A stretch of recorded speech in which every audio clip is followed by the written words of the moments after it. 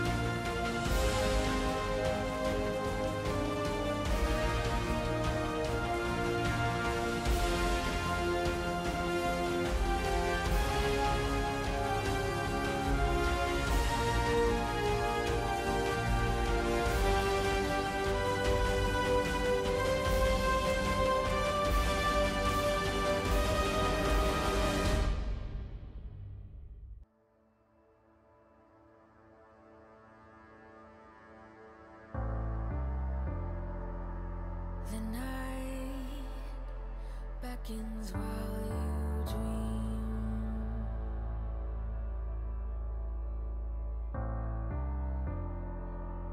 A life never lives in peace.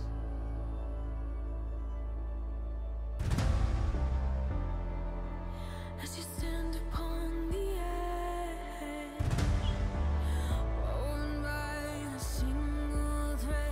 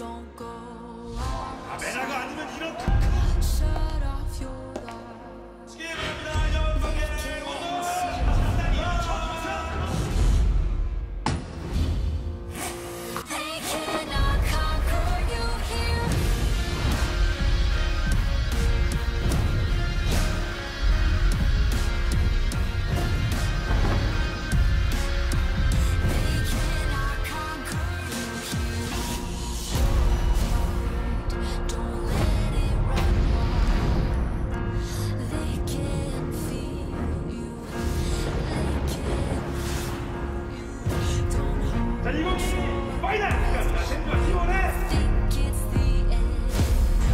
They cannot defeat you. They cannot conquer you here.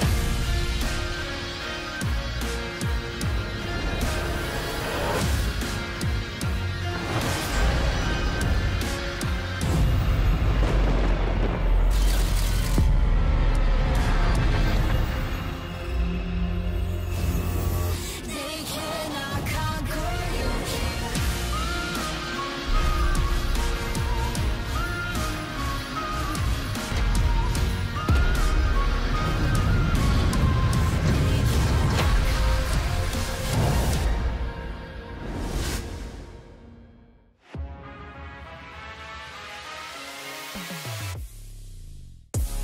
이게 원대로 한 게 맞나요, T1? T1이 원치 않는 흔들리지 않게 됐어요. 팀이 진짜 간당간당한 상황이었어요. T1! T1이 한 세트 할 때마다 경기력이 더 좋아지는 모습이 보여줬고요. 이상무네요. 아무 상관이 없다 우리는. 다번 기합니다. 와 이게 결말이 이렇게 나와요. 야 역시 다전제의 다번기아인가요? 다번기아! 다번기아 다운 쇼맨. 플레이오프에서 더 좋은 경기도 보여주겠다.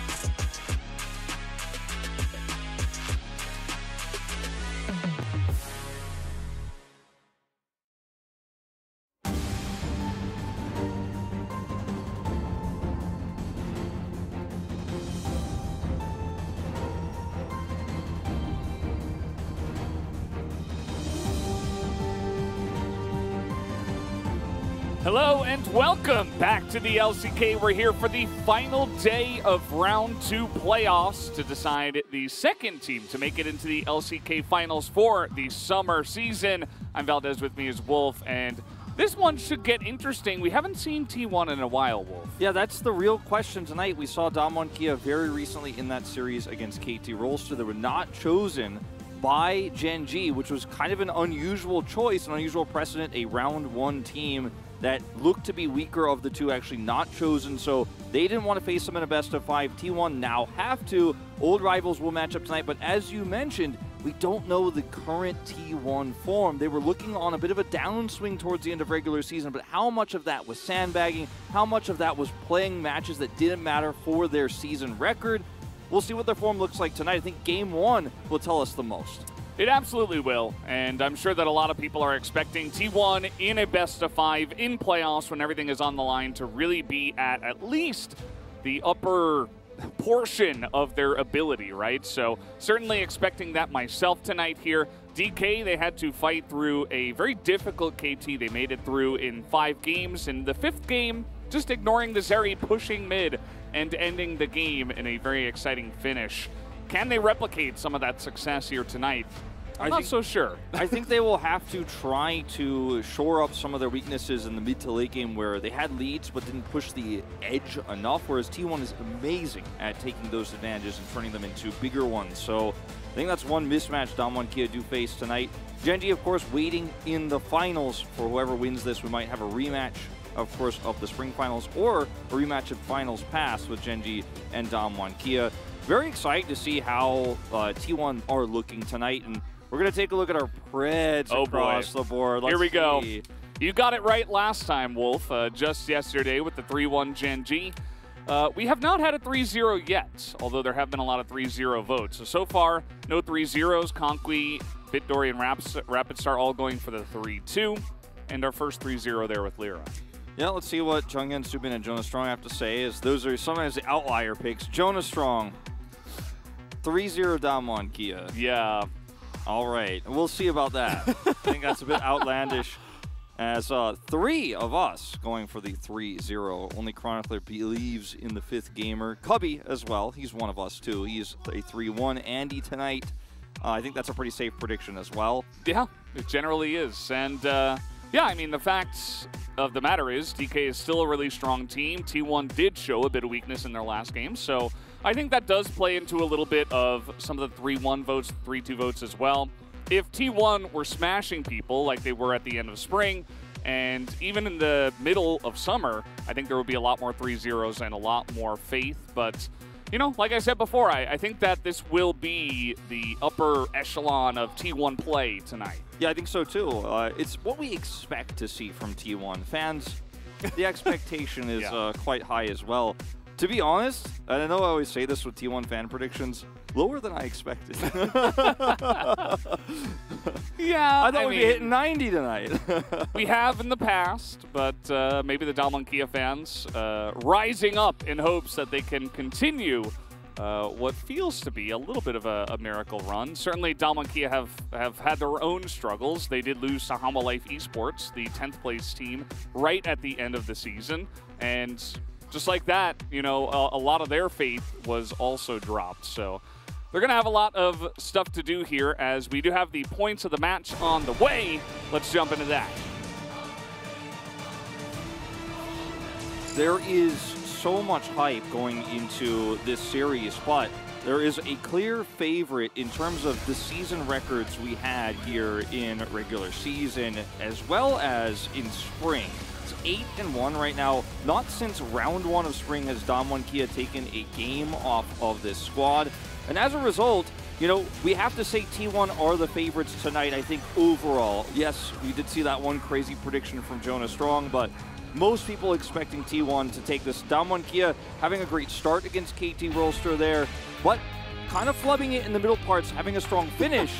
It's the Battle of the Acres, Valdez.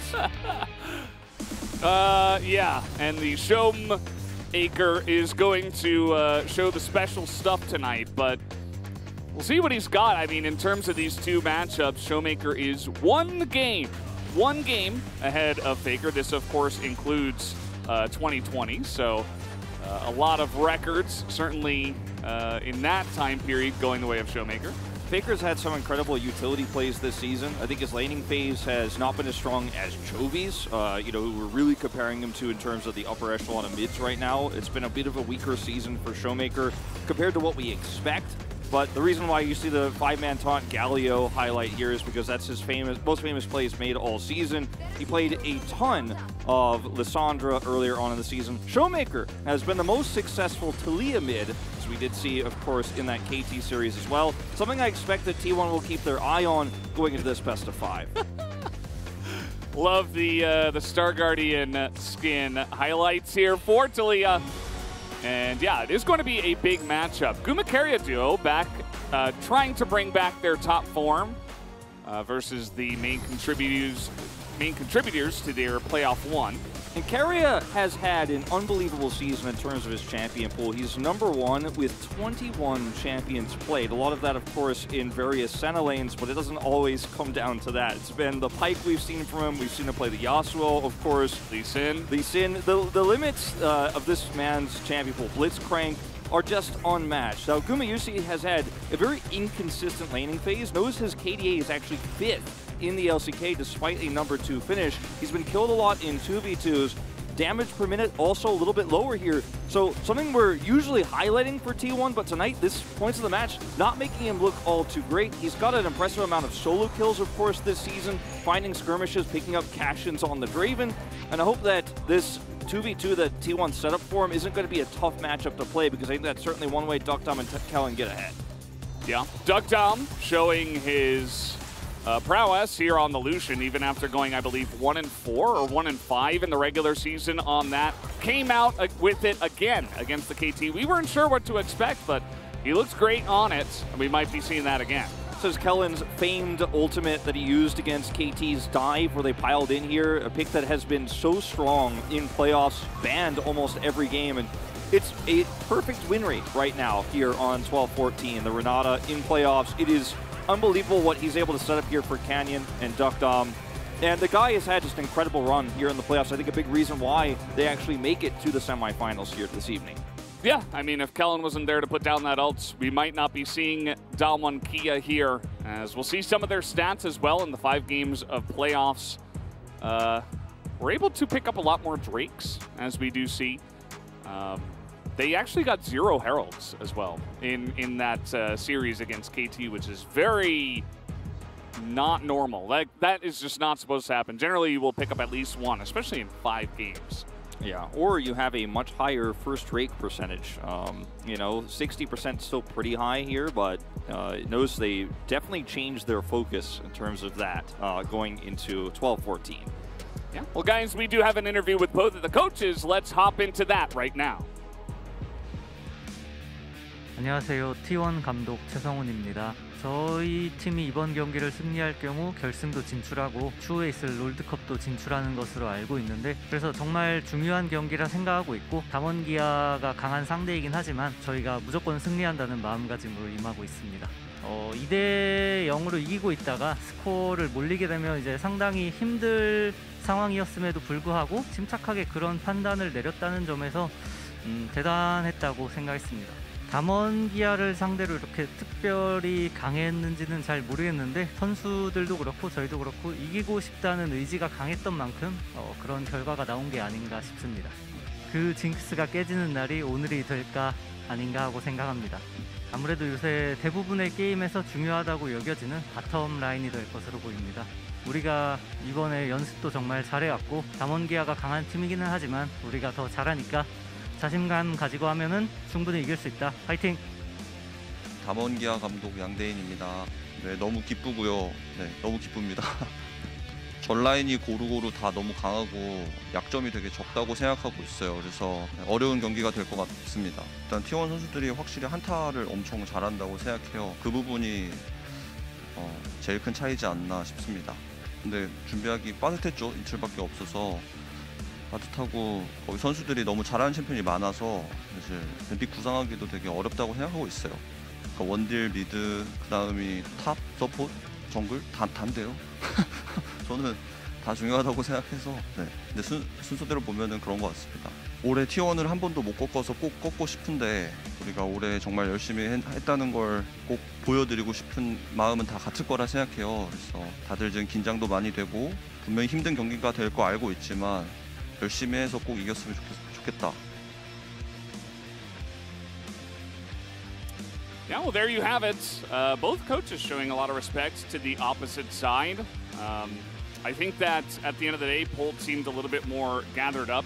For Danny and his team, it has been a kind of scrambling 2 days where you just had to play 5 games, and now you got to prepare for the next opponent right away. It is not an easy task for them or any team to pull that off. There's been definitely some, I want to say, rivalry between Danny and his old team and some of the staff, of course, of T1, as he did move from T1 after being fired mid-season last year to Damwon-Kia.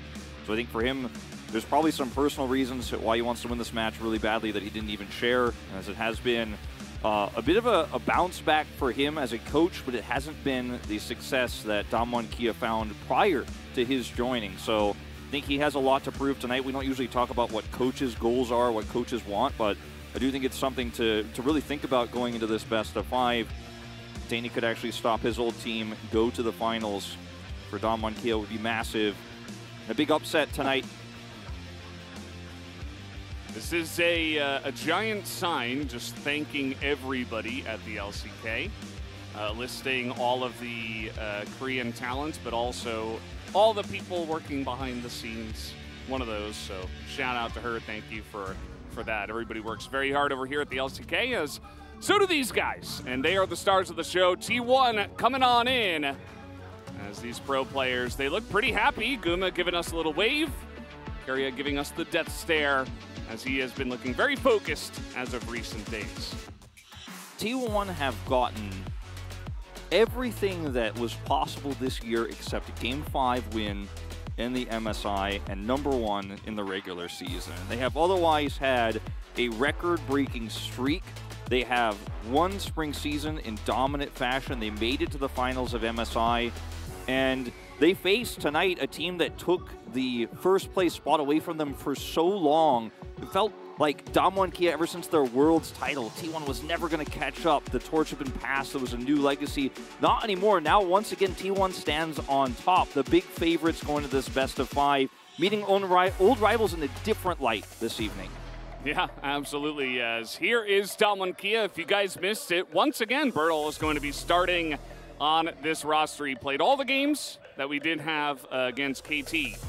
And he's going to be given another shot here. I thought he was a bit shaky in the first couple of games where they actually were winning. But then as things got a bit more difficult, he started to show more consistency.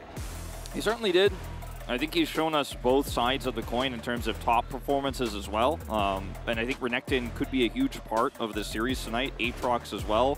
The rise of the popularity of that pick and how much Yuumi has been getting through drafts. So I think that he's got a tough matchup ahead of him. We didn't really focus as much on the Zeus-Birdal matchup in points of the match because Zeus had a bit of a slump at the end of the season and Birdal didn't play during the season. So yeah, definitely a really exciting matchup that we didn't know we were going to be getting at the start of playoffs. But our key player matchup is going to be here in the jungle. Now, Owner has only really had one rival this season, and that's Peanut. No one else has really come close, but Canyon's performances in that KT series were massive, and of course he had that amazing kick play there at the end of regular season, so definitely on the rise, back on the up and up here, so definitely an exciting matchup to zoom in on here. Notice his playoff stats significantly better across the board besides his goal difference at 14. It was a close series. Yeah. KT had the lead a lot, but kill participation way up, 94.1% in that KT series. He was definitely a big catalyst in their playoff match. And one thing that kind of surprised me was that he didn't go for any weird picks. There was no real, AP jungler that Canyon pulled out of the woodwork that was kind of crazy. No Karthus, no Fiddlesticks, no... I don't even think he played a game of Taliyah. It was all Showmaker. Like, they had that flex, but he was just Trundle, Wukong, Viego, like, pretty straightforward from him and was still, getting great performances, so... not what I expected, but still, of course, got the job done.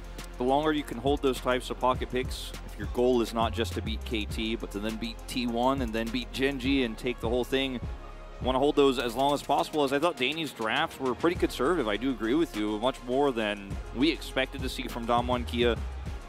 We'll see if that continues to happen here as we go into the series against T1. So difficult to ban out the bottom lane, but I think the focal point will definitely be, at least in terms of AD carries, on the Kalista and the Draven for Gumayusi. Everything else is really up in the air, because Guma's not your carry Zeri player, like we've seen so many other players actually perform to the late game at the utmost level. Hasn't been him as much. Yeah, and I feel like Duckdom on the other side, outside of him playing the Lucian, which he was very much trying to be that huge carry role for his team in the playoff match, has just been more of a conservative, consistent damage dealer, not necessarily dragging the team across the finish line or anything like that. So bot lane should be interesting. I think that Duckdom and Kellen certainly rose a couple of ranks in my mind in that last series, but now they're up against Guma and Keria. Not going to be easy. Duckdom pulling the Neela out, we did see yesterday too, a pick that I absolutely believe we will see in this best of 5, much to my chagrin. I'm not a huge fan of the champion even still, but it definitely has its power points. And I think the Renata Cryo goes up with it. Just really the best deterrent right now in the meta at stopping that from happening. Strong in lane, strong for lane Cryo. Just does so many things. I don't think Kellen will be allowed to play it. As for me, what's been so incredible is Kellen has really outperformed Duckdom. He's been a more important part of this team. Yeah. And just a few weeks ago, we were saying maybe Bible should be in, maybe he should be the guy, but then Kellen really stepped up. Yeah, I think part of it is the fact that he was able to get Renata Glask. That champion is busted. I don't think that should just be allowed to go through drafts. I think it can go with a lot of meta AD carries, and even in other lanes that you wouldn't expect it, just based off of its individual power. Let's see where the Renekton goes as well, because we saw a lot of first picking of that yesterday. I think that certainly both of these top laners could try to get their hands on that. Lucian is taken away from Duckdom straight off the bat, so that is gone now, and I imagine that we'll see the Kalista ban here from Damwon Kia. It's pretty straightforward, pretty easy call to make against Gumayusi. It's been his best laning champion this season. He's been very rarely allowed to play it. So we'll be Faker's Ahri. The Ahri prio has risen so much. Faker took his, or rather Chovy took his first competitive loss on it last night. Renata Glask is going to be banned, so not coming out for game 1. And just in general, but also against Kellen. I think on blue side you can afford to ban that out here against Damwon and Kia. We'll see if they stick to that ban when they go to red side. Yeah, I really think the Kalista needs a look. That is the one I think that is kind of non-negotiables. It will be Faker's Galio removed here. So trying to leave a lot open right now as Galio, Camille, and just Galio in general has been how T1 won so many of their regular season matches, especially in round 1. But it's not considered to be as strong of a pick right now, despite some buffs. And Night Harvester coming back on the champ. As T1 banning the Kalista here shows they don't have that much interest in the pick.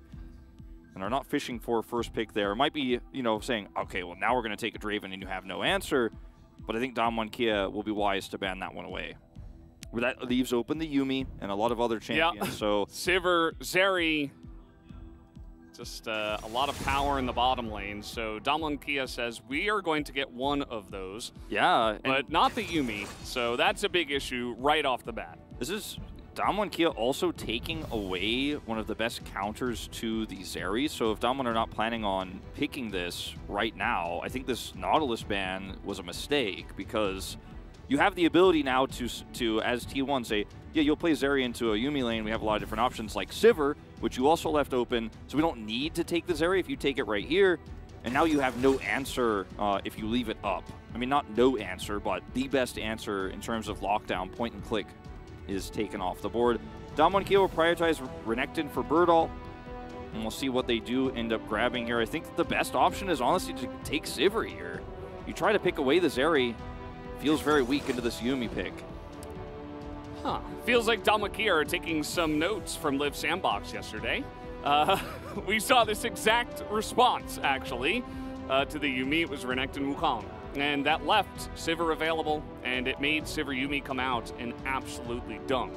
I expect nothing less from T1. I don't see any reason why you wouldn't go for this. Even if Damwon Kia picked the Zeri, you're totally fine. Sivir's really good into her anyway, plus Yuumi. You also get a Zir for Faker? Like, I understand that Renekton is insanely strong right now on the top side. Also, Wukong is a great jungler.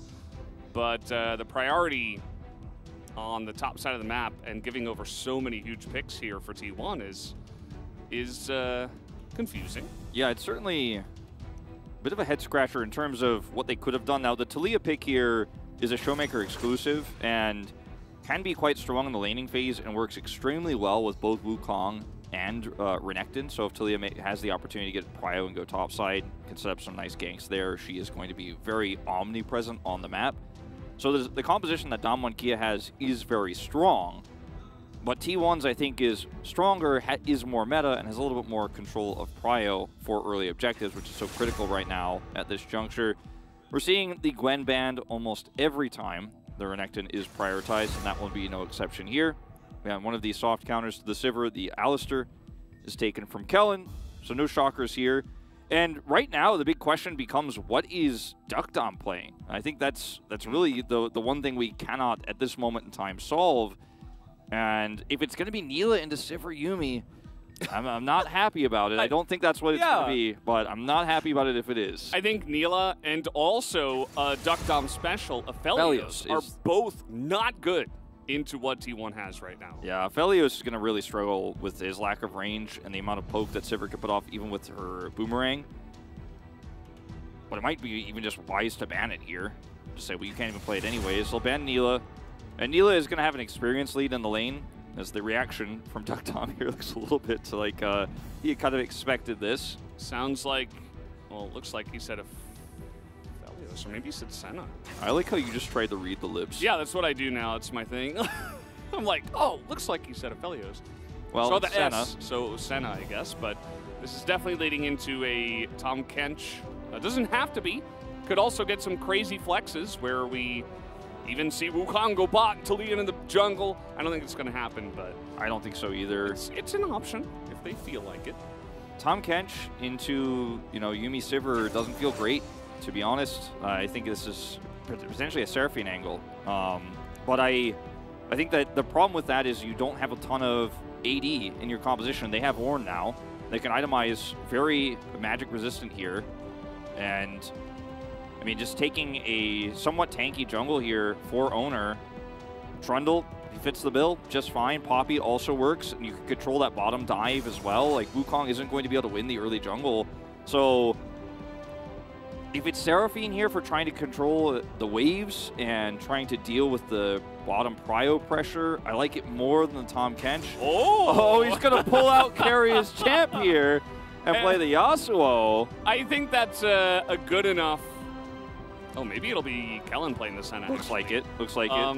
Which, you know, your AD carry on a more mechanically intensive champion, that does make sense. But yeah, you know, if you're going to go down this line, I think it's much better to go for something like this than the Tahm Kench. So the Tahm Kench, I think, is very bad because Sivir Yuumi will just constantly poke it out with Ricochet, with Q, and with Prowling Projectile. So that's just to make it clear to everyone why we don't like the Tahm Kench, even though it's very common with the Senna and works really well in the side lane, etc. It can be very tanky and annoying. The Yasuo has Wind Wall into those projectiles, so it will be very nice, and then they could try to aggressively trade up with the heals that Senna is going to give. Plus, Yasuo's just early game damage is kind of bonkers, and he is going to be very strong in early to mid-game fights. What is that? I don't know. I thought that was a mustache, but I think it's his lips. I don't want to know. Looking good. But the composition of T1 is definitely going to be, I think, the more well-rounded one here, is going to have a lot of early control. And if that bottom 2v2 goes wrong for any reason, the game basically ends there because there is no backup plan. There is no late-game damage that's going to come through from the Senna if she falls behind, and her range and her sustain won't matter. So T1, I think, definitely had a better draft, but Damwon throwing us a curveball, something we expected to see a little bit more against KT Rolster, but we're going to see it tonight in the very first game here on Red Side. If they can win game one with this draft and pull it off, gives them such a nice edge here in terms of side selection going into the rest of the best of 5. Yeah. Really comfortable draft from T1. I think that Damwon are the ones taking the risks here, and we'll see if it pays off. Could get them started in a good manner, but we'll have to see. First, game number 1.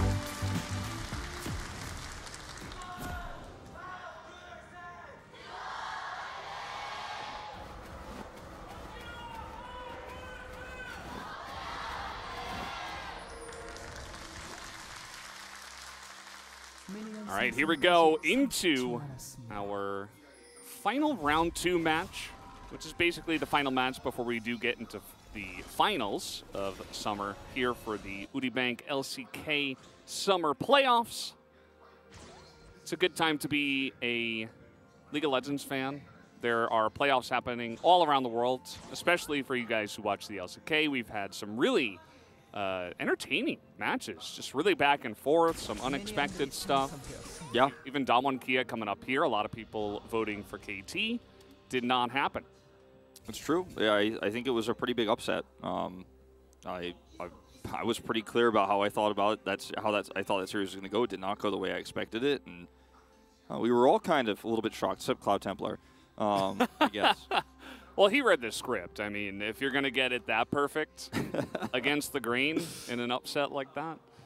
Well, so I think this lane, if it ends up being Duckdom and Kellen end up getting a nice lead down here, you know, if they could find a pick, or Duckdom has a really nice knock-up, they get a good trade, and becomes self-sufficient, then the top lane becomes a focal point for Canyon, and he can, of course, try to gank assist for Birdall. The Renekton can get ahead, and then Talia can kind of bounce between both bottom side and top side here because of her ultimate, because of her passive, where she can rotate very quickly, and she's going to aim to get prio against Faker once she gets a few levels and gets her tier, so she has enough mana to actually continually trade. So that's the theory behind this composition for Damwon Kia. And then later on, you're going to have strong engage with Talia, Yasuo, plus, you know, Cyclone, etc. And you're going to have the sustain and the range to back it up. Now, this only works if Damwon Kia can get through the early game without a hitch here. Any errors, any mistakes, any picks, this lane falls too far behind, and this comp falls on its face with it. Yeah, I mean, that's kind of what you're asking for. Is level 3 gank already. Birdall's going to mess up the flash, and that will be first blood going over to Owner. Already here goes for the fast level 3 and visits the top lane right away. Second Renekton fail flash we've seen in that exact spot of the map here. We saw it yesterday, unfortunately, from Dove. Birdall will join the club. And it was a top-side start for Canyon, but he just did not expect that there would be a jungle visit at this stage of the time from Owner. Level 3 gank comes in against a Renekton, extremely powerful. As he is so reliant on that flash, he does miss. And Zeus will grab an extra assist here early. Renekton going to be pushed out of the lane, loses teleport early, and now is flashless. No flashes expended on the top side of the map for T1.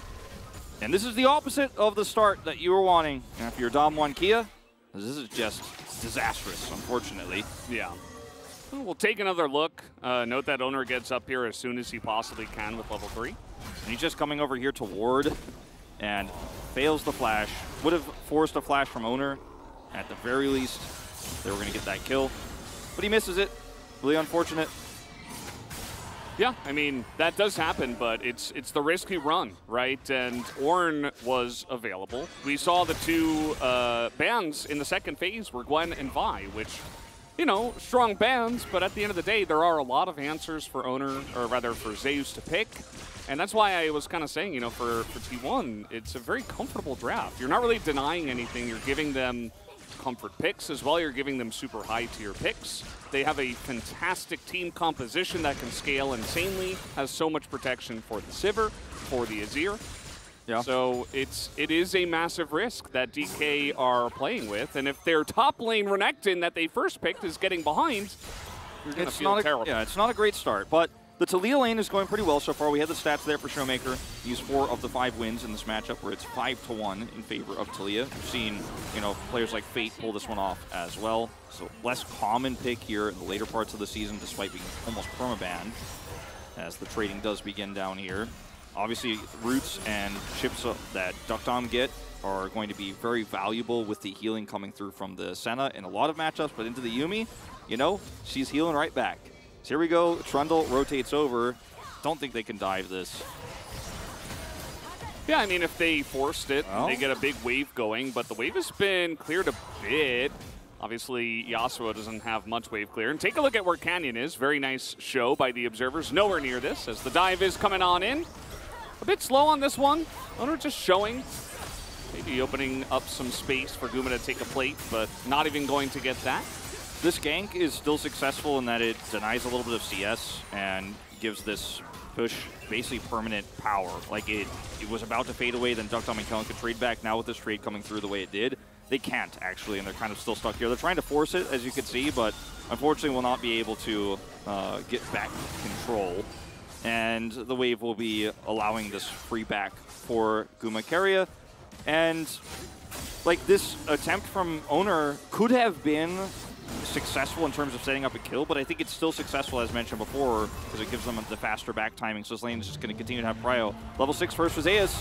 Yeah, I mean, he's going to get it 100% up here as Zeus is still going in. He's got full health, and he doesn't have to kill him. It can just be a harass ult, a zoning ult. He hits level 6 first due to just getting more of the creeps, and of course the kill, as now it's going to be he that is looking to even potentially chip away at some plates. Generally, it's the Renekton that it just ignores the Ornn and gets plates himself, but not this time. Birdall gets a stun here nicely. We'll get one extra turret shot onto the Ornn to trade back a little bit here, but prio is pretty permanent right now for T1 at 75 seconds before the Drake. Owner, even with this topside control, could start taking away this buff, and they can hover around there. And Dom1 Kia losing a little bit of control over mid right now, too, is really rough for Showmaker, because at this moment in time, you're like, okay, are they doing Drake? Oh, we identified they're not going to be able to take that one away, so they know the Trundle isn't there. They can ward this. There isn't much power elsewhere on the map, as Kellen only level 4.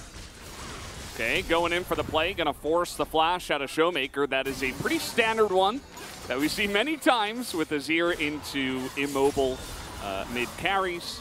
And it will be no different here for the Taliyah, although he does have Unsealed Spellbook at least. Yeah, and Taliyah also in this position knows that Trundle is not on Drake, because they were able to go identify that and ward it. So there's only one place he can be, which is very likely coming towards the mid lane for a gank. So knows that even if he gets hit by the Emperor's Divide, there's follow-up coming.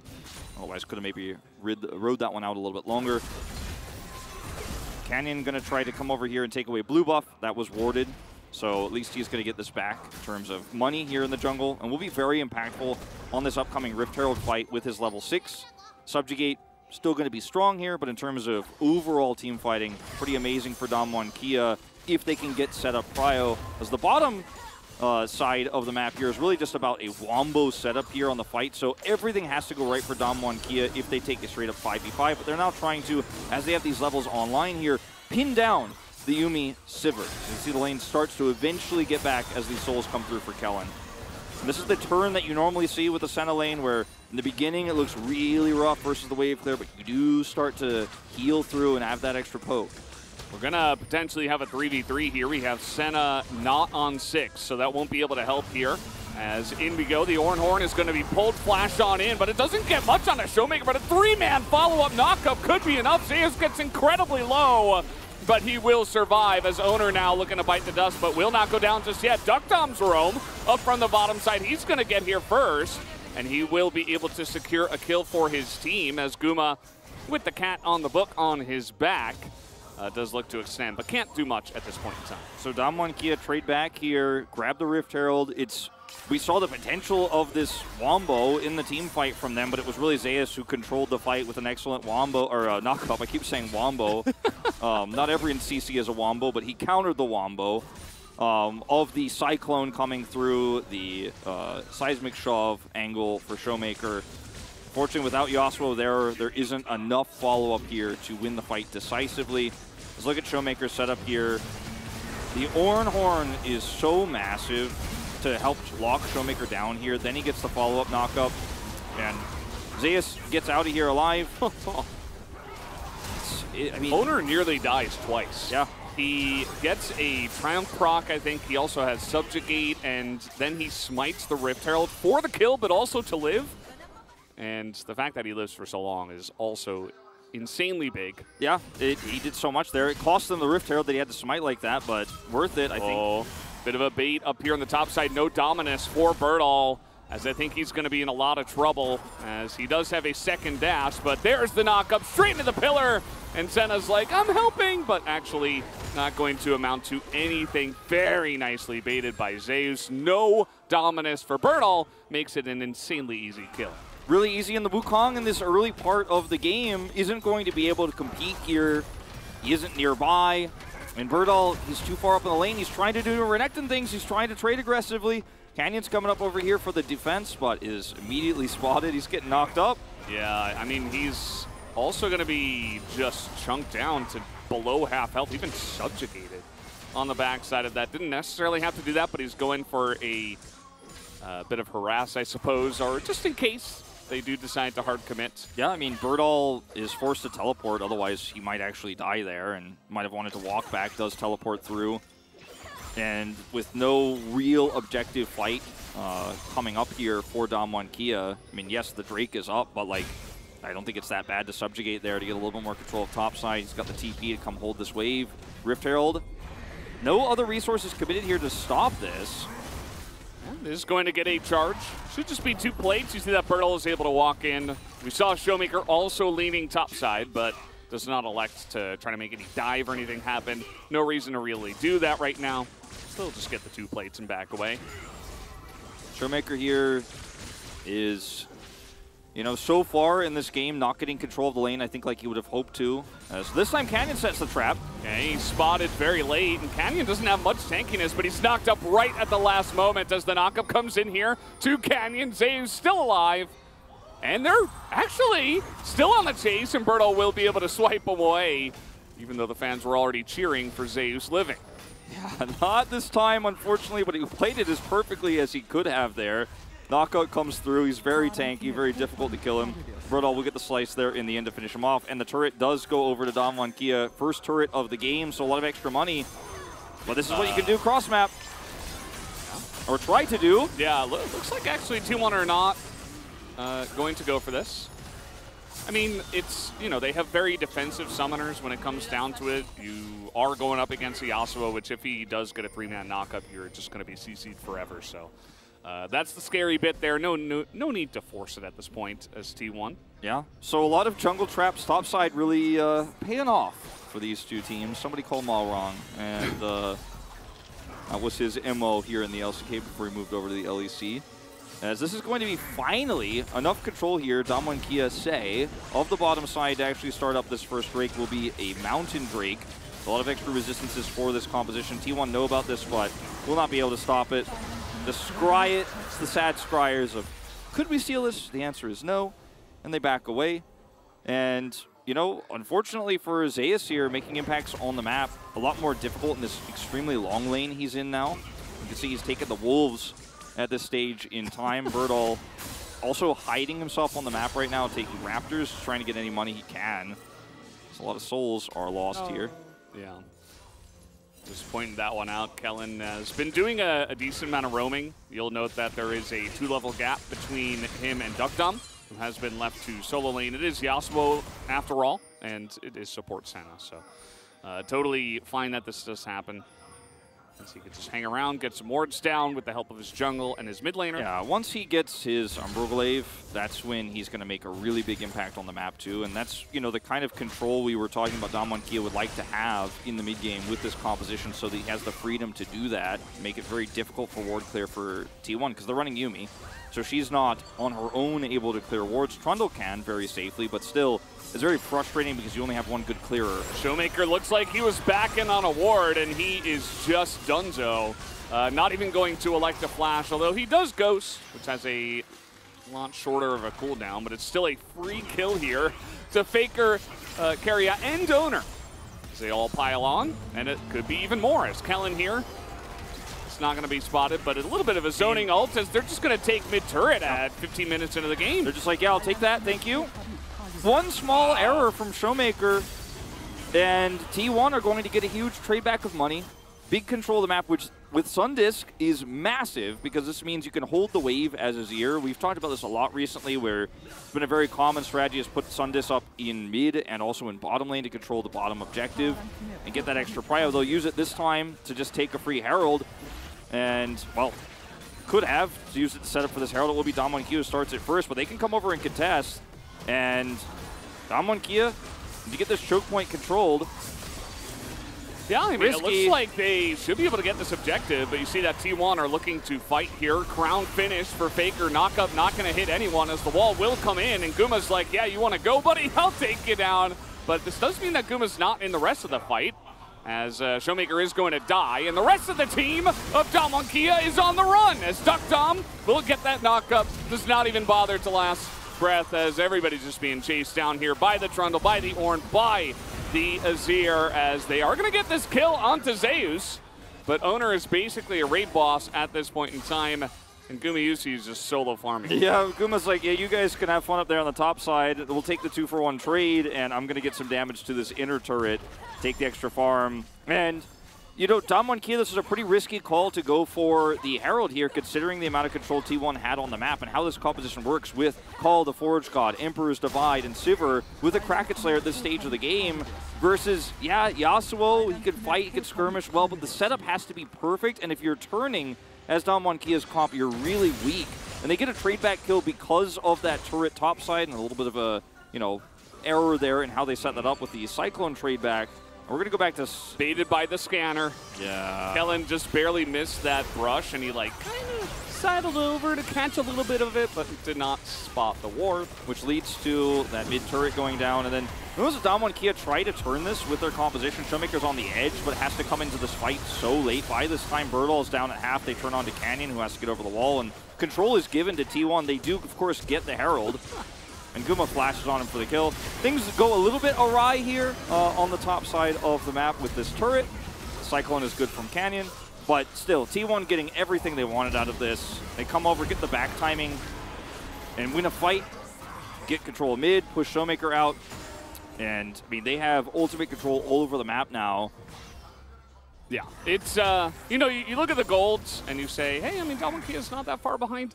This feels like it is a stomp, okay? Like, every single fight is going in favor of T1, it feels. Damwon Kia did get the one Mountain Drake, which is nice, but you don't have any traditional tanks on your team, so nobody's going to be getting, like, huge percentage gains. It's definitely good, but it doesn't feel like much compared to the 2-0 and 2 Azir, who had a pretty free lane. The 1-0 Sivir, who had a pretty free lane. and all of the gold that is going into these carries with the scaling composition. Canyon's hiding, but I don't know if he wants to go in. Yeah, okay. Duck Dom is like, maybe I do a little bit of damage to this horn, as in fact, with the last breath, it should be enough. The armor will be penetrated there, and Duck Dom is able to find a follow-up kill. All right, well, now T1, they go very far down the lane without hard committing, without that information about where Canyon is, and then they kind of half commit. Half the team realizes, okay, we can't push this. The other part is too far forward.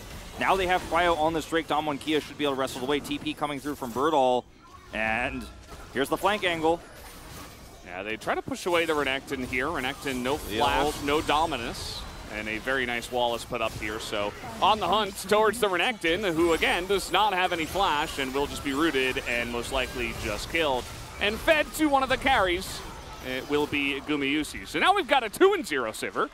And Damwon Kia did pick up the second Drake. Those are really nice now, but so what I love about T1 in these situations is they overextend. They lose somebody. They can't win Drake fight, but they're like, I know where the Renekton is. We can kill him and then instantly go top and push the turret. Yeah. This is how you lose a Drake. This is how you lose a Drake. You watching Live Sandbox? And I just love a lot of other teams that are like, no, we have to force a fight here, or, oh, we got to try to zone them. Even with the Talia wall up, we've got to go in. T1 are extremely decisive. They get that pick on the Renekton. They push top turret, and now they're going to force a fight here. Yeah, they have so much map control right now. They're looking for Canyon, but this plant exists in the game, so he will be able to get away. The wind wall, very nice, by the way, into the Ornn, as you can see. I love the subtle shade on the plants, always. Yeah, I'm just not a big plant fan. I don't think they add too much to the game, but maybe that's just me. It is going to allow Canyon to get out without using his flash. Yeah. Damwon Kia losing control of the top part of the map there momentarily. Birdall with no vision around Baron right now, outside of the, small amount of vision he has with his minion wave, is not really able to push anything more here or side lane at all. They have no vision whatsoever of T1. And the vision they had around the Drake they took is residual but useless, at this point in time for their Renekton top side. This allows Ornn to push freely here bottom side, because Renekton showed, so he could just delete all of these minions. And for Damwon Kia, getting from their base to the available farm right now with those turrets down, well, the turret down in mid, top side down, and no vision control of top side is really difficult. Yeah. So T1 are just kind of saying, yeah, you guys got 2 elemental drakes, but I don't know if it really matters. Those 2 isolated versus the Infernals we're now looking to pick up. It very well may be a soulless game in terms of the drakes here. So that this is the air turret. And T1 are just like, I won't get caught, I will not overextend, and I will deny you from getting CS. They can push for the inner if anyone goes bottom to save that bottom turret, and Birdall can't even do it. Like, he is sitting in his own jungle, doesn't know if he's really on vision. He did scan a bit, so he's like, oh, well, I can't go bot. I might look mid with my team for a play, but we can't really engage in that Sun Disc from behind. If Birdall goes bottom, T1 collapse on him, kill the turret, then kill the inner turret bottom, and are like, thanks. Thanks for trying to defend your turret. As a result, Damwon Kia's options are so limited here, and the Sun Disc turret means they can't even get mid-prio. That's one of the other reasons why Azir is so strong, especially when he's this fed. He's going to be looking for a little bit of a play here. Kellen not in the best spot, has to heal and go on the run. As the rocks will be put on the ground to deny any follow-up dashes, but Faker is getting in there with his extremely defensive itemization. He can just do this. He is not scared at all. He has Crown and Zhonya's. So, like, imagine trying to take him down right now. As they're trying to get on top of Guma, who has isolated himself. And he will be flashed on and maybe killed. He's very fast with that ghost, and he will be able to get away. As the follow-up here onto Birdall, who now does not have flash or the Dominus. He will be taken down into pillars, and the follow-up will come in from the side of T1. Big last breath, though, trying to turn this one around. Azayas is going to get low, but he's just too tanky. They don't quite have the damage to make it through him, as Showmaker will finally be able to. But the Yuumi still here, still healing through all of this damage.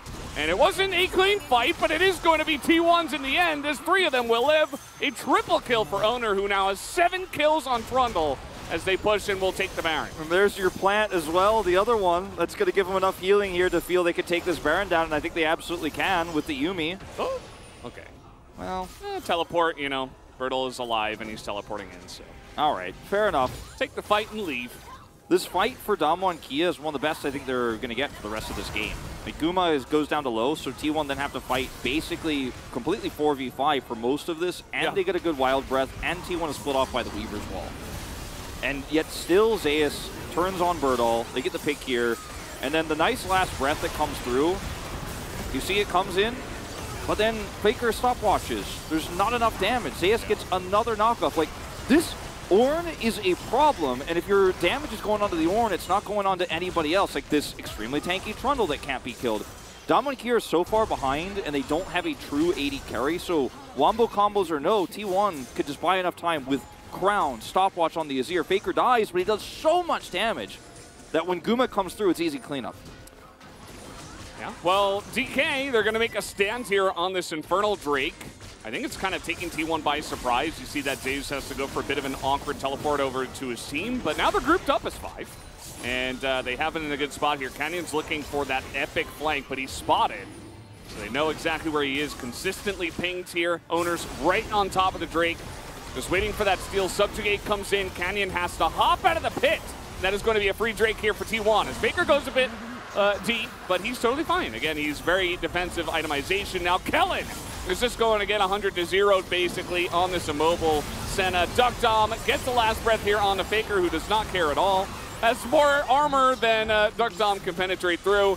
And that might just be the end of the game. We have teleport into mid lane right now at a Faker, as everybody else on the side of Domon is being pushed away. T1 with a great clean fight here. All they needed to do was spot Canyon. They had vision there.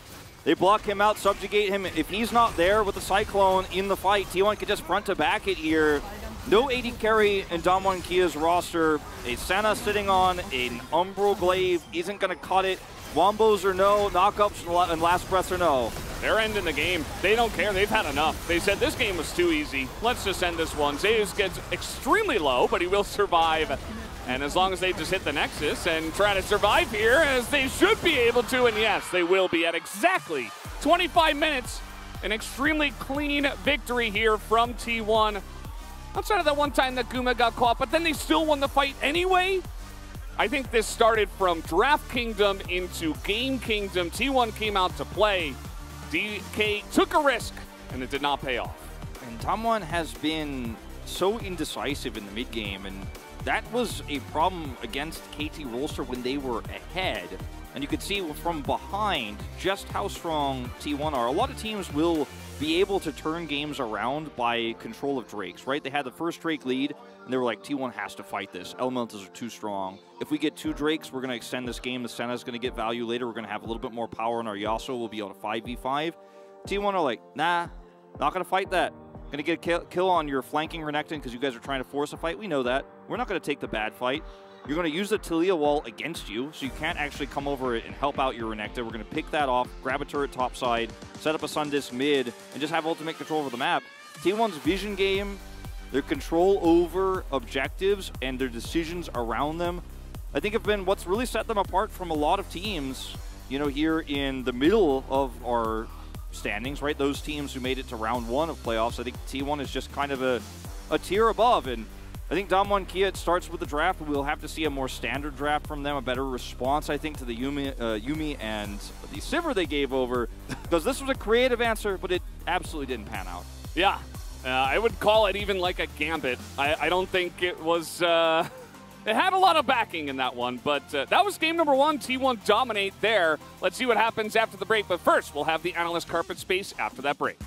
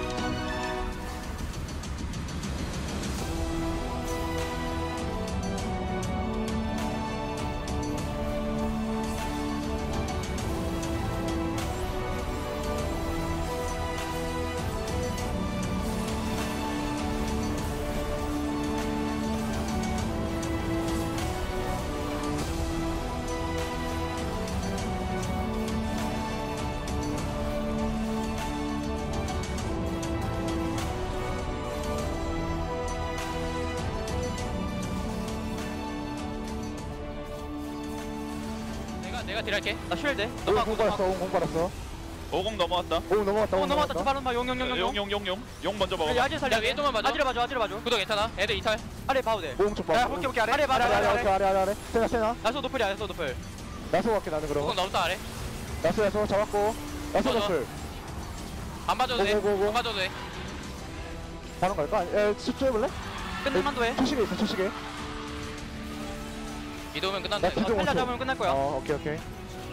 나이스. 가자. 나이스. 오케이 단판 합시다.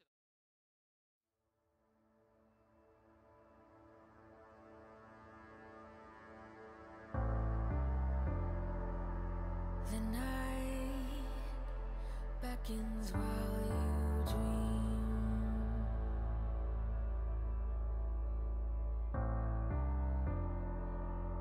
A life never lives in peace.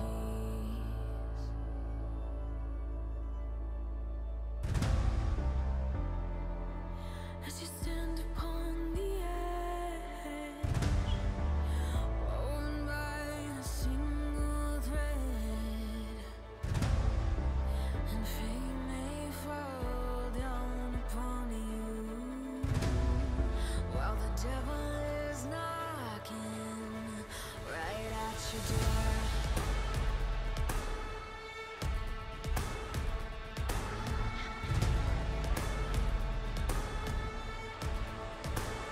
So while you're restless, each night you hear the drums roar.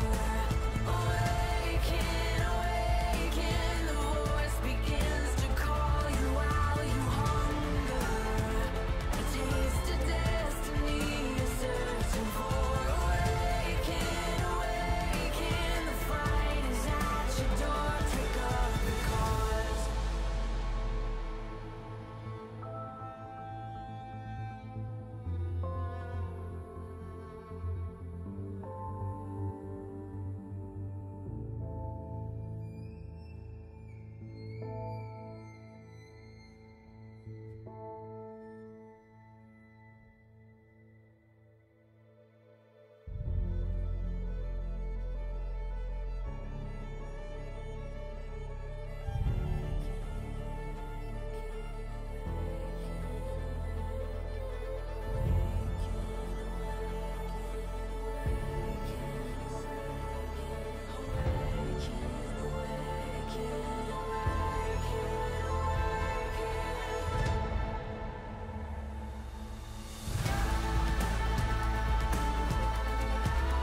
As you stand upon the edge, hanging in the balance,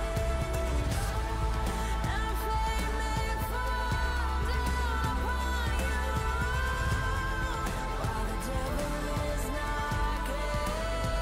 So while you're restless, each night you hear the drums roar. Awaken, awaken, the voice begins to call you while you hunger. A taste of destiny you're searching for. Awaken, awaken, awaken.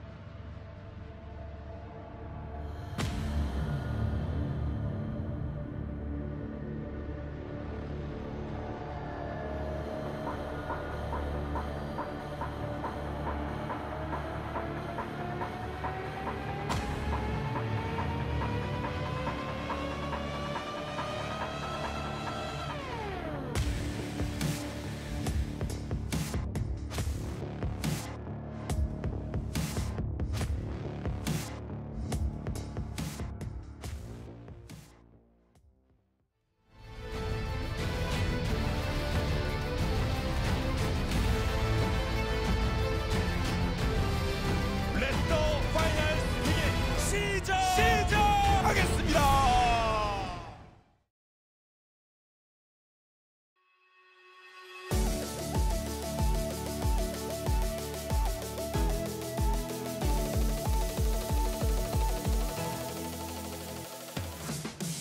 Welcome, ladies and gentlemen, to the Analyst Chairs and Collaborative Carpet Space Playoffs Edition.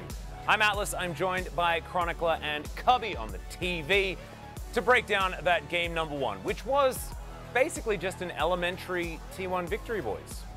It was a smackdown. That's what it was. And going over the draft, I think that the main thing that you want to talk about here is that Damwon, they threw a Hail Mary.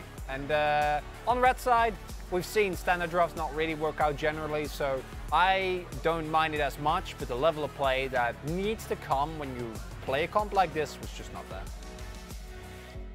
And I think that, you know, being on red side game one, if you're going to try and pull anything out like this, this is the time to do it. But I ended yesterday saying I don't want to see Yuumi, Sivir, and Azir combined again with the first 3 picks. T1 got that. And again, the push and scaling that these picks bring, it's not that interactive in the laning phase. I think that really hurt DK, and they just were never able to build up any sort of lead this comp needs transitioning into the mid game.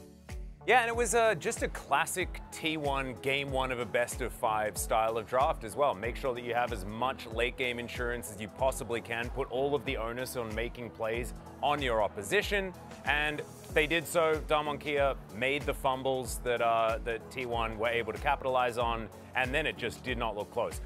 Damwon Kia could have played that early game much better and still lost. Like, yeah, so I think the draft was always stacked against Damwon, but and giving over the 3 champions that Cubby mentioned was too much. At the same time, like the level of play individually, and that's more worrying to me, also didn't look that good, because that's not going to change when you go to blue side. Yeah, exactly right. And let's start with Cubby here for our first highlight, as well as Owner really did run this early game. Yeah, unfortunately we got to do this to Bertle again, but it was great play from Owner, and I really like when teams play towards an Ornn early, because obviously Ornn, you know, is known for the scaling, the tankiness that he brings, but he also brings a lot of damage and gank assist early in the game, and Owner really cashed in on this and took the early game Renekton that, you know, is around to make sure you can contest early objectives out of the game before it was able to get going. Yeah, additionally, from that point on, Bertle was able to like get a return kill, picked himself up a turret, but that doesn't take away the lead that Owner was able to generate, and as we've seen many a time, that T1 comp is supposed to scale like around maybe 2nd, maybe 3rd Drake, but if you have a 3-in-1 Trundle with a Yuumi like 10 minutes into the game, good luck. Yeah, they didn't have enough luck in order to make things work. Let's jump into our second highlight here, and Chronicler, you can take us through, as we actually kind of thought Damwon Kia had a pretty good position here, and then the wall. Yeah, the wall and Showmaker just dying. We're not gonna even watch that because it's just kind of sad. I'd rather wish we didn't, because it was not a good individual game from Showmaker, unfortunately. And overall, I think individually, Damwon bot lane was fine, adequate but not great. Canyon was serviceable. Bertle and Showmaker both having pretty bad games. And then add that to the draft, and this game was effectively over this point. There were a couple more fights. You know, I think T1, like, if you really want to be super, maybe they didn't have to die that once. Maybe they could. This didn't matter. From that point onward, they were hugely favored in the game. Played it out cleanly, pushed their leads very well, as T1 has done, especially in spring, but even in summer, we've seen a lot of this, and just kind of won the game. Yeah, there's not much more to say about it, unfortunately. And I hope it changes on blue side. Yeah, not really. It's just, you know, DK, what do they have up their sleeve on blue side? It really feels like blue side is really the advantageous position to be in.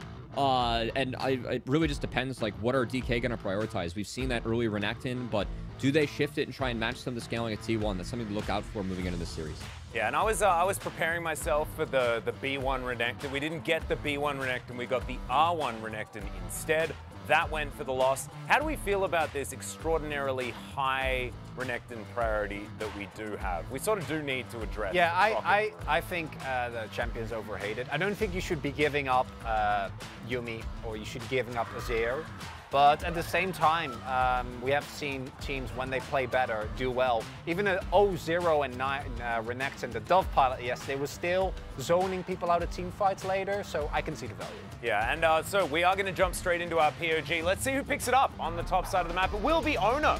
that collects it. It's the Trundle play. I thought that maybe there'd be a few Zayas votes this time around, but the chomps, the positioning, the way that Ona ran the early game was just pretty amazing. And, I mean, Owner has been just the rock-solid pillar for T1. All the success they had in spring. And, yeah, seeing him do it here in Game 1, really good sign for T1 fans in playoffs, as Owner going to be a big part of overcoming Damwon Kia, given how strong Canyon can be on those carries. Yeah, no, he was an absolute monster. Huge congratulations here to Ona, but they're going to have to do it again on red side. And we know the T1 have struggled a little bit more on red side historically. Don't you bring that up, Atlas. I don't want to think about Jin Yumi And again. it will be 13 out of 13 as well for Ona. So an absolutely overly dominant performance from the T1 jungler. Let's see whether he can do it again as we move to game number 2. So let's throw it back to the casters to get us right in there. Thank you, Carpet Spacers, for that wonderful breakdown. And it was wonderful, but it was very straightforward, right? From the draft, Damwon took a big risk. It was a gambit. It did not pay off at all. T1 came out here, firing shots, ready to go. And now we need to see something entirely different. Otherwise, this might turn into a bit of a forgettable series that T1 kind of just roll over Damwon with. Yeah. I mean, dude, that was my expectation. That was my prediction. 3 of us had that expectation as well. And blue side here is going to be where we find out if Damwon Kia could figure out how to, in the same way that T1 just did, manipulate the draft in order to get a dominant 3 set of picks. Because if they don't, and even if they do, you know, I feel like we're a little bit worried right now about their chances here in terms of the coordination. It's been way better for T1. Showmaker's Talia performance there in game 1 was a bad sign. And again, uncharacteristic from him. He's been so good on the champion. We showed the stats. Like, we've talked about it so much, but just an off game from him. The missed flash on the top side of the map for Bird. All these small mistakes against a team like T1 can cost you everything. They definitely can, and maybe it's just a little bit too much pressure for Damwon to handle. You know, they go 5 games, 2 days off, and then right back into another insanely high-pressure matchup. Well, let's see how the draft goes. I think that this will be a big sign, a big tell for us, because if they go ahead and ban a bunch of stuff and then they first pick Renekton, immediately alarm bells are going off in my head. Yeah. Now, if they can get control of the bottom side waves with the Renekton too, I won't hate it as much, but because I think Renekton is very strong in this meta, but if you can win everywhere else too, or at least not lose really hard, you can't put all your eggs in the Renekton basket. Yeah. Saver also banned. I think this is really smart from T1, saying, okay, well, Yuumi also open. If you guys first pick Renekton, we'll take Yuumi Zeri, and you guys will not have the Sivir response. So I think T1's drafting this series has been, they're leading, and Damwon are following. I think they're playing a lot more reactionary, and this can be an issue. Let's see what this final ban does end up being here. You can see that Sivir ban, Damwon's like, oh, they know the plan. Will be the Nautilus once again. We did see that in game 1. Yeah. Where we considered that the Zeri could be a pick for T1, and we were a little bit confused. But let's see this first pick. The moment of truth. I think it has to be Yuumi. If it's Renekton, we are seriously concerned. Not because Renekton is weak, but because of what they have given in exchange. I'm not surprised. I'm just disappointed. Wolf. Yeah. The T1 have the world of possibilities here. With Lucian and Sivir banned, and Duckdom hasn't looked fantastic on the Draven pick. It's not going to be a Kali.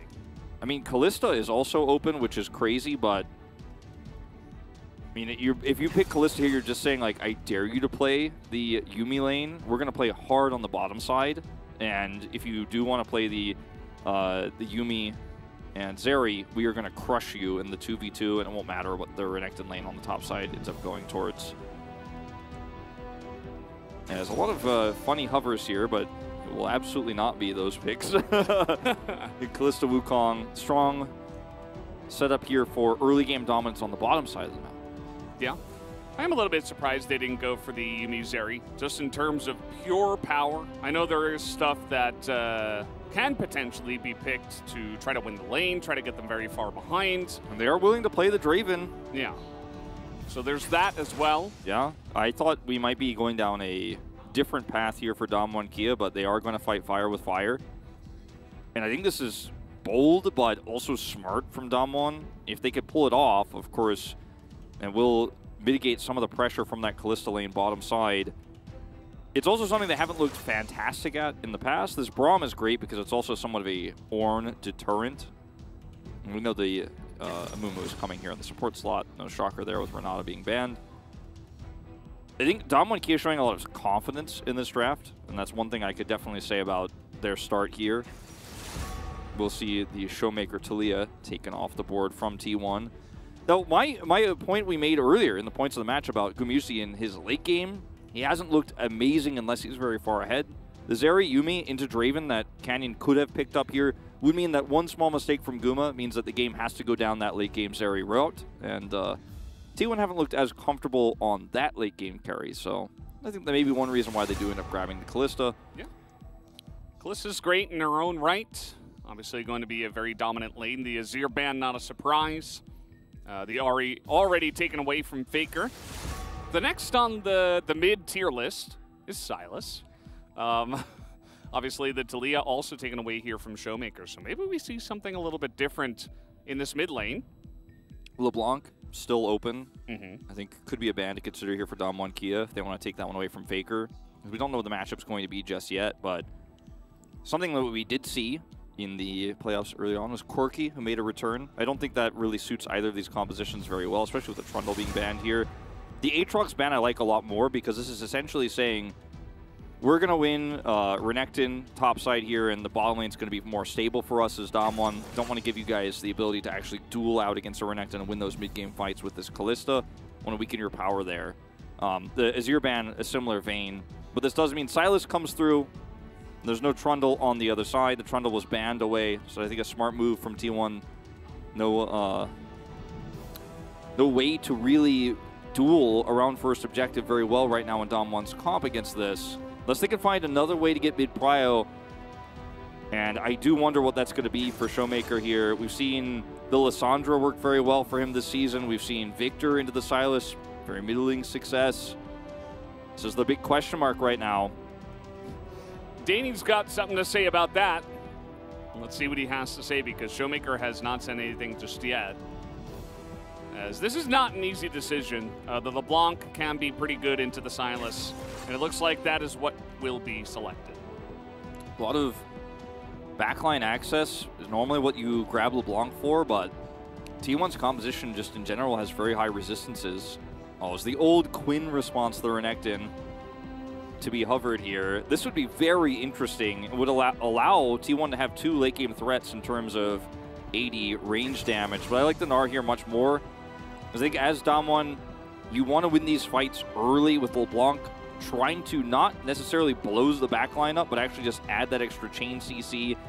Maybe threaten Gnar, prevent him from getting the Gnar bar up, stuff like that. But otherwise, this LeBlanc pick isn't threatening much. Like, Kalista is very survivable, and Sylas is very survivable. Wukong, not that squishy. So I think really is going to be about the laning phase. Can Damwon Kia get ahead? Can they get those early objectives under their control? Can they buy a lot of time that way, get a cash in early for this Draven, and accelerate the game in their favor? If not, once again, I definitely have to throw my hat into the T1 ring in terms of who I think has the better draft here. Just like Game 1, Damwon have a different approach to how they want to handle this meta, but it's high risk, and the coordination and the execution has to be very good and much better than it was in Game 1. I do think that Damwon, at least, if they get a snowball rolling, it can be very annoying to deal with this, right? Renekton on one item, you've got LeBlanc on one item, Draven on a couple. From ahead, there's a lot of ways to just be extremely annoying. The LeBlanc poke with the Draven we've seen before as well. Just looking for executes even before a game or a fight even really begins. So that can definitely happen. The side of T1, definitely a bit more all-in outside of boomerangs, you know, or Sylas stealing an ultimate or something like that. Yeah, that's definitely true. T1, though, They're basically fighting fire with this draft, and if they win, their comp snowballs, I think, even harder. So this is my biggest fear for Damwon Kia is T1 actually winning those early skirmishes, getting a lead, and just like in game 1, taking control of the whole map. Could definitely happen. That is what happened in game number 1. So let's see if T1 can do it again here as we hop onto the Rift for game 2.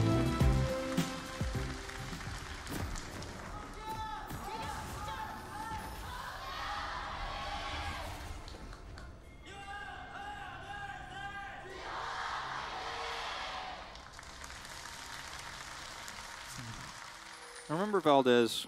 Oh, well, we don't have time to remember. No remembering!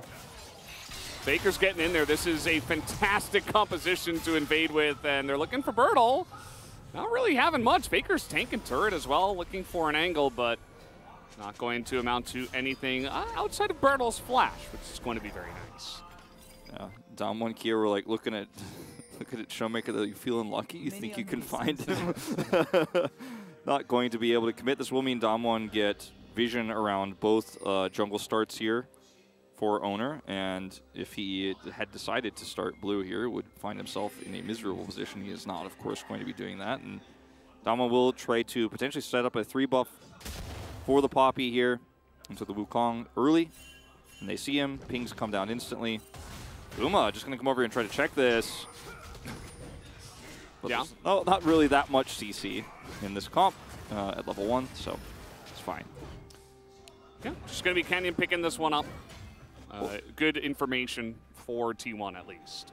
Well, I was going to ask you if you remembered, which I know you do. It was a rhetorical question I was going to ask. Remember when it was Corky Azir at the beginning of the season? Yeah, I do. Yeah. This is the exact opposite of that. Is fight all the time, fight aggressively. Every lane is supposed to win on both teams. Speaking of, we're like still fighting potentially here. Yeah, so level 2 here. Looks like Owner pretty confident to take this with the red buff. But Phase Rush going to be very nice for Poppy to just say no to that fight. And T1's gamble on the level 1's nearly leading to a kill on a Bertle, grab his flash, which is quite significant. But right now, Canyon the biggest recipient, the biggest winner of this exchange at the moment. Bottom side prio here, level 2 hit first for Duckdom and Kellen. This is a very annoying lane to play out now as Guma. Obviously, once he hits level 2, still a little bit more power there, but the level 1 is where you want. Yeah, and Silas nowadays, the laning phase is, it was never really where he looked for his power, unless you're in like solo queue or something like that, potentially, but even then. As Faker is going to be poked out just a bit, and Showmaker has a hefty amount of LeBlanc games under his belt as well. Not quite the number that Faker has, but still 30 games of experience in the LCK alone. Owner's going to come up here and potentially try to punish this extra prio setup that Showmaker's looking for. I mean, he's damaging the turret plate, but he's vulnerable.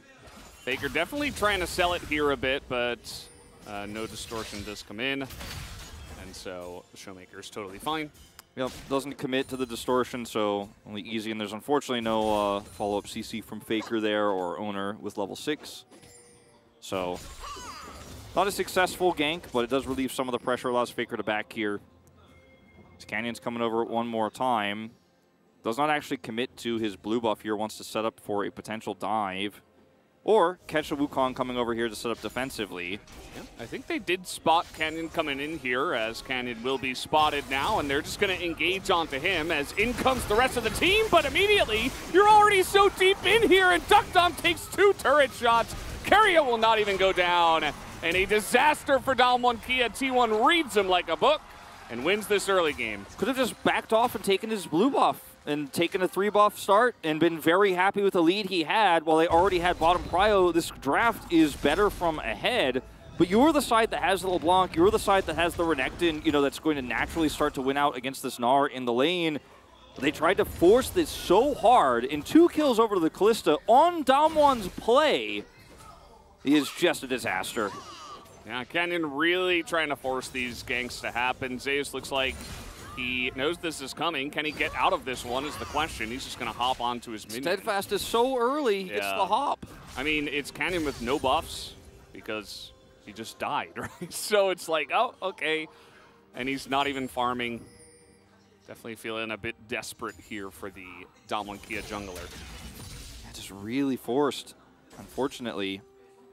And I get the idea. You know, you had a lead from T1's, you know, level 1 not going the way they wanted it to, but this is just really aggressive. With the ward here, Karius just instantly bandage tosses him, and then Duckdom tanks turret shots here on the dive.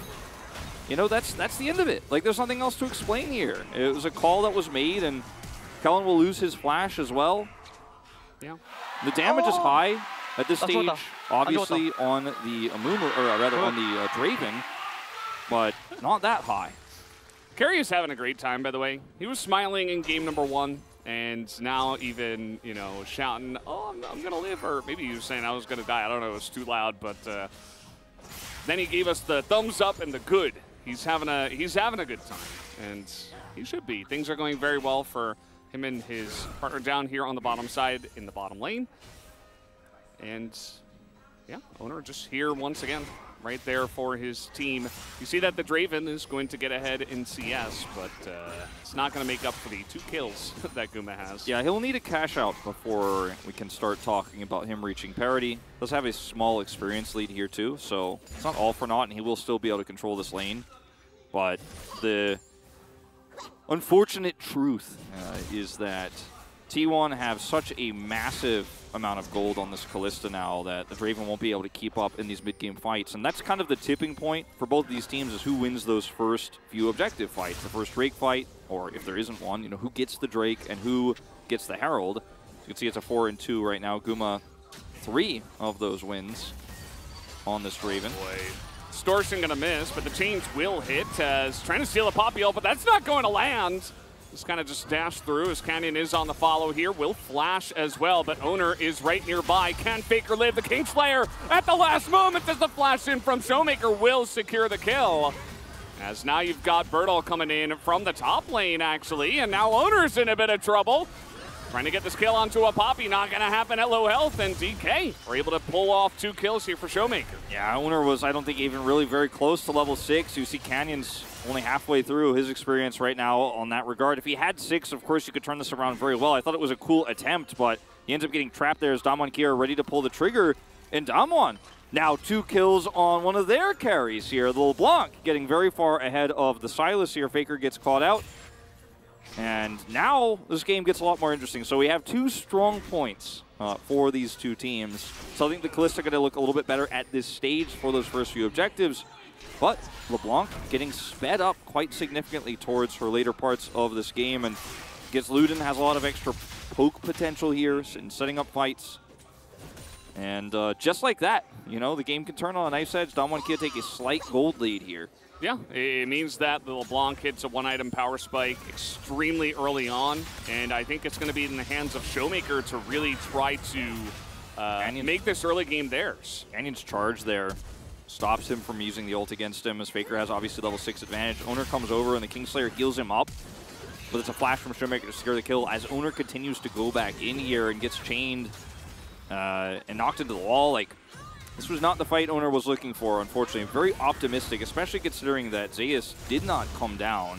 Owner was there. If he did, it would have been even worse, I think. But kind of an odd choice by Owner to decide to not walk away from that loss and try to turn it around. Yeah, it was definitely a very close play. A little bit of a risky one there. But either way, big rotation now up to the first Rift Herald, which has been the name of the game here. For these 2 teams. We had a huge fight break out in game number 1. Take a look at the vision control right now from T1. Yeah, it is insanely in the lead for them. Owner has 6 now, and he is unseen on a control ward. They all committed to control ward buys here to make sure they could spring traps, but Damwon Kia playing this very patiently, clearing out the bottom side of the vision. Now Faker's isolated a little bit. Yeah, Caria looking to come in. He's going to find Duckdom, looking for that big mummy trap as he will force the cleanse and the flash out of Duckdom, but a huge whirling death from behind is going to secure a kill for him. As now fighting front to back though, Guma pretty fed, looking for that damage. Faker will be able to pick up the kill, and the chase is still on. This team can chase so easily with this comp as Flash comes in, looking for Duckdom, who is flashless. But did you go too far?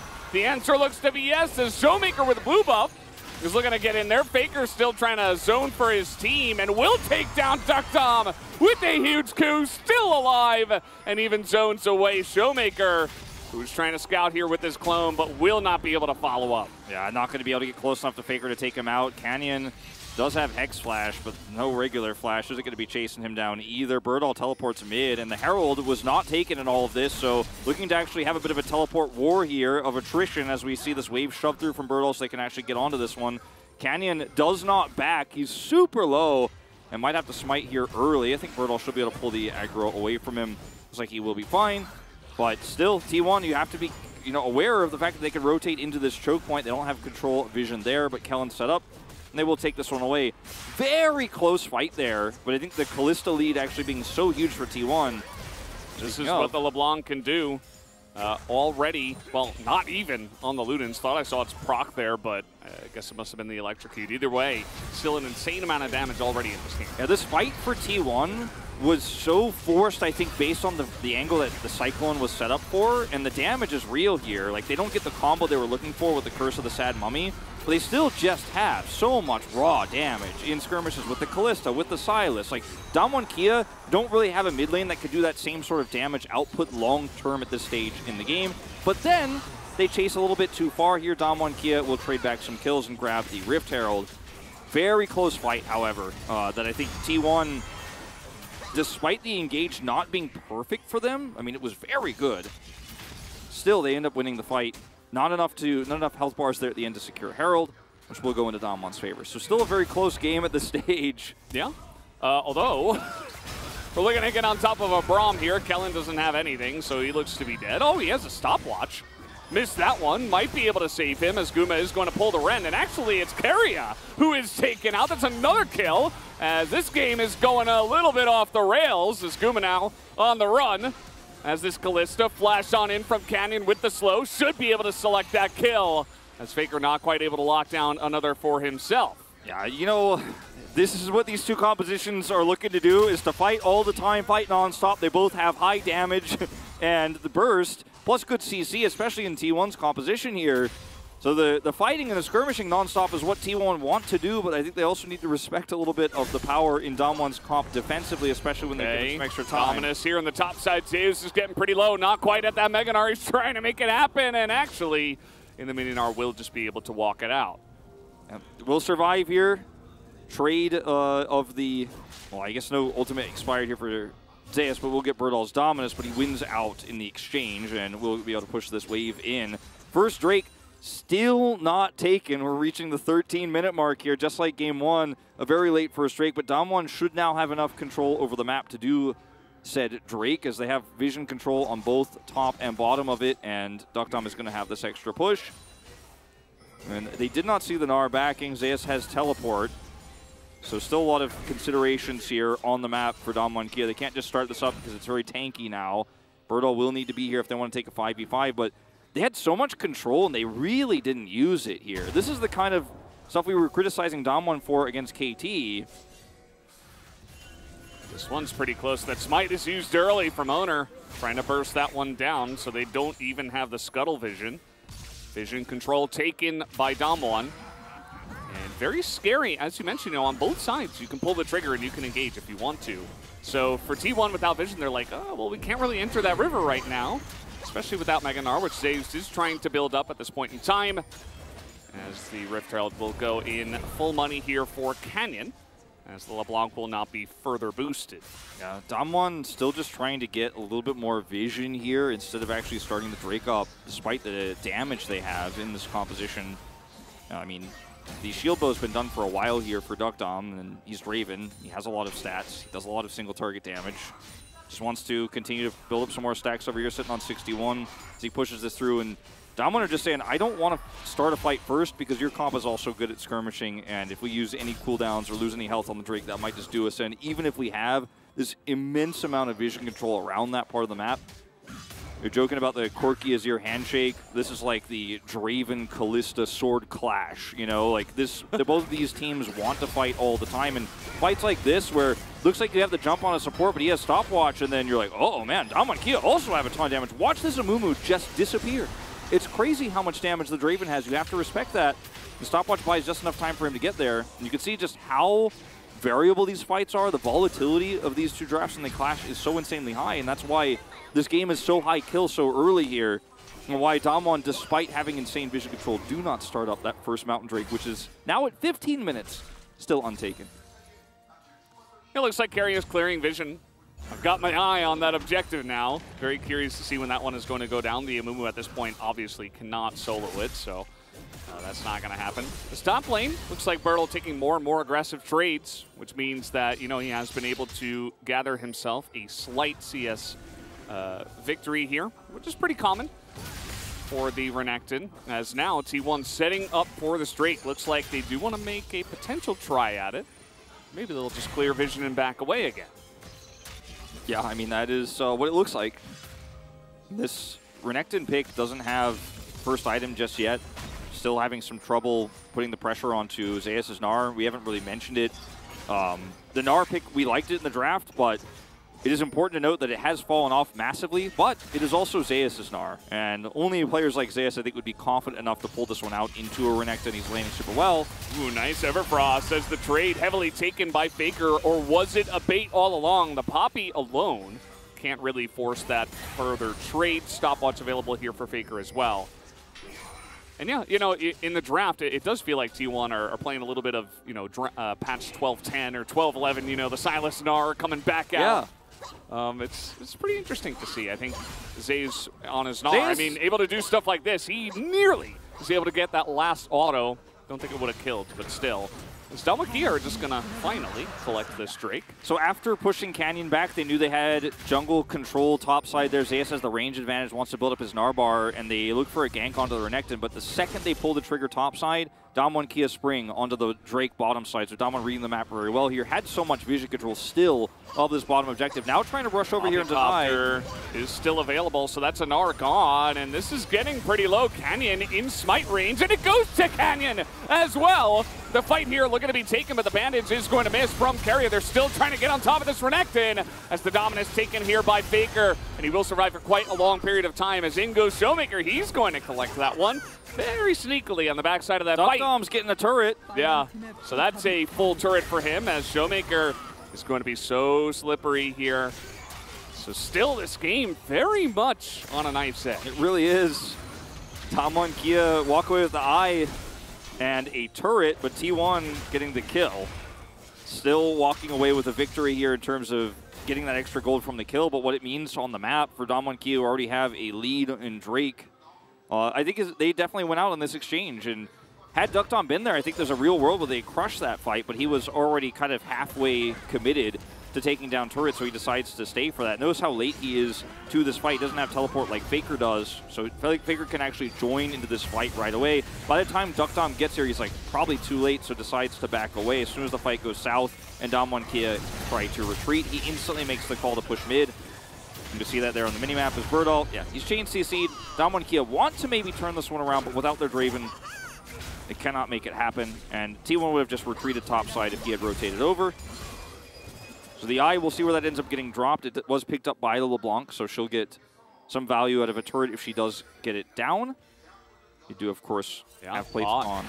And just throw out bot, and that's going to be two turrets taken already by the side of Damwon Kia. That's a huge amount of map control, and in games that are this close, it's so fantastic to get big vision leads like that early on. They zoned Faker out as well from these minions. He couldn't come out down here and get any of that stuff. They almost stopped his back too, and this might just be an extra charge. Look at the defensive setup they have on the bottom side of the jungle here.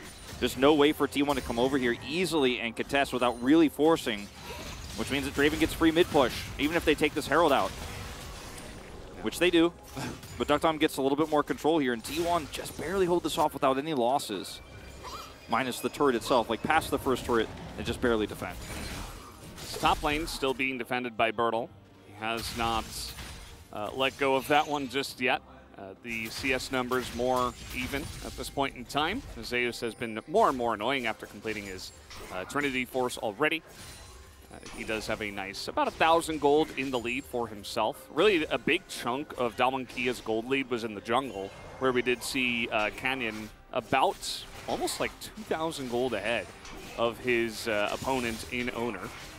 So let's talk about how these two team comps are going to collapse into each other later on in the game. Like we're already 20 minutes in. It feels like we're trapped in early game because of the amount of skirmishing we've had and stuff because of these two comps. So we haven't really seen a straight up 5v5 fight. They've been crazy fights for early objectives, or just fights, of course, around skirmishes on top side or bottom side, ganks gone wrong, etc.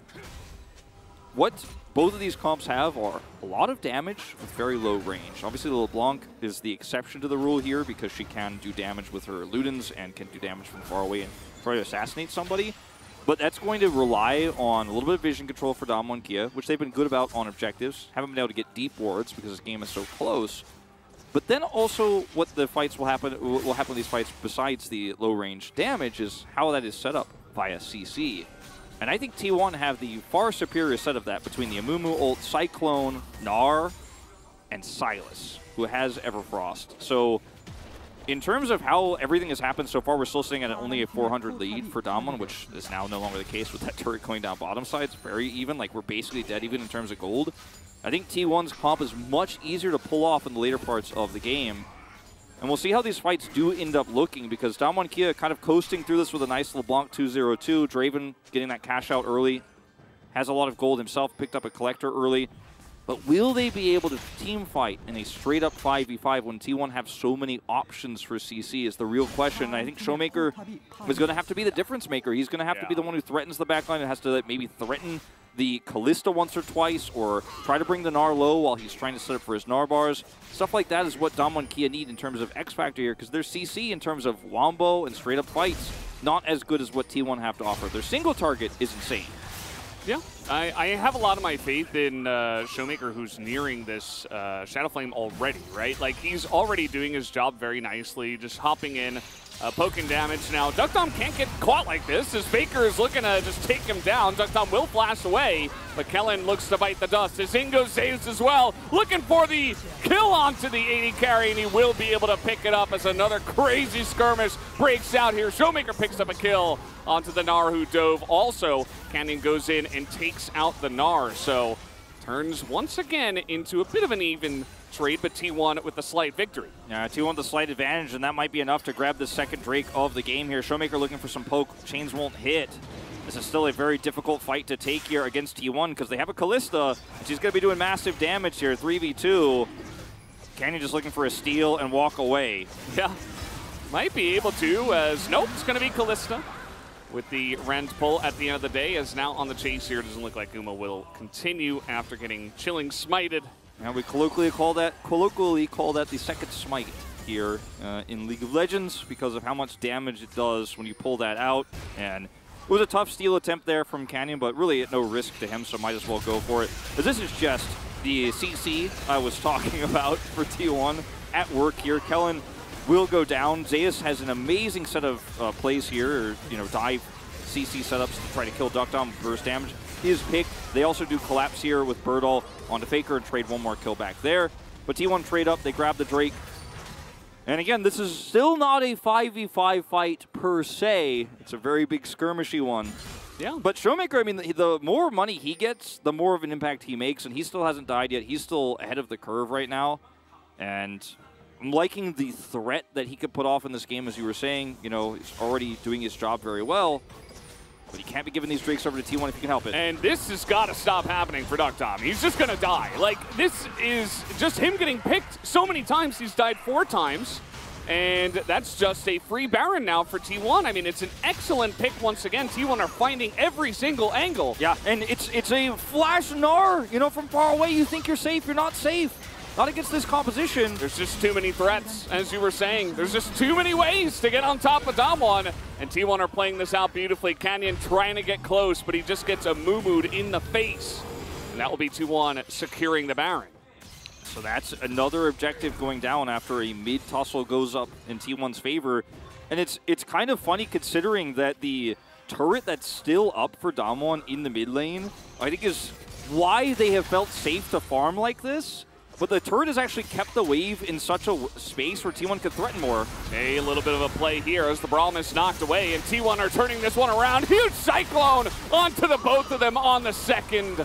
application, as that is going to be enough. Zeus is going deep now, and he is so tanky with all this gold and the Baron buff. This game was so close, and now it is so one-sided. T1 are just pushing down the mid lane and taking lives. They have Baron still, and they're going to push even further here, I think. Maybe take out an inhibitor. I mean, we're 25 minutes into the game. It doesn't feel like it because it feels like it's just been a non-stop early game. We could never get out of mid. T1 are like, I think we might be able to get even more here. And Showmaker's like, man, what do I gotta do? Like, you know, like 3-0-3 on the LeBlanc, just not able to do enough. Tries to get a double distortion, immediately goes into the stopwatch, and that might be his demise, actually. As he does get the 1 kill, and T1 are just continuing. As it is a little bit risky, but at the end of the day, with the Baron buff, it should just be enough. They're going to target down this Nexus and end again in 25 minutes. T1, they weren't winning, and then all of a sudden, they were dominating. And it's right as we were talking about the CC and the setups they have and the hard engage that T1 has. You play around that mid turret. Damwon Kia felt so safe on that mid turret. Both of those plays, they were like, oh, we've got the extra turret damage. That should be enough, right? That should deter them from diving. Gnar, he's not that tanky. He's tanky enough, and the single target damage with this pick, the Callista, is massive. You will just die. You will get then followed up by an Amumu. You will get followed up on by a Silas. The damage is so high, you are never safe under your turret. Unfortunately, as Duckdom in this case, he's picked twice. Baron goes down, and T1 are like, oh, do it a third time. This felt like a shade of the dominance we saw from T1 in spring season. Absolutely ready to go all in on plays. Everybody's on the same page. Zeus is the true hero of this game. Nobody expects the leaping long-range Gnar engage to shove a Draven out from under his turret and kill him, but that is exactly what Zeus did several times to lead to T1's win. Notice the gold difference, otherwise less than 1,000 for a majority of this game. It's really, for T1, that pulling the trigger under that turret and pulling those objectives away is just enough to, with the damage we've talked about, kill turrets too and push to end the game. Shout out to Faker too, because he started a couple of those fights as well, just making it so that Duckdom was never a player in this game. And Duckdom felt safe. No, he's got a Faker on him. Then he's got a Zeus on him. Then he's got a Zeus on him again. And it's like, the guy just doesn't get to play the game. And Showmaker survives. He's LeBlanc. He can't do it all alone. He was never given the time because T1, they decided they were going to end it before he was given any time. As guys, we are done here at the second game. It is already 2-0 for T1. We're going to take a break and go to the analyst carpet space. We'll be right back.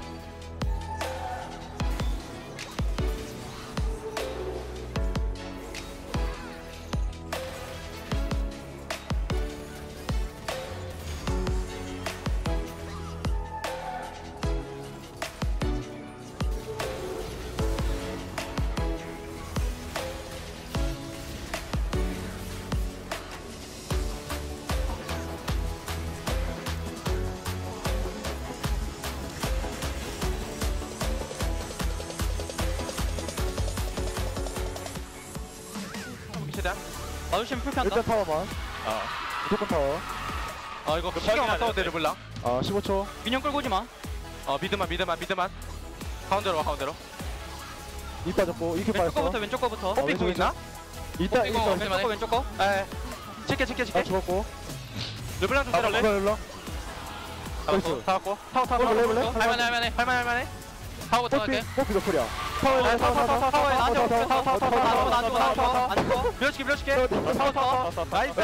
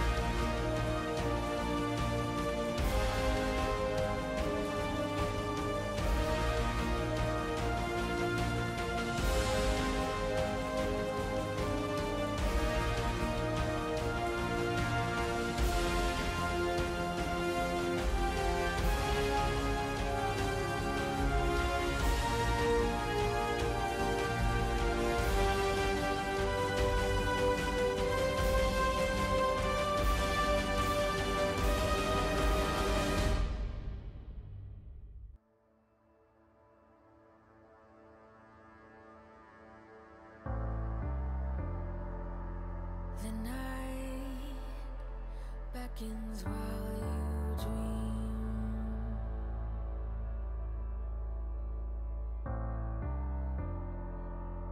A life never lives in peace.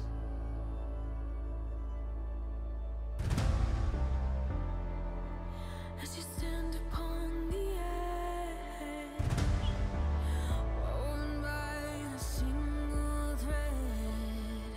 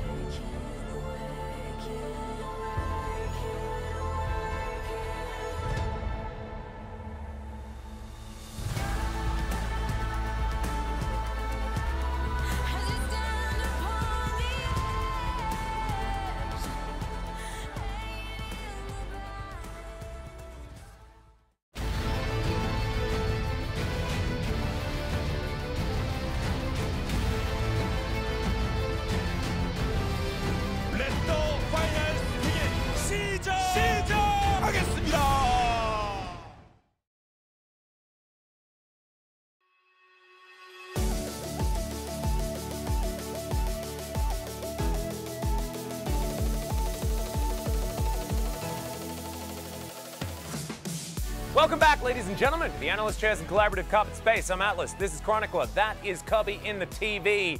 And this was a slightly better draft here from Darmonkia, I guess you could say. However, the Renekton moving from R1 to B1 was not what I found to be my favorite thing.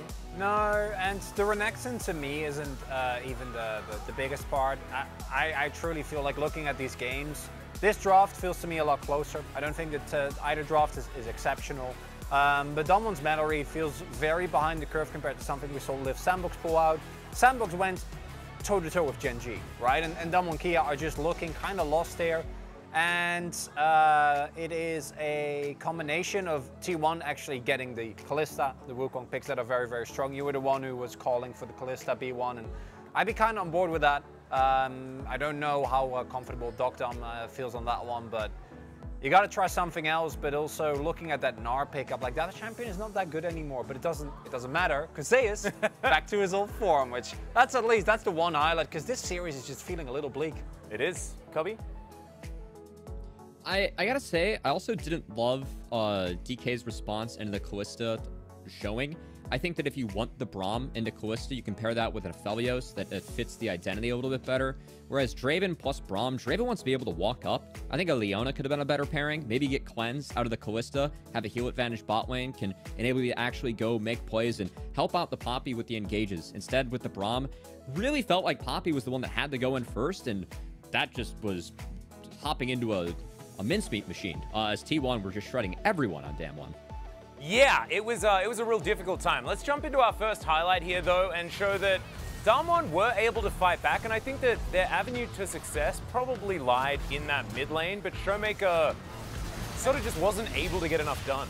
And this is the type of disjointedness I want to talk about, because Berto, again, not having a great game. I don't think he's had a wonderful playoffs overall, and a pick like this really does feel like it scales to player skill. What we're seeing here is Damwon is just kind of all over the place, right? Like, we're going for Herald, but the rotation from Lugden is slow. And even though they get the pick up the turret, that in of itself doesn't really feel like it's enough. And overall, every time that T1 starts a fight in this series, you're like, okay, they're gonna win it. And then if Damwon starts a fight, you're like, is everyone here? Like, are we on the same page? Are we actually hitting the back line? It just doesn't feel like it's really coming together for them. And we do have to credit T1 a bit, being able to split the fight and to make sure that it was so one-sided for them. But when you have these big team fight ultimates in the Amumu, the Wukong, into a composition that really lacks range for DK, it's easy for T1 to dictate the pace of the game if DK's not up to a 3K gold lead at 15 or 5K at 20. Their comp really fell off, and it showed. Certainly did, and it started to fall off very early as well. We have to point out the fact that the dive attempt that was set up by Darmonkia just straight up didn't work. Docdom tanking turrets, losing 2 kills to the Kalista in the early game, and Docdom was able to at least lane well, but the gold lead just never existed for the Draven. It didn't quite work out. Let's jump into this highlight though, because this was basically Zeus saying, I need my POG, give it to me everyone. Yeah, and Zeus, this was the champion he debuted on, the champion that made many of us very excited for what this player could bring, and a champion that did this play effectively won in the game. He had another catch previous to this. That one was set up by from Mercari hitting a bandage toss on the Draven, but they get the Baron and they end the game. And good news for T1 fans. I mean, even looking forward in this series, job's not done. Still have a game to win, but you got to believe if T1's going to have any chance in the Gen G in a potential finals matchup, their best chance lies in their top side. I think Zeus and Owner both played very well this game, so that is a good sign in playoffs. See those two players in good form. Yeah, exactly right. And I think that the way that T1 are playing as a unit is so much better now than it has been in the past. Yeah. Quick final thoughts, gentlemen, though. How does Damwon turn this around? Play like 2021. Cubby? Try scaling. Well, let's have a look at the Zeus of the game. Bring that. Oh, it's going to be Faker. Never mind. Ooh. All right. Well, that surprises me, given some of those amazing Gnar ultimates. I'm often pretty good at my player of the game, insert player's name here. This time around, absolutely flubbed it. But Faker definitely having some good moments. Really excelling in these type of extended, drawn-out skirmishes that the Silas loves, where you're able to get multiple rotations of Kingslayer, the chains, and your passive. and really playing on the edge as well, really staying alive here. And then, okay, so it wasn't the bandit shots, it was actually Faker setting that one up. And this was, I think, a play that really accelerated the mid to late game that we saw for T1. Well, I call it late game, but you know, it's what, 20 minutes in. So, yep. One Gumayushi vote. I also really like the Silas pickup from Faker. I think that was a pick that DK were looking to grab for themselves. Faker blinding it was actually really big in draft and got it out of lane with 2 Dorns items, so well done. And he didn't exactly have the greatest of ultimates to play with, but definitely made the absolute most of it. But speaking of which, it is now match point for T1, so let's throw it back to Valdez and Wolf to take us through what is potentially the final game of the series. Thank you, Carpet Spacers, for that great breakdown. And yeah, I kind of felt like what Mouse said was right. Neither of these drafts felt very extraordinary. T1 in the end, I feel like was just the better team, and they were just ruthless in some of those picks. Duck Dom feeling a little bit too safe, as Nuggery will finally be subbed in. It comes down to the final game for them potentially for Nuggery to play. Yeah, took this much, and Birdall had his ups and downs in the series against KT Rolster, but here against T1, he has been a bit of a weak link. It's crazy to think. Just remember, cast your minds back. These were the 2 biggest prospect top laners last year. Like, Nuggery goes, or sorry, not Nuggery, but Birdall, of course.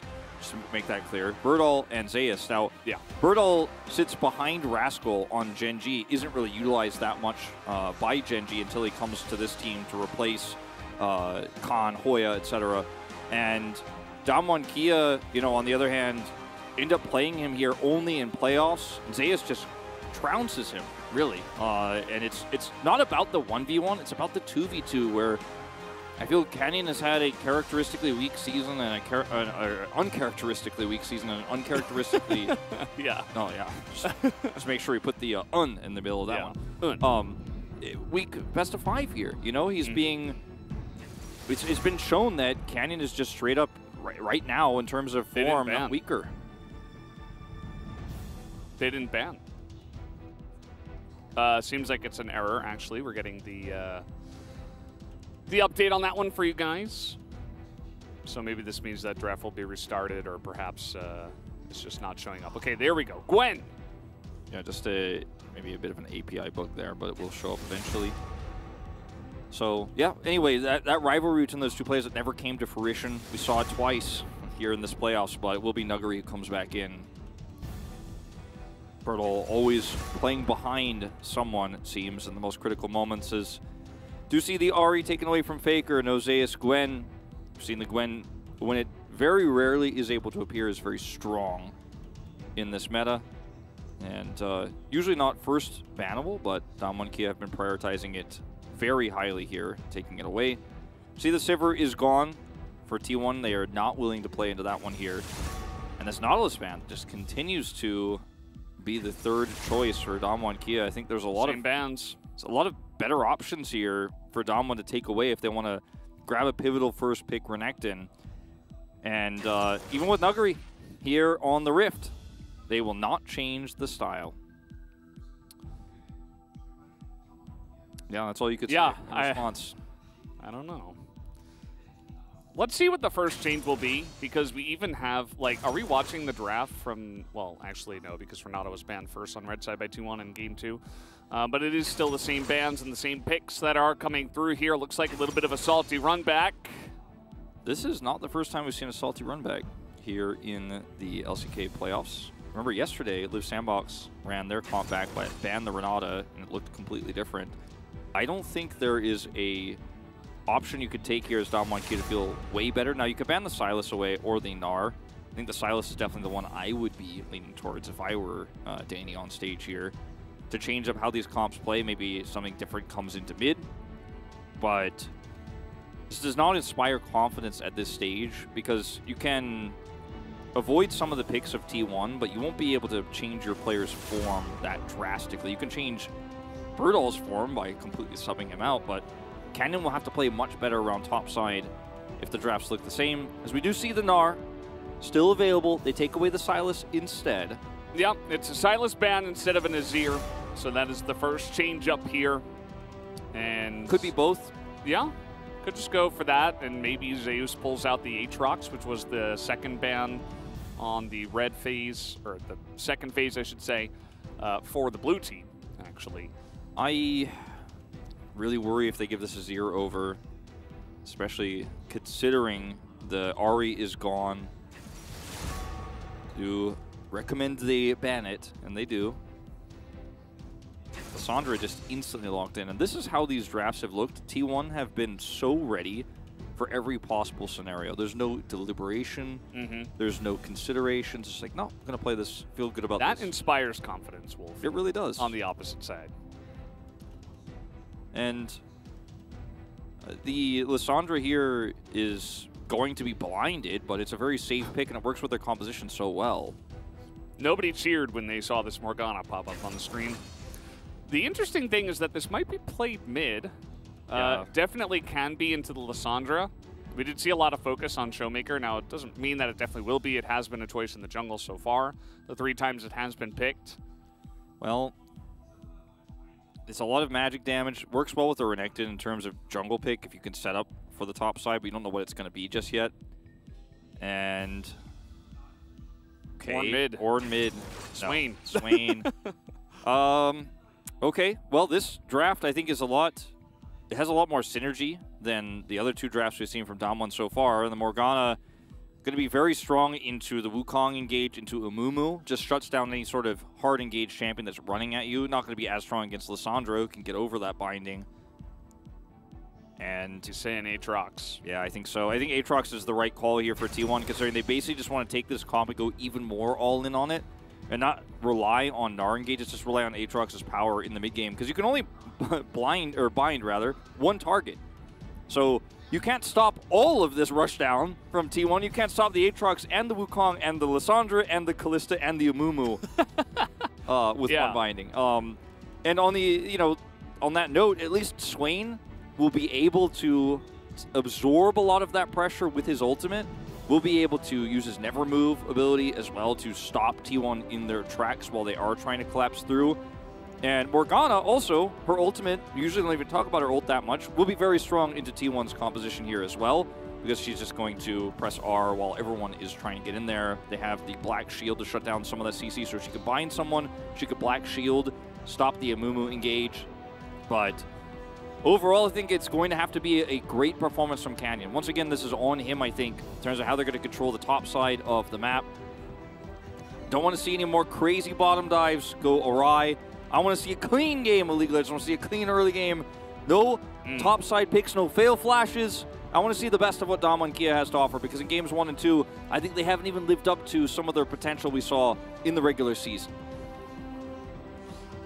Lots of great signs here. Most of them just calling for, let's go to Gangneung for both sides. They want to go to that finals location. And there can only be one of these 2 teams to make it to that finals location to go up against Gen G. Damwon certainly bringing in a lot more picks that can absorb the pressure, which is, I think, what you were really getting at. And we'll see if it works out for them, because if they get behind, they might just get steamboated once again here by T1, who is on a roll. Let's go, guys, into game number 3.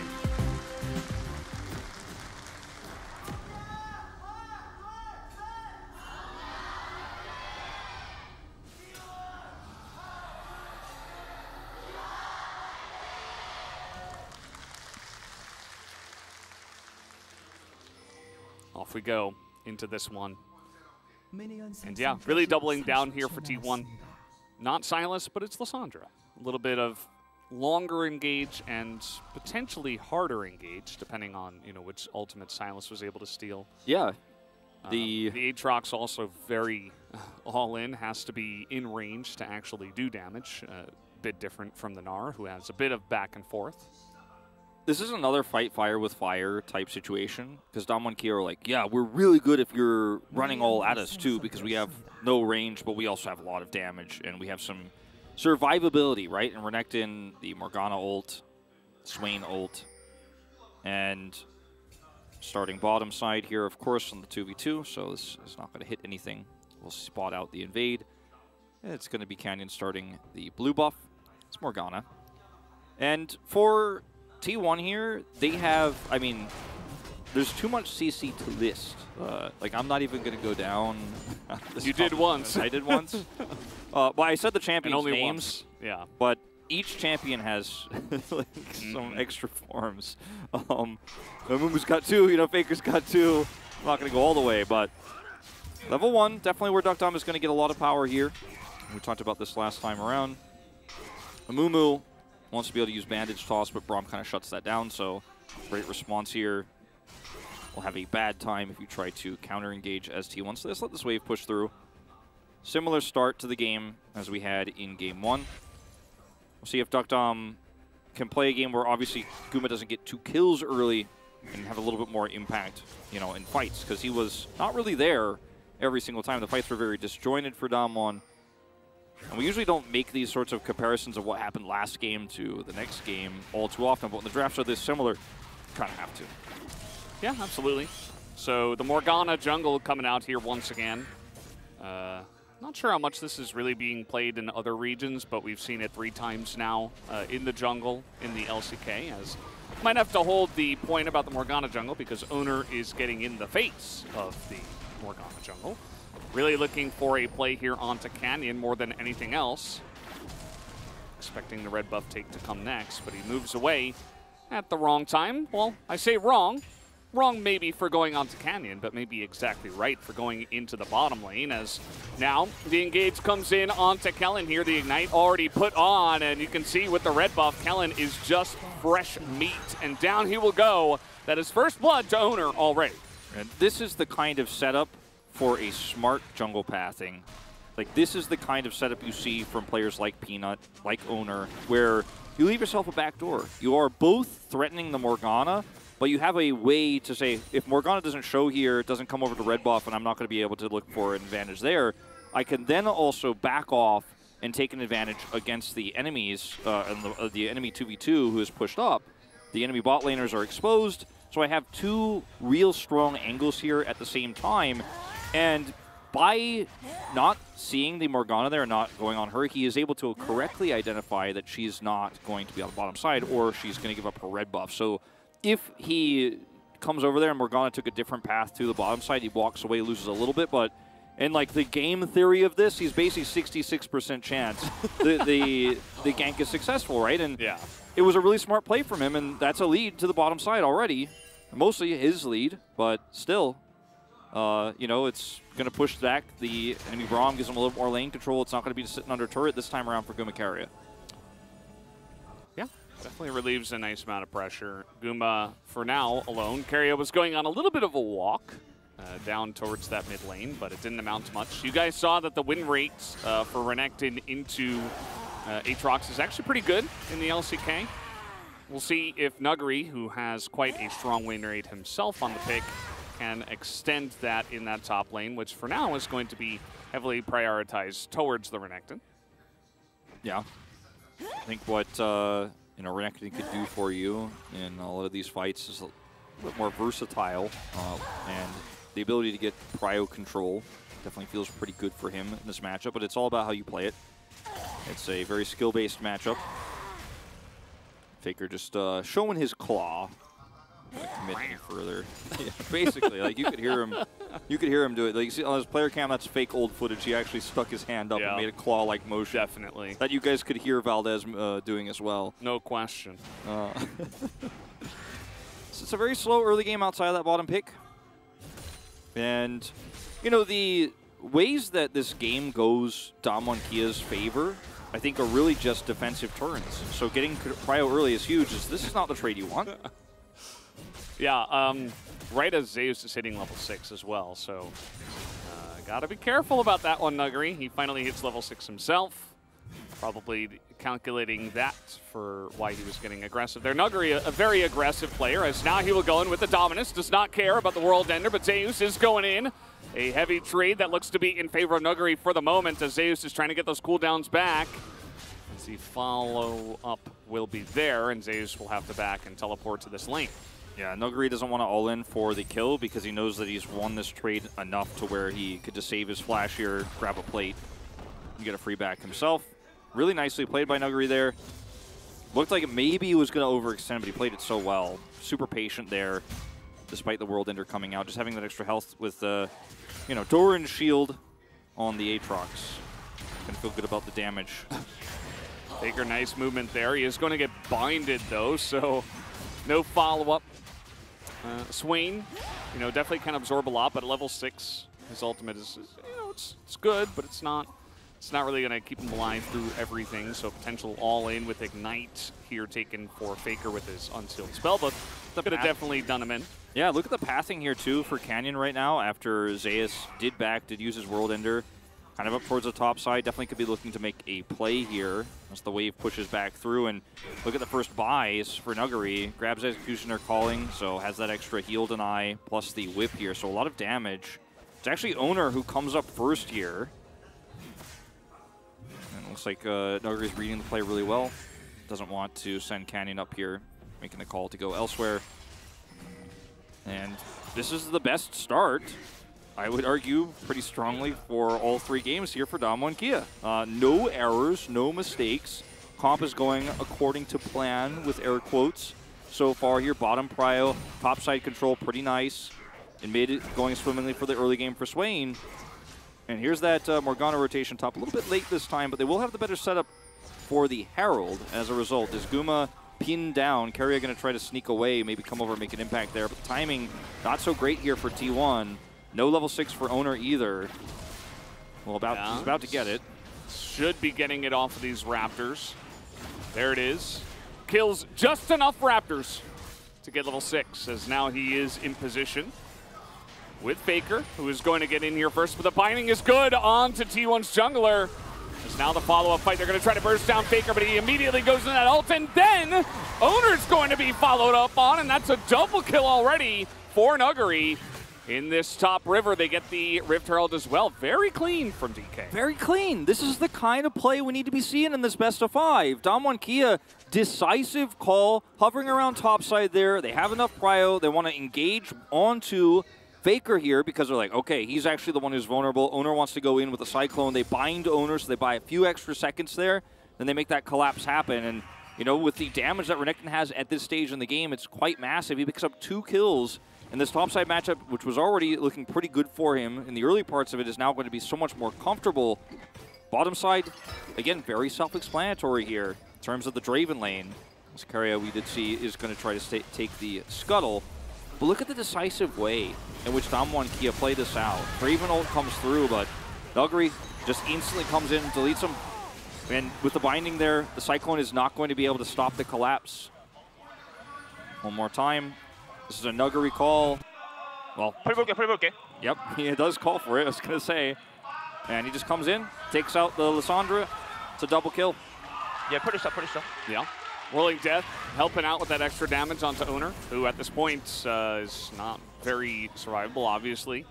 On the Wukong early on in this game, you see T1 are like, maybe we could take this Drake. The answer is no, because of the Damwon Kia bottom side just presses a couple of buttons. This is the one place where Damwon actually had to make a big rotation happen in order to force a fight on their terms. They did it.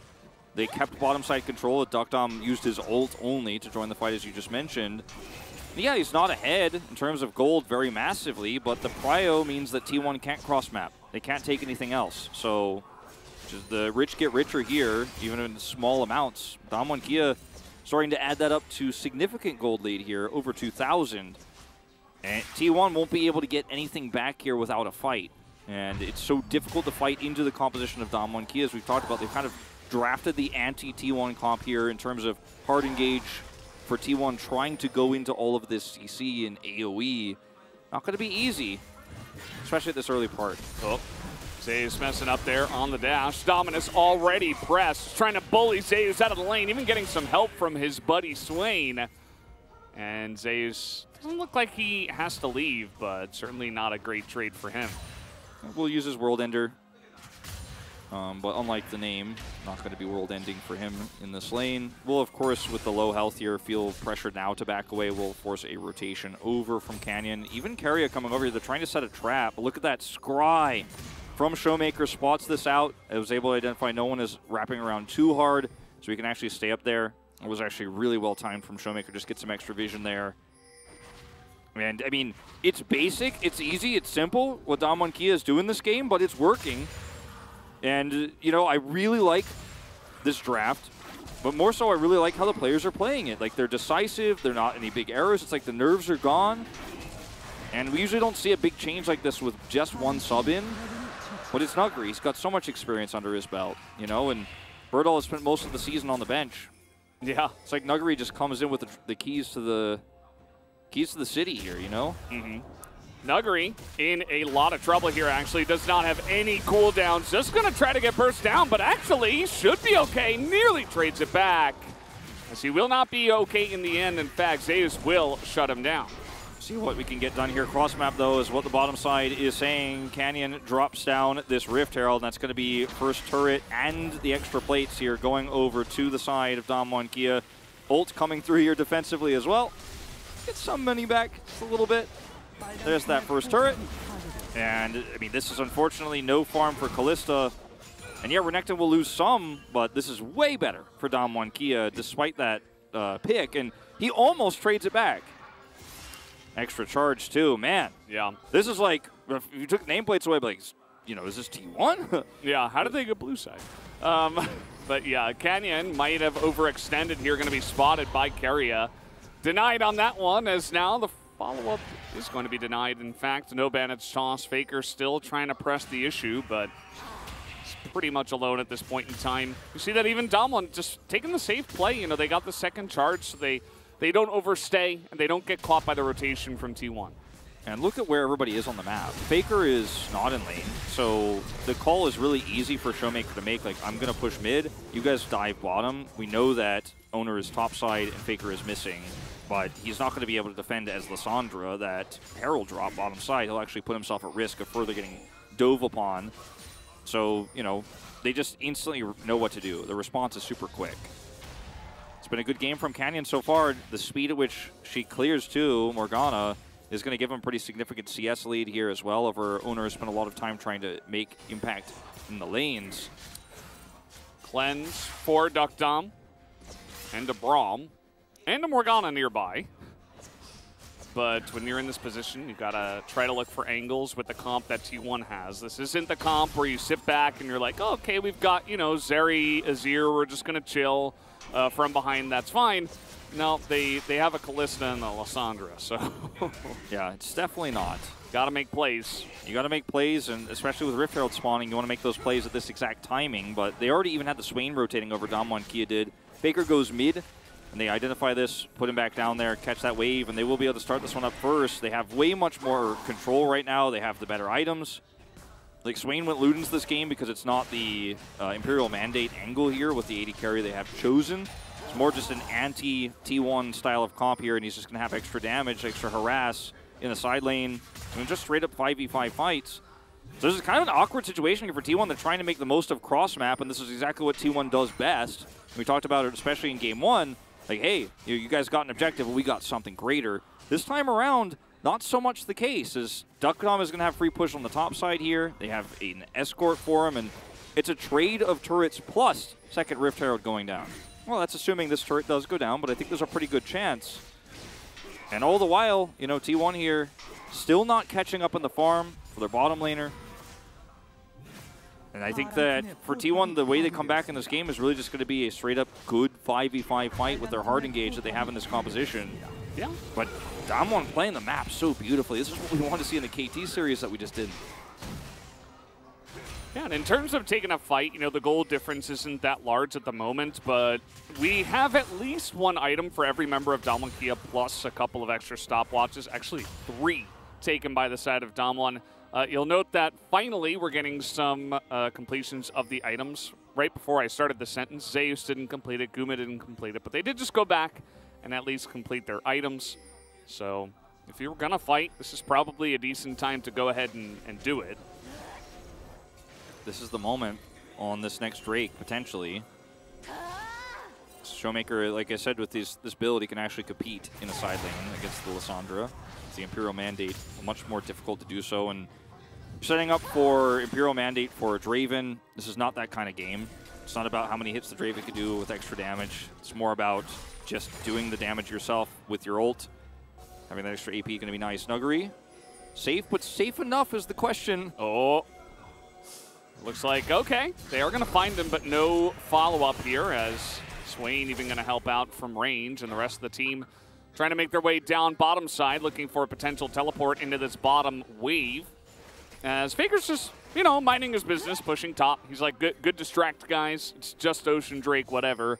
I mean, he has teleport, so he's really at no risk of giving this Drake up necessarily. He will give up the prio for this, but it's going to be money into his pockets. We did see the commitment of Showmaker to come down bottom side. Damwon better be able to get this, or the trade will not be a trade. In fact, it'll just be a robbery. As here comes Faker from the flank. He's got a really nice position, but this teleport should be spotted. Will it be spotted on time? Faker's getting in there. They're looking for the Wombo. They get into that back line, and they're going to decimate the Draven once again as the Swain survives for a long period of time. And Nuggery is so huge in this fight, but he cannot get on top of the Kalista. And T1, they do it again, this time from behind. They're able to sweep up Damwon Kia. All it takes is just one ward. One ward teleport comes in from Faker, and they are able to not only get top turret, but top turret, Drake, mid turret, and a team fight win. 4 members of Damwon Kia falling flat on their faces here, and all the lead they had, all the advantages they had, the smooth sailing we were talking about, it all comes crashing down with one flank angle from Faker. He makes the play, and they just didn't know that he was coming from that side. They had a control ward put up as he was engaging with Claw. It was too late. Consolation prize chance? No, not even that. 2 teleports used for Damwon Kia. They're trying to get tempo on the map, trying to look for something here with the Rift Heralds.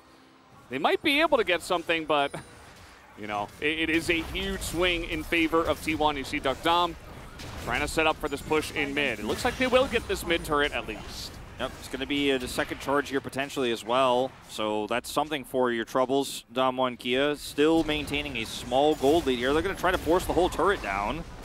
And even with the Lissandra flank angle here, it looks like Faker just got his ult up. Not happy to engage there. Not going to actually try to force a second fight on T1's terms. So Damwon actually will get a huge influx of gold. Yeah, they do get that. It does feel like a little bit larger than just a small consolation prize, but it was just really nicely timed, you know, keeping the tempo on the map, because T1 kind of had to, after the push, go back, buy their items, be back on the map, which they couldn't quite do on time. But this fight was just insane. And it's just Faker with the rest of this comp working as intended. Like, he claws into the control ward, and you could just screenshot there, like photos taken moments before disaster. As look at the stopwatch usage. You mentioned the stopwatch advantage Damwon Kia had, but you're just buying time for the inevitable. Unfortunately, as Nuggery does what he can, but Draven dies basically immediately, so there isn't any follow-up damage. There is no long-term fight with both these comps, just like Game 2.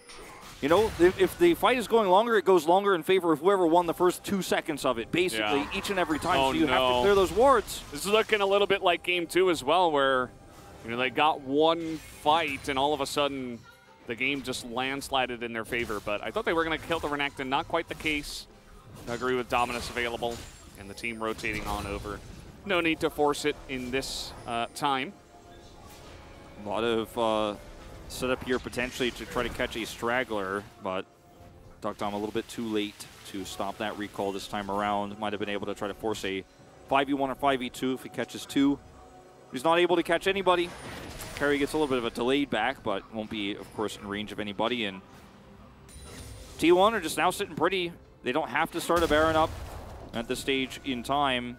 And I still think this game is anyone's to take, but T1 getting all that extra gold really puts them on the map. Like, this looked like a fairly doomed game after those really nice exchanges for Damwon Kia and all the vision control they had. I don't think they were going to try to take both those you know, turrets that they traded earlier and the Drake and take a 2 Drake lead, which would make you feel less bad about Faker getting the topside turret.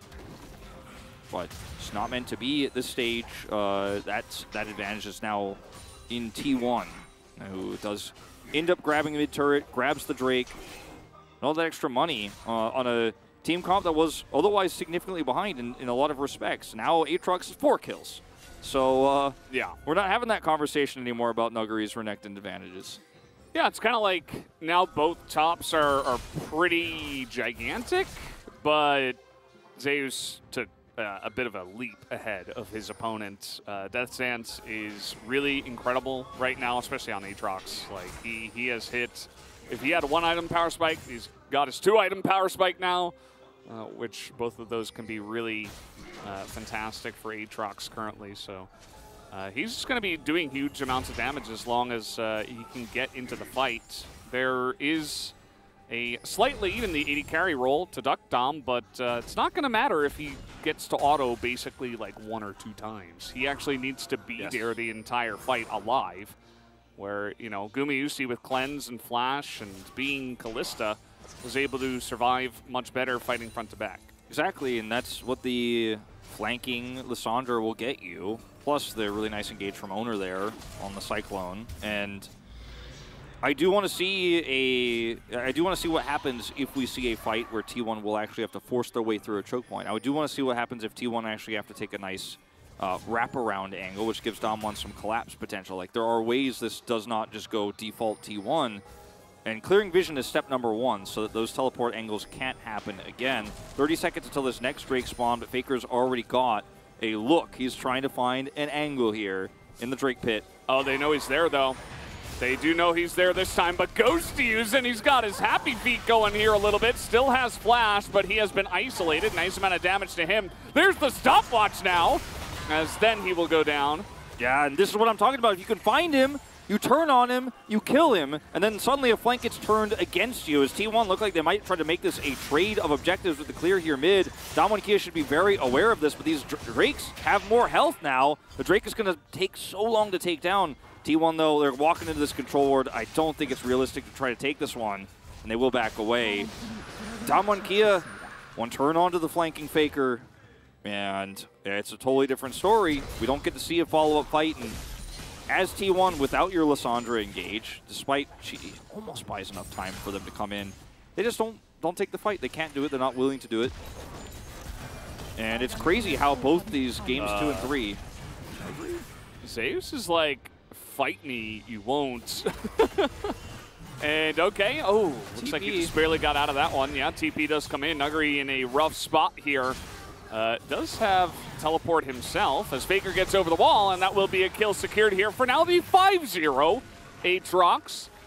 That is Zeus. I don't know if they're going to be able to roll this in too much. A lot of pings, though, towards the Baron, and now teleport used. Looks like they want to make a move. Yeah, they want to play. They want to get more control here. Damwon Kia, it's not a whole lot of vision here anymore on the Baron themselves. That hurt. That's some Morgana for you. You end up getting a stun. Oh! There's some money in your pocket. Finally, Duck Dom going to get a cash in here, and it's going to be a kill onto the 80 carry, and just like that, one ward over the wall, Morgana gets a binding, put that black pool on the 80 carry, and then from a million miles away, Duck Dom snipes him.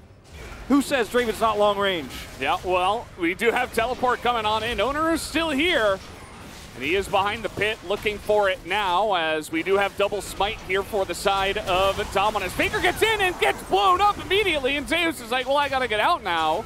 Duck Dom gets black shielded here. There's no Aatrox angle for him. This should be the Baron. Owner does get in, and nope, it's gonna go the way of Damwon Kia, as one by one, the dominoes do fall here. Another kill into the hands of Duck Dom. They pick up the Baron, and Damwon Kia now 6,000 gold ahead. Damwon Kia is so good at punishing Faker in these moments. So this is just one control ward. Insane value. Blackpool binding and the Swain poke from his birds coming through. And then the perfect whirling dervish comes through, takes him out. And then watch this, as soon as Claw's down, they're like, no Claw for Faker. Root comes through, everybody turns on a dime. And that Lissandra is instantly dead. Broke stopwatch in that last attempt to kill her. She died anyways, doesn't have it this time, so can't buy time. Owner with a nice attempt here, but T1 giving up 2 kills and the Baron. It looked like it was theirs by default, but just one play from the Morgana. That's all you need. Agent Canyon 007 now. Secret Agent making this game viable for this team. And I mean, now with Baron buff on the cards here for Damwon Kia, let's see how many advantages they get with it, because you and I were very critical of what they did with it against KT Rolster. Small edge for them now. Gold lead, massive. But let's see if they can get some deep vision here, take some permanent structures off of the map. Yeah, should be able to get this top inner. Doesn't look like T1 are putting up much of a defense on this. So this will be pretty free. Should continue in towards the inhibitor. And when you get a couple of team comps that are very fiery, they love to fight, they love to skirmish into each other, and one of them gets a big lead like this, you know, again, unless Duckdom dies immediately, I think T1 are going to struggle when it does come to this fight, especially because they have heal deny for the Aatrox, so it's going to be much more difficult for him to go, you know, 1v9 in some of these fights. As the push will continue, Faker's got a little bit of an angle, and it will scare off Damwon Kia enough to push them back for now. Not anyone in a side lane. You know, it's just a 5-man push top here. Nobody bottom, nobody mid. So T1 group up similarly and burn the clock. They run the clock out super hard on that Baron buff, and there's no pressure elsewhere on the map. In fact, just a naturally pushing bottom lane here is free farm for Zeus. So they win the fight around Baron, but don't take enough of the champions off of the map for them to actually be able to successfully push hard for an inhibitor. And as a result, they get some gold here, 2,000, but not the advantages they were looking for in terms of money, in terms of structural damage. But what they do gain is the line of wards they're trying to now set up here. They have, of course, on the top side of the map near Baron Pit. Now they're using that push to control the third Drake for them, which would be Soul Point for this Cloud Soul. You know, again, pretty impactful, honestly, for both of these compositions with how low range and how all in they both are on Engage. Yeah. Huge zoom in here from Jonah Strong. Really trying to point out that a lot of what Damwon have gotten is in these bindings. Yeah, and also, you know, Morgana's Siege is pretty insane. She can clear those waves with Leandri's very fast, and even if she hits, you know, 1 or 2 black pools onto a champion in the mid lane while she's just pushing and sieging, their health goes down low enough they have to back, or they won't be able to come over and contest an objective. One binding hits, like you say, and that's actually the call to go and blow somebody up with the follow-up Draven ultimate. Instead, they will just push the waves, grab this Drake, and could Damwon Kia have maybe gotten a little bit, squeeze a little bit more gold and experience off of the map? Probably, but at the end of the day, they still get what they want in this Soul Point, and they have massive leads in gold already, massive leads in experience already. Cannon a full level up right now over Owner, 2,600 gold ahead, and is an actual carry, not just an engage button that Owner is unfortunately going to be relegated to in this game. One that can be shut down by a binding, shut down by a Zhonya's.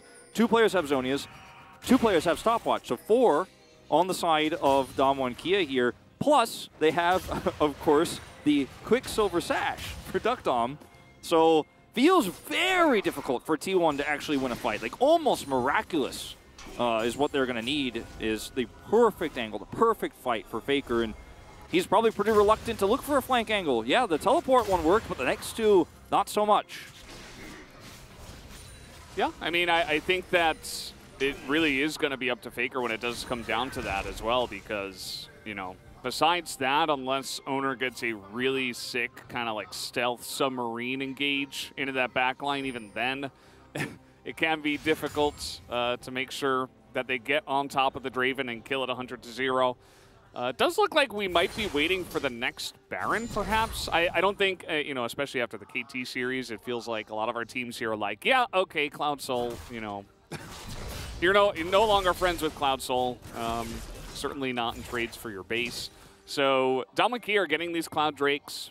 It's nice, but it's not going to be hugely game-changing at the end of the day. So T1, they're pretty much biding their time until they'll have a nice angle on an important objective. The Baron. Yeah, the Baron, or, you know, an Elder Drake, even if we get, you know, another 9 minutes into this game, which could happen. But, yeah, for now, that's basically why we're just going to chill out and clear some waves and stuff like that. Nuguri having teleport here is really important because they have vision around Baron, and he can side lane and push that through, and we'll be able to potentially set up flank angles when they don't know where he is. I like the line of wards that are kind of being panned near here on the minimap.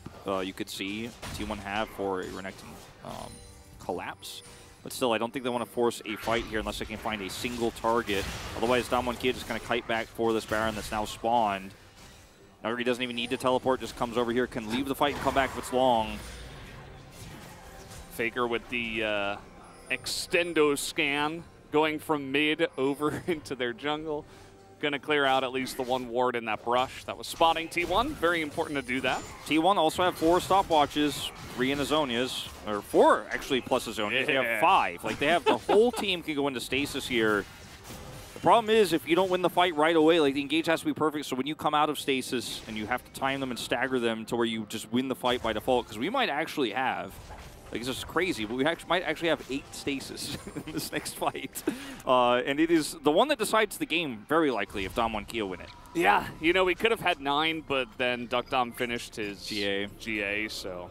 What a hater. Very I'm not really liking that right now. Hey, I said 8 stasises, right? True. If he goes into his res form, you know, we still get... Is that a stasis, technically? I think so. I suppose so. Yeah, I think it is. You are invulnerable.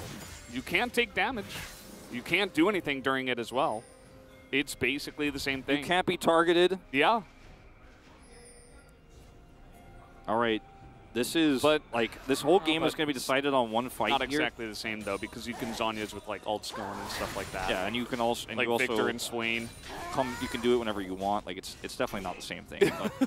But, we were so close! But, like, this lack of confidence here from Damwon Kia, even though they have a teleport on the Renekton who could be side laning, is not a good look here.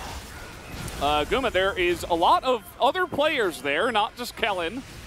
As now the engage not going to work this time into the concave that Damwon Kia do back into. But T1 get control of the Baron from this if Zax can get out.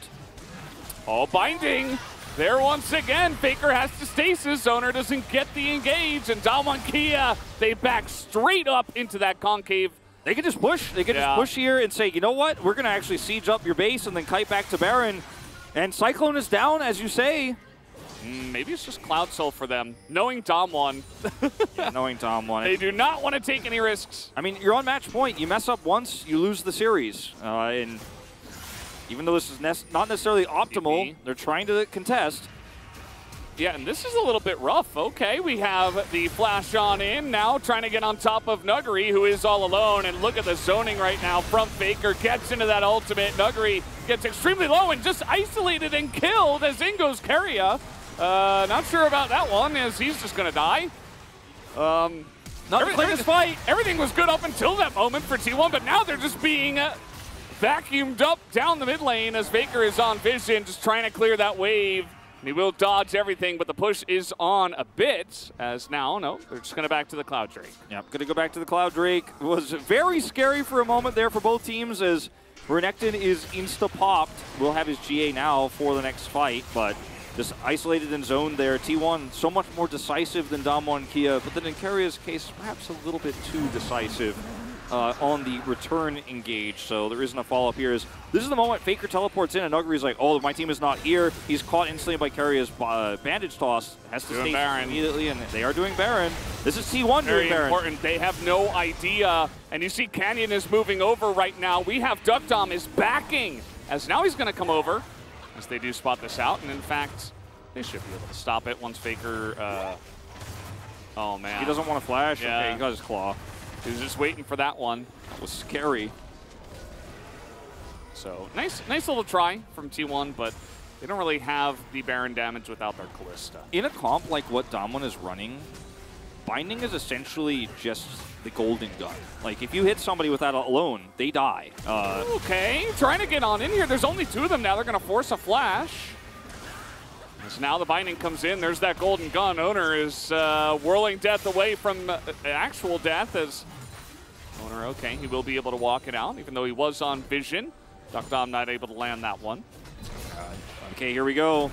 Oh, they deny the back again of the T1 jungler. They have these blue trinkets, and they're just spotting out the whole jungle here. T1, everything they're trying to do is seeing. Kellen can literally hold the door here and try to stop anybody from coming over. Faker, he's got Smite. Hopeful. Okay, he got around the door, but yeah, pretty clean take here from the side of Damwon Kia. As they will just take it to, they didn't even have to kill anyone to take that one down, and very current Damwon standard. So we talked about the range, the hard engage, right? And the war of attrition between these two teams and how fights will probably be decided instantly. Like the game, you will know in the first 2 seconds who won the fight, probably because T1 either blows somebody up or blow 2 people up, or the longer fight happens and Damwon Kia either blew people up at the beginning or won that fight. And Carrier, Canyon is so fast. The Cloud Soul actually helping out a lot alongside of the Cloud Rift. He just could not be ran away from. Yeah. Area just dies. You get bound, you are dead in this game. That's how it works. And in longer fights and in neutral, the poke of the pool, the binding threat means T1 can't get anywhere near Damwon Kia. When they have Baron buff, they've got great siege, and they're just going to use it. No Amumu engage angle here for T1. They're just going to use it to push down an inhibitor. There's nothing that T1 can really do about this. They can't flank. They don't want to be anywhere near Damwon Kia, but Damwon Kia are closing the distance. Now they're in the base. Yeah, really trying to set up for this follow-up push into mid as the Binding will sail wide. It looks like T1 might make a last stand here, but another claw blocked by the door, and T1 not ready to make the play. They're waiting for their Amumu. And Damwon Kia, very respectable once again. They have Baron buff, but they are not going to get caught out. T1 just have to bide their time here somehow for 80 seconds. I mean, there's so much siege here, so much poke with these pools.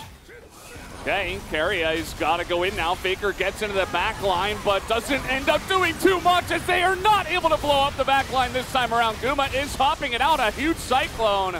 But that is not nearly enough. Feels like the wallet's a bit heavy here for the side of Damwon Kia, and they will be able to take at least one game in this series and bring us to 2-1 as Damwon Kia will push to end. Now, Damwon Kia have done it, just a better setup here for fights. They got ahead. Their comp is the anti-T1 composition. Bindings were great from Canyon all game long. Out-farms Owner. After being gapped by him in the first 2 games, he comes up big. Faker unable to use his Zonias in that last engage, in that last fight. Don't know if it really would have really mattered because, as we said, you have to win it instantly or you don't win it at all. He stasis and comes out and dies anyways. So there's just not really much to say there. Is T1 with some desperate engages. I thought they played that game out beautifully despite being behind. Their Baron setup there, the potential take, the pick onto Nuggery there. Looked hopeful. Looked like T1 maybe had an angle. They were playing a lot more decisively than Damwon Kia. But Damwon Kia win in the end. Just the threat of that Morgana Q was so high. And with the blue trinkets they always had, they had 2 in their inventories, constantly spotting, constantly picking where T1 are, who's backing, where are they standing, where's the flank angle.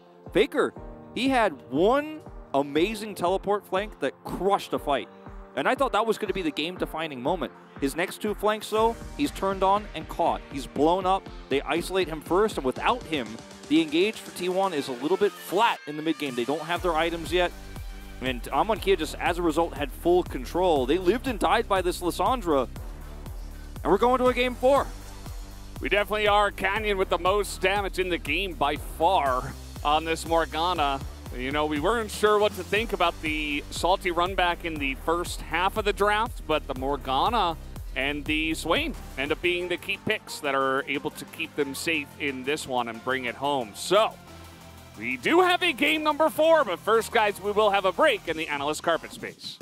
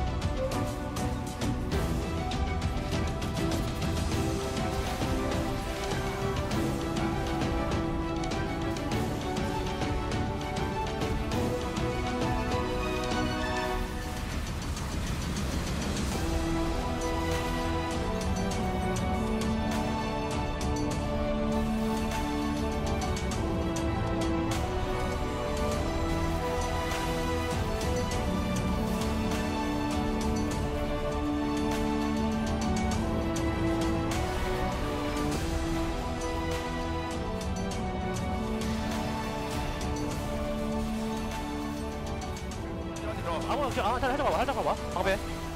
일단 높여. 앞라인. 나 존나 있는데.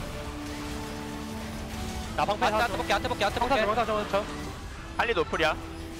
끝난데? 명타. 센터 아니네.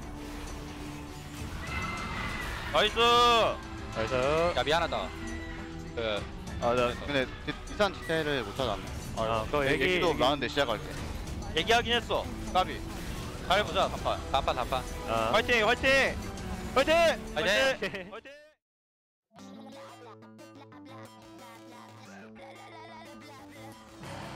Wanna join me? Come and play, but I might shoot you in your face. Bombs and bullets will do the trick. What we need here is a little bit of panic. Do you ever wanna catch me? Right now I'm feeling ignored. So can you try a little harder? I'm really getting bored. Come on, shoot faster. Just a little bit of energy. I wanna try something fun right now. I guess some people call it dynamite. Let's blow this into ashes and see what Papa thinks. It's such pathetic neatness, but not for long 'cause you'll get jinxed.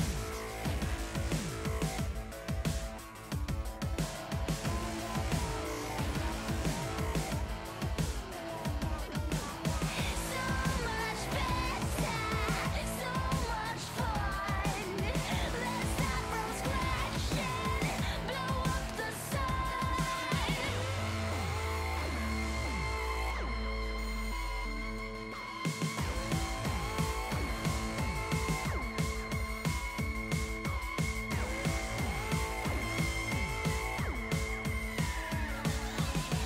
Come on, shoot faster.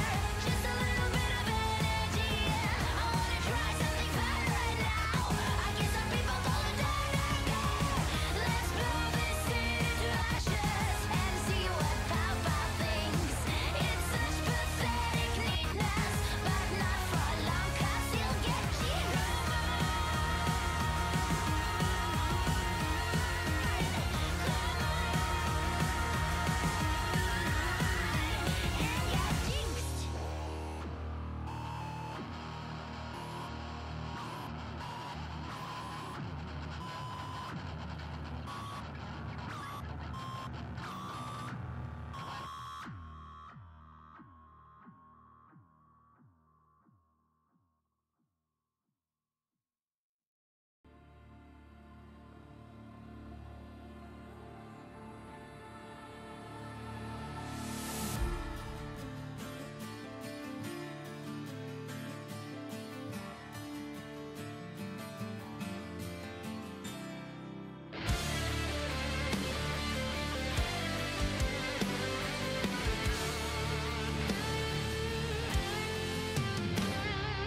Awakened in ruins to the echoes of pain. Vi sörger, cold and empty, lifeless remains. Vi sörger, fields of the fallen and blood washed in rain. This cannot be all that will be. So you have torn this world apart. You came for our suffering. So we'll bleed, cut us deep, find the death that you seek. But just remember, we retreat, but we'll live on. Those that die aren't forgone. Just remember.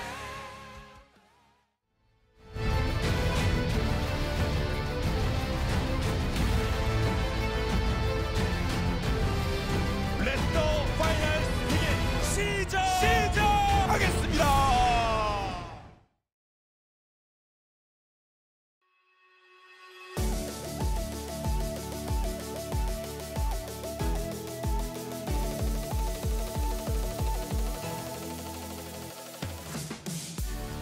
Welcome back, ladies and gentlemen, to the Analyst Chairs and Collaborative Cup space with Atlas, Chronicler, and Cubby inside the TV. And I have something on my hands.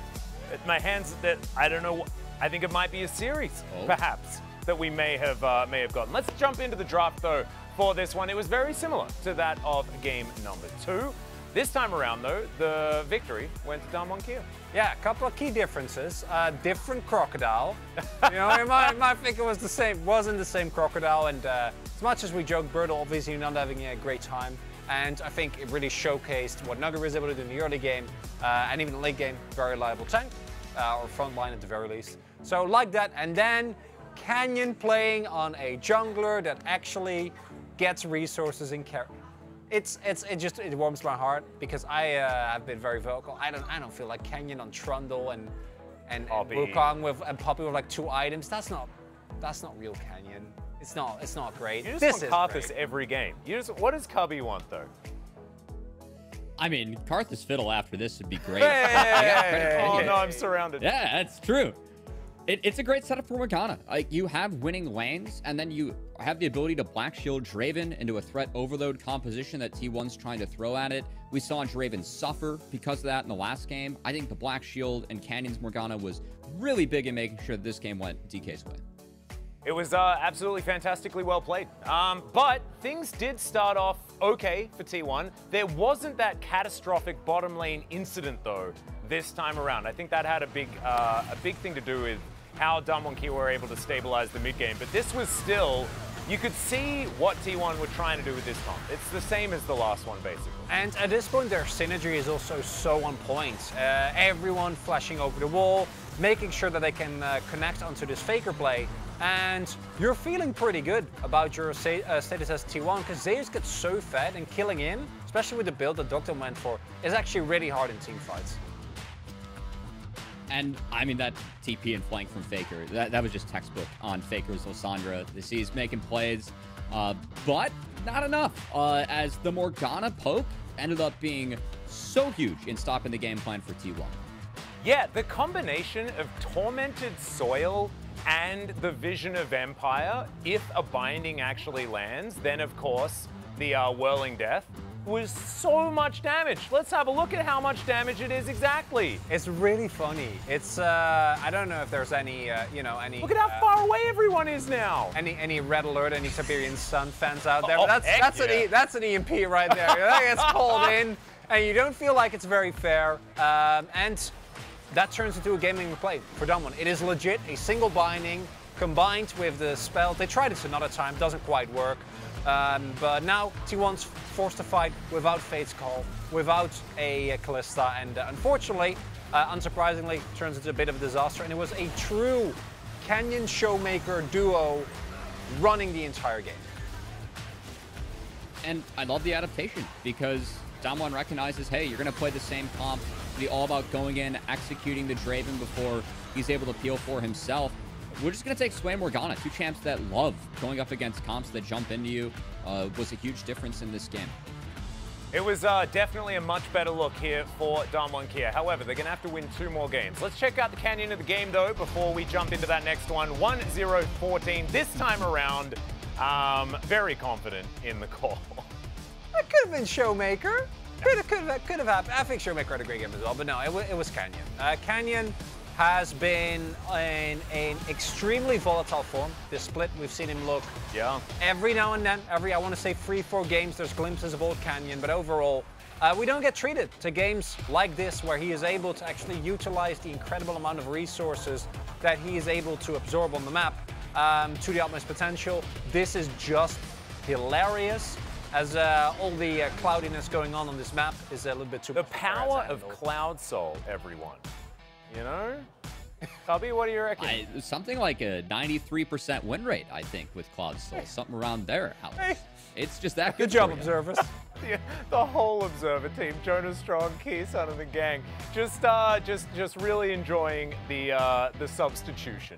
So I guess that's fine. We're okay with that. But let's throw it back to the casters and see whether we can queue up some Silver Scrapes. And just like Jonas Strong's predictions, sometimes the numbers don't make sense. But I I suppose it's all in good spirits. Happy that Nuggery is back, playing the Croc to a high level, but Canyon certainly deserving a huge attention for his performance in that last game. I remember when I voted for Birdall in Game 5 because I thought he was the one who made the call. Speaking of, he's back in again. I was going to say, it was Showmaker, in fact, who made the call, but I was going to say perhaps the votes there were, you know, Nuggery looked a lot more stable in lane, didn't fall behind. I was talking a lot in that early game about how Damwon just didn't make any mistakes this time around, whereas in both games 1 and 2, there were huge issues in the early game.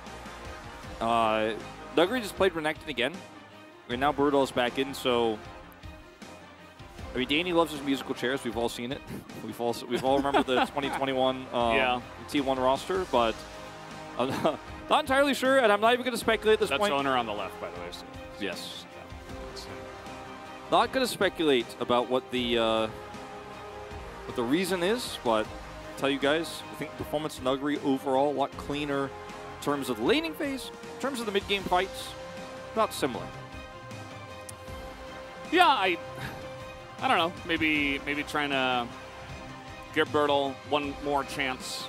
Doesn't necessarily think, just like the drafts from games 2 and games 3, maybe he says, okay, you know, a little change here and there. Maybe I can fine-tune things, and maybe he thinks Birdall is the right catalyst now for game 4 win. He looks we'll see. Incredibly stressed out on stage. He's going to have to keep his mental in check here as we go into the draft. We'll have that real ban come back through here. Renata, no surprise. See if Damwon continue to ban the Gwen. Will be Ahri first. And for Damwon and T1, I hope we get to see a different style of drafting, because I do feel like we saw 2 versions of the same game back to back. Would love to move back towards a more ranged AD carry type of game. But these bans so far aren't giving me any hope. Okay, there's the Kalista ban. So this might force just the Draven ban, and then we go down the Yuumi path. Renekton, and it's T1 on blue, so Yuumi first probably here. Unless they do want to pick up one of the picks that has been left up from other the Azir is another pick they could go for. Wukong first feels pretty dated here. I think you want something with a little bit more... Nautilus. No. Smork. There's the Azir. I think this is not a real shocker, considering it's Faker we're talking about here and the extra prio that you will gain in mid. Ahri's gone.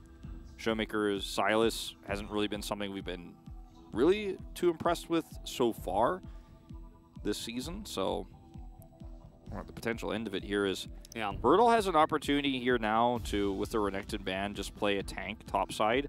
Zeri Yuumi is open with no Kalista, no Lucian, but Draven is up, so it's still a pretty scary prospect. See what Guma locks in first. I think that's Damwon Kia's plan here in terms of what they want to do to set up their bottom lane. It does feel like neither of these teams really feels too great about the Zeri in general. We have not seen it at all today. Not banned, not picked, just absent. Yeah, and, you know, players like Aiming, like Ruler, like Prince, they're the late game Zeri players. They're the scary ones. I think Duckdom and Guma's style is very different. More mid-game style players like to get lane prio. All players like to get lane prio in this meta, but still, I think Duckdom and Guma, neither of those players scream extreme late game Zeri carry player. As a result, we will have the Neela here as a bit of a denial pick, because it could have been Yuumi Neela as well coming through here for Duckdom, a very strong bottom 2v2 that has a lot of all-in power at level 6, which you do reach first with the extra experience. Now, in isolation here for T1, you know, in terms of what the 2v2 is, we don't know just yet, but Vi Azir with Emperor's Divide and Neela's Apotheosis does seem very strong in terms of some potential combos to set up in mid-game fights. What's it going to be, Damwon? It's going to be Sylas.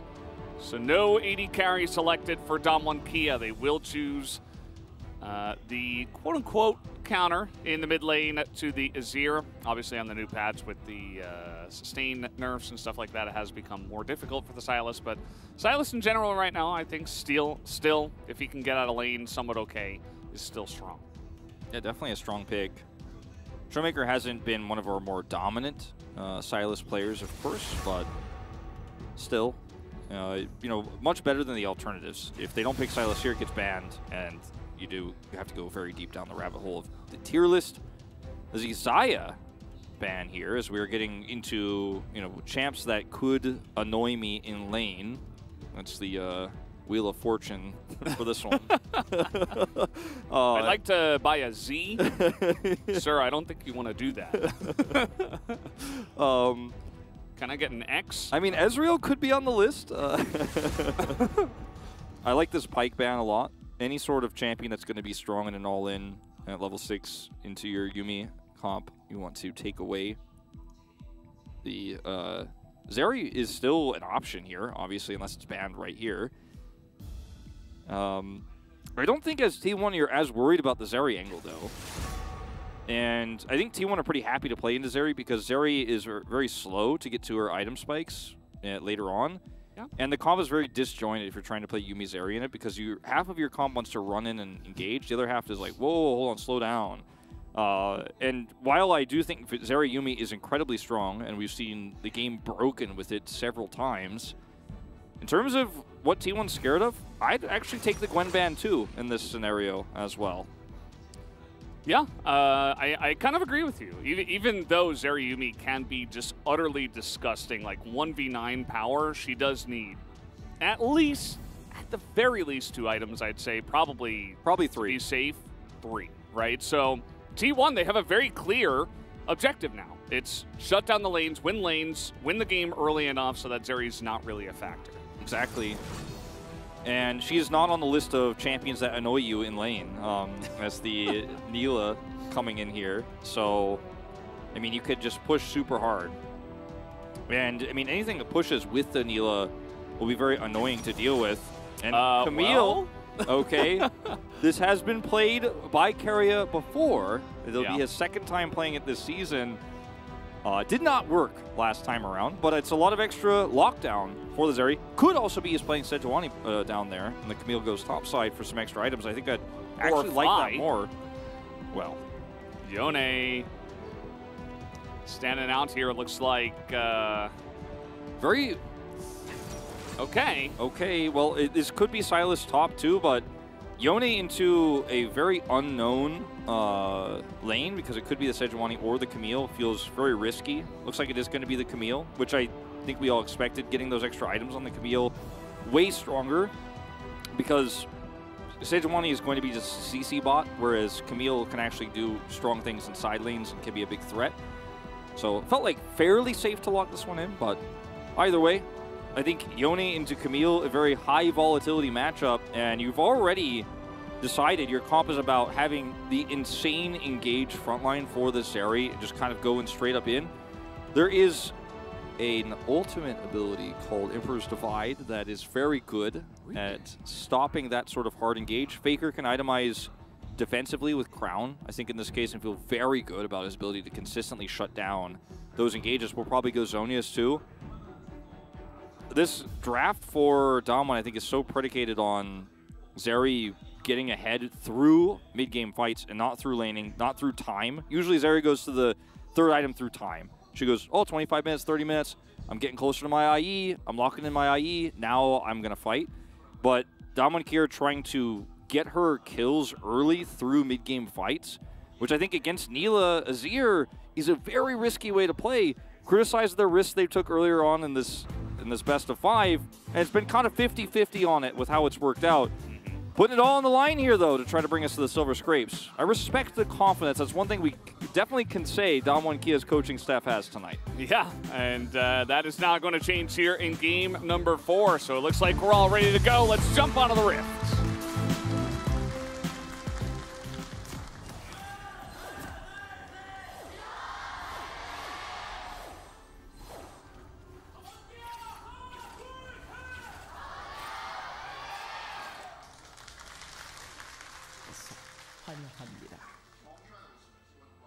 Here we go once again, game 4. Damwon Kia on the ropes again, trying to pull off a reverse sweep. T1, after the first couple of games, I thought the 3-0 Pred was going to come through very smoothly. Was not meant to be. Damwon Kia did put up a nice fight there in the third game. And here we are again. The Birdall sub-in does feel like could have been related to this specific R5 pick they had prepared. And so before we were like, well, let's not speculate. I think we can kind of speculate now, as that's the great little Prowling Projectile start. You go to there, attach the Silas, grab 20 gold, take away some of Faker's health. You love to see it. Everybody loves Yuumi. All my homies love Yuumi. Yeah, huge fan. Yeah, all of us down here, we're all big fans. Shout out. Hashtag big fan of the Yuumi. Yeah. Shout out to that champion. Very, very cute little maneuver there in the mid lane. Prowling Projectile is such a very interesting way to name a projectile skill, you know, by calling it a projectile. Yeah. I suppose, you know, eventually you run out of vocabulary words. You got that P alliteration going on. Yeah. PR too. This is level 2, so there's the flash from Faker. Not the first time that Canyon has done something like this in recent times. Well, it's pretty huge to get flash away, especially because Showmaker will get his own Emperor's Divide. You were talking about Marong before. I'm like, this is his comfort zone, man. Like, yeah. He would love this meta here in the LCK. Oh, he absolutely would. He left it okay over there in the LEC, but I think that the advantage that Canyon gets here is quite significant, though, this time around. As for Keria and Guma in the bottom side, level 6 is such a scary prospect. Like, when I think about how this goes, where they get it first, and Kellen can't defend himself with his own, Duckdown won't be able to hold back. Can be very scary, as they're actually getting a nice trade here. Range they do have in their favor. That's one of the other things Yuumi's going to grant you into this lane, is the ability to actually use that Prowling Projectile, the double PR. Maybe that's one way to save Yuumi's reputation, is put 2 PRs. And, yeah. Chovy, the only one to win in this matchup for Summer. And it has been one that we have seen be less and less popular, because we're seeing less Silas here in the end of the season, as we do see a roaming owner up to the top side, and gank setup here is potentially real. Some nice trading from Zeus. Canyon, though, going from bot to top. He is right here on time. T1 not going to commit to this before they do see Canyon, though, so they should be totally safe as in goes owner as well. Big trade in the bottom side. Exhaust actually used as Guma just hops away from that one. And Ignite used. So 3 of the summoner spells of Damwon Kia used, and none for T1. Yeah. And the lane is still pushing. The wave is still pushing here for T1. So Duckdown going to need a little bit more here. And unfortunately, he's not going to get it right now. Needs a little bit more poke from the Yuumi to connect here and have those healing E's come through before you can actually all in. Canyon will grab this crab, and we'll get a little bit of a speed boost down here to the bottom side, but Guma, Keria should realize this. They don't have a ward here. They're pretty low as well, as in goes the Zeri. This looks very suspicious, as in goes the monkey and does a ton of damage, but first blood goes to Keria, and Guma is just prancing around everybody. He will get taken out, but now owners here for the potential cleanup. Canyon and Kellen stuck in the brush. Kellen, actually with that flash, not able to land onto Canyon. Made that very difficult, did Kellen. Very nicely done. Yep, and owners not able to execute. And we'll take him down low, but can't get the kill. This was very well played, though, from Keria and Guma. Summoner advantage that you talked about right before this, actually so critical in this moment. You know, with that extra exhaust and ignite, they would have actually been well off to get that first kill there and then trade back, but they don't have that extra damage, as Keria and Guma don't have vision. But Keria just sets up the knock up here, the stun. Super easy. Duckdown taken out first, that's all your damage gone. Without the damage, this fight, the longer one, not going to go in your favor. At least they trade back one onto the Neela. And Canyon, with the help here of Kellen, plays this so well. Just barely dodges. Yeah. Canyon predicting that straight line, was already running towards the alcove and is able to dodge that one very nicely. So, bit of an even trade there. You could see that Guma and Keria, the second the engage came in, they're like, what, you're engaging on us? We're just going to kill you. So they have a very absolute calculation in their mind of like, okay, we know that we have the damage to kill them right here, regardless of, you know, the jungler being there, etc.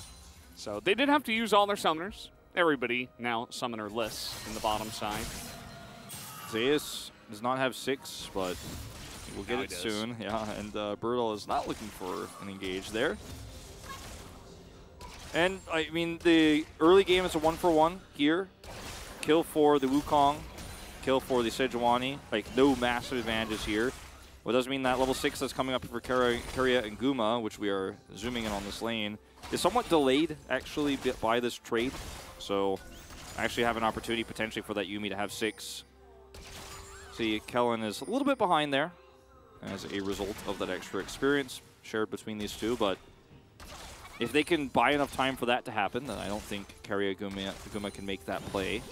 They're both flashless, of course, as well. As Owner with a big long con play potentially set up here. It'd be very difficult for Zeus to bait this one. There's no wards. He does have his Exec ultimatum. I think if he can land that onto Bertle outside of a turret, he is 100% dead. With Ignite here for Zeus taken. But it doesn't quite look like it. I mean, they could try to force it under turret, but that's a bit dangerous. We do have a bit of a roam up top now from Showmaker even.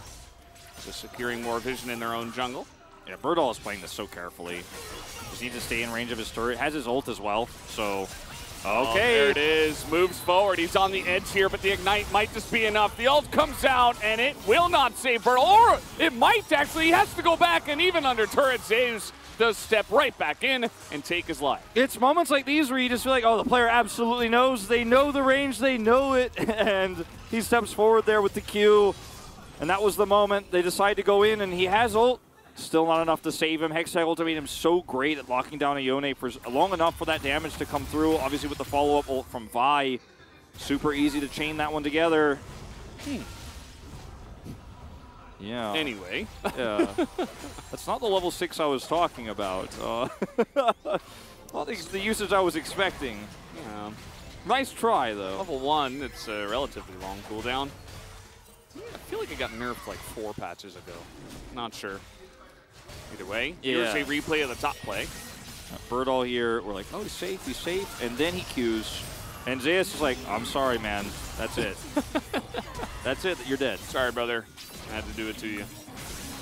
Zeus waits for him to go back to his clone as well. He's like, I don't care. Or it's not his clone, his body. His soul goes back and reattaches. And we're no lore experts here. No, definitely not. You will be when the MMO comes I will be, out. yeah. I'm working on it. This is huge. Yeah, they're going to be going for this one. Showmaker now backing up to his team. This is over the wall, as everybody's kind of got a dash here, but they're being zoned out for the moment, and Hextech ultimatum not available for Zeus. But in comes the engage, as that one will land on the back line, and the Cyclone is really huge. They provide some space, but the Apotheosis does gather up 3. It's not enough, though. Where's the damage? Zeus is in there all alone. The Neela is already dead, and Zeus will be second on top of that, as they even get the Rift Herald Damwon Kia with a fast play. Remember what I was talking about? They want to use this comp to get kills for Zeri, get the Zeri accelerated, get her items early. And one way to get 3 items on Zeri, time. The other way is kills and assists in early team fights. We usually like to call those Zeri moments here on the LCK broadcast. This was not certifiable, unfortunately, with just 1 kill going over. But still, a lot of money in Duckdom's pocket here. Winning team fight for Damwon Kia. They use their comp, and it's turned so well because Apotheosis needs to actually hit everybody, and they need follow-up damage. They don't have it. The ult from Duckdom is way better here at setting up for an actual team fight win. And remember, Keria doesn't have ult. There's no Hextech ultimatum. Duckdom, is he damaged? Is he touched? Is he hurt? Is he under any threats? No. The answer to all of those questions is no. Well, we're diving top again. This is one way, as now the ult comes down, and Bertle is under turret, killing both of them. Double kill for the Yone. And now the nerves are starting to come through a little bit here, potentially for T1.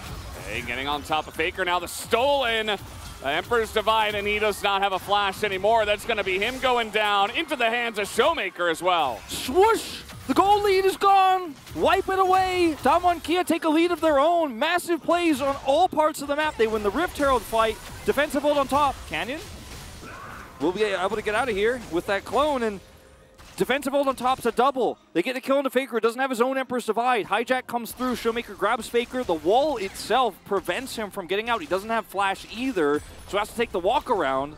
Duckdown grabs a plate down here, really adding on to the things that went wrong for T1. But T1 in just a flash, now no longer in control of this game. And Karia's on a bit of an interesting path. Not enough damage, I don't think, from the Zeri and the Yuumi just yet. And Owner's here. This could be a trap. Okay, Owner is here. The damage not there onto the Karia, so it is a nice amount of poke, but even follow-up there from Owner. But doesn't amount to a kill or anything like that. And Zeri just able to get over walls like that. Never really did any risk, unfortunately, for Owner, who didn't have ult there. But this is the play here, top side.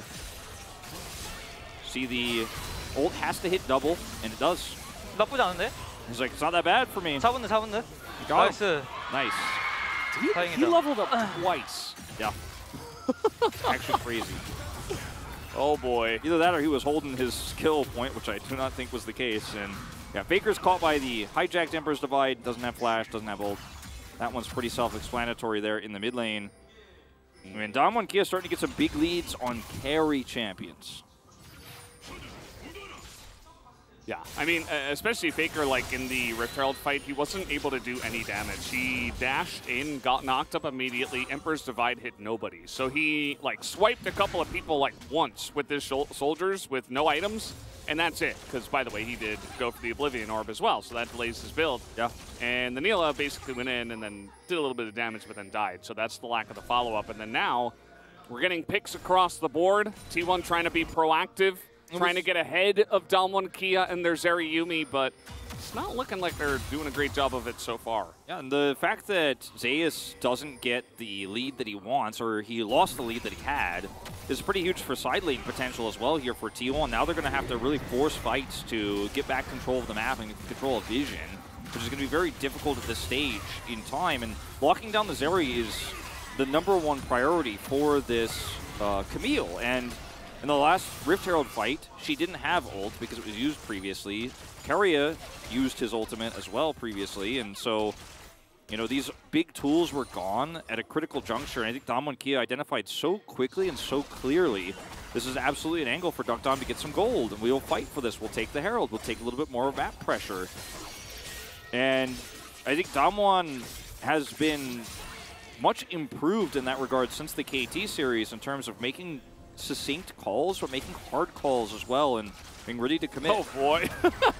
Owner's gonna face check this brush. He does have a lot of time to try to delay his death, but that is about all he'll be able to do. As now the follow-up, second Cyclone comes in. Keria has to use his stopwatch. Apotheosis does come in, but Exhaust is right there. Guma will save Karia's life, but this is huge for more gold for Duckdom. Exactly, and this is still just going to be so many minions now going down, the turret plate going down. It's going to be Drake for Damwon Kia, and Flash was up for Canyon. He has the double Cyclone, makes the 2 impactful plays there.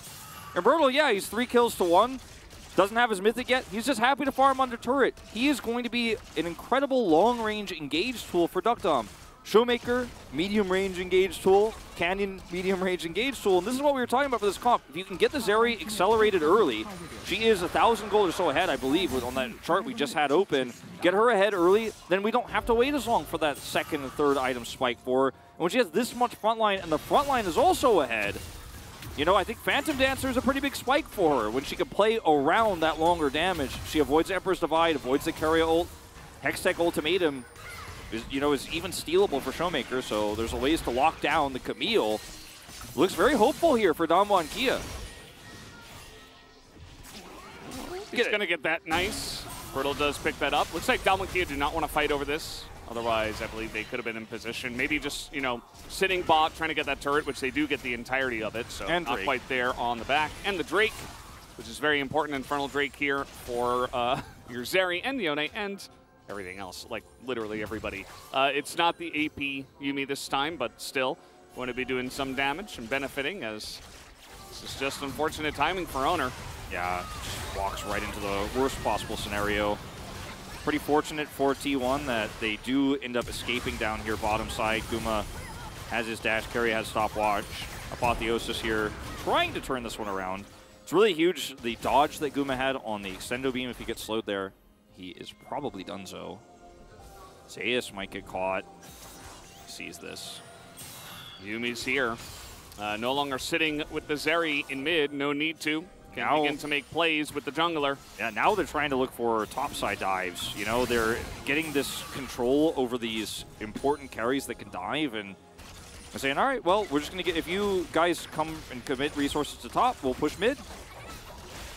And at this point, Duckdom with Shield Bow is like, yeah, I dare you to all in me. I dare you to try to fight this. He has Cleanse, and he's very happy to take fights into Neela in the mid lane, especially when the jungler is just one screen away. Showmaker playing respectfully here. Take a look at the builds here from Faker. He went Crown, as might not be able to talk about it, as in he goes, going to delay a lot of that damage actually and survive just fine, as in comes the Wukong. I don't think they're done with this one yet. It's the big wraparound. Yeah, no turret here. That was such a beautiful flash attempt from Showmaker, predicting the angle, but the timing a little bit off in terms of the Emperor's Divide, so he still gets caught by it, and it looks like Faker will just narrowly escape. Just quick enough to get out of there. Are we doing this again? I hope not. Is this the angle? Because it is, I mean, it is Camille, but hasn't really been working out for you guys too much.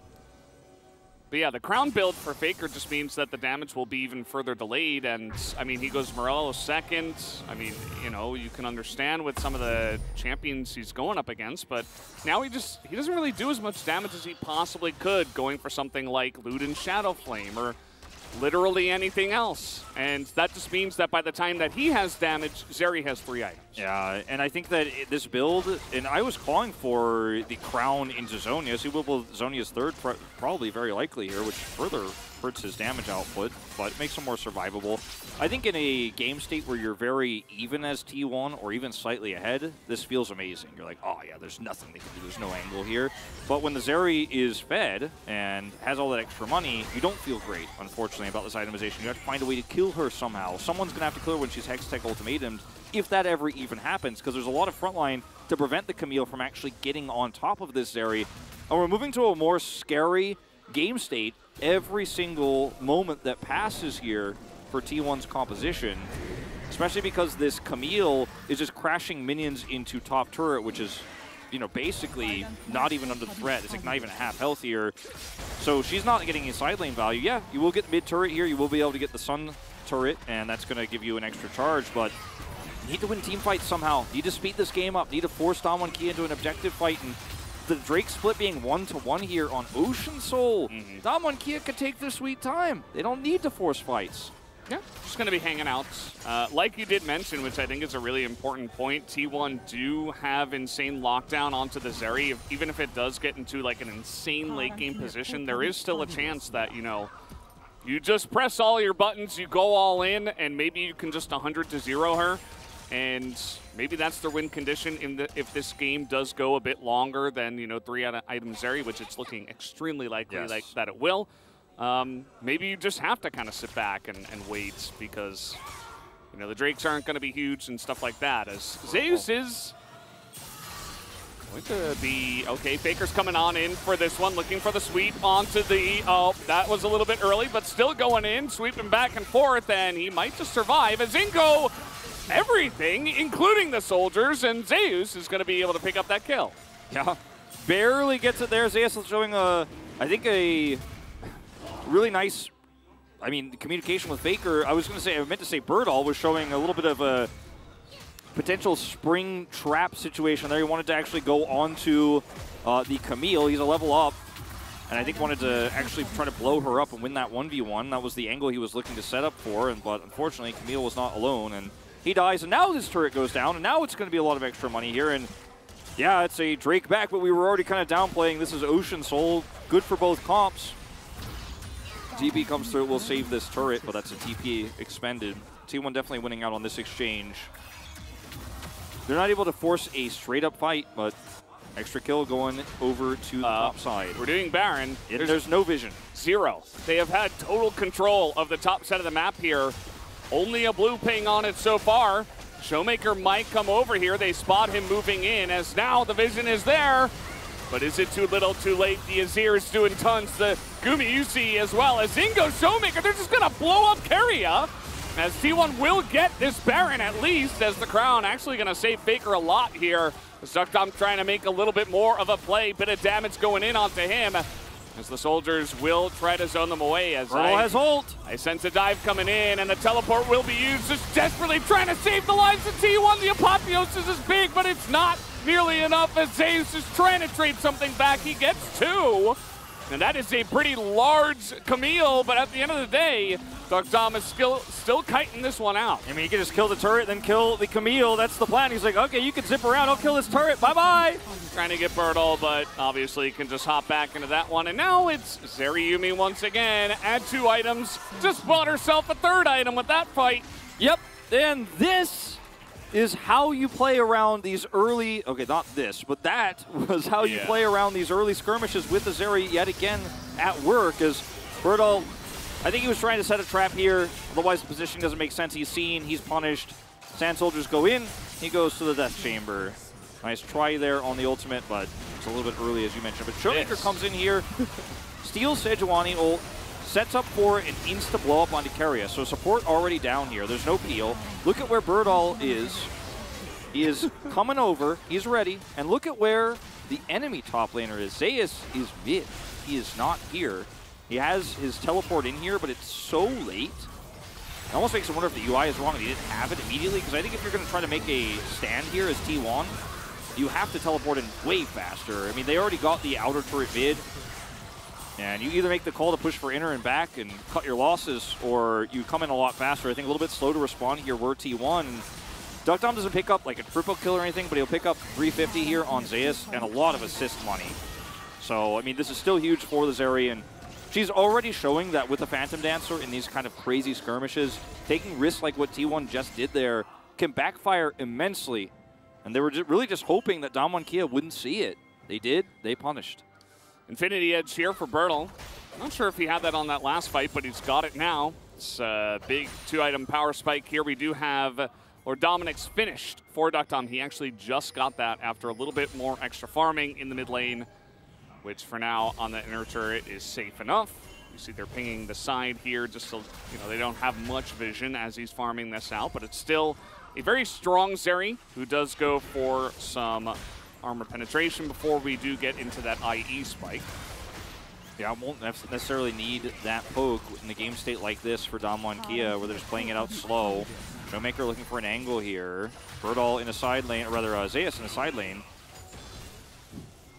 Showmaker going Crown himself. It's pretty interesting into Azir, but it's pretty much only Azir that can really proc that. It does make you very sticky, very difficult to really get rid of. Yeah, and if you're looking just for hard engage from a distance away, you're going to, I mean, it's going to be procced as you're going in, and that's going to give you just that all the extra resistances, the extra hard engage, the damage reduction that you need to actually get the maximum value off. Because you're not looking to pick the back line as Showmaker, you're looking to just get into the front line and buy space for Duckdom. So I do like it in that regard, and as long as it's up, when you do decide to do that, it will be immense value. He also went Zhonya's for the stasis and the extra armor that's going to give him. He's a tank. He's just full tank Silas here, essentially. Same with Faker, especially once he picks up his Zhonya's. Working on that at the moment. As T1 still grouping up here for this Ocean Drake. Been here for about 30 seconds, just waiting for DK to make a move. Which they have not just yet. Just trying to get prior around mid and then get into this one. T1 seemingly want to be very ready for this next fight. Stopwatch on Duckdom though. Gonna buy him a lot of time when we do see that Hextech ultimatum that will have his name on it. Duckdom's positioning here is so critical. If he overextends, he will be vulnerable to the hard dive that T1 have with this Hextech ultimatum. His one job is not to die. Then the second job is to do damage as he survives. But step one, if he fails that part, we don't even get to watch the rest of the fight. That will just end instantly. Now he can proc the crown very easily too on this Zeri. Another thing to consider here, Faker, less survival one that's broken. Yeah. So now he doesn't have the crown. Doesn't have his Zhonya's finished yet, from what I can tell. Yeah, not yet. Is sitting on Crown and Morelos for damage, and Phoenix Codex. Okay, they're looking to actually collapse on the Zeus here potentially, but they don't have the damage without Duck Dom. I think this could be something that could backfire. Duck Dom's positioning here has to be so far away from Zeus, but that leaves him vulnerable to the left side. Yeah, Zeus is you can see, he's like pretty tanky. He's level 15, he's got some levels. They're trying to get on top of him though, as maybe I cursed him. He's trying to get out of here now with the hook shot. He's buying a lot of time. He will go down, and you can't burst Drakes like you used to. Just not going to happen as Zeus goes down, does a bit of damage, but that is Dalmonkia's Drake. I think T1 kind of left him out to dry there a little bit. I mean, he's backing off, he's backing off, he's backing off. T1 are starting the Drake. Like, he needs to leave, or T1 will have to, you know, commit further on top of the fight and actually try to turn it during that Hextech ultimatum. Duck Dom's positioning was perfect. He just kited right up the choke point. He was like, yeah, you guys start the Drake. My team is killing the Camille. And watch this one more time, you know, more zoomed out. Look at where Duck Dom is in this fight. T1 are just so far away from him. I think he probably should have been kiting back away and trying to allow his team to then take the Drake aggro and then look to turn back around, but he stayed so long, and Duck Dom was never going to be a target there because his positioning was so good. He played the long con game and paid for it. Does now pick up his Hull Breaker here, so a little bit more of a threat in a side lane, but yeah, I mean, you've got double teleport. So does DK, but you know, there's some ways where you can make some crazy side lane plays happen. It does mean that in team fights, you know, he's already really tanky, so it doesn't really offer much by itself. He will survive for a few seconds longer by himself. By himself. Yeah. Like when they find him, he'll live a little bit He longer. built it because he died in that last fight the way he did, maybe. Probably not. No, I don't think so, but jokes aside, it does feel very ironic. interesting choice. Would love to see him, you know, actually split push. We haven't seen that in a while. Yeah, and he can be a split pushing win condition, obviously, if he's given enough resources by owner to do so.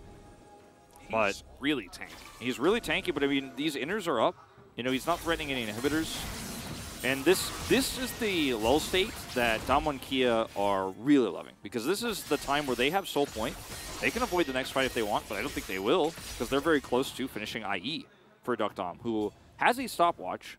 So does Canyon. So does Birdall. Like, they're ramping up for one more decisive fight, and they want to end the game. And they have such a massive lead right now in terms of how these two compositions function. On the other side, T1 will have to 100-0 this area somehow. The Neela is very behind in items, does not have any range, no staying power. She's not really a ranged champion. She's not really an AD carry. She's just another engaged tool here. And since Faker didn't go damage, like you were saying, Camille went for side lane utility tankiness. Even if she gets a Hex Tech onto Duck Dom, he could stopwatch and then they win the fight. Sunfire for owner. Everybody's just gone for these, like, kind of unique hybrid, you know, damage tank builds, it feels like. Maybe that's just the state of League of Legends nowadays, but either way. Zeri's loving it, that's all we could say. Definitely not a lot of boom boom on the side here at T1. And so they are controlling vision around the Baron pretty nicely.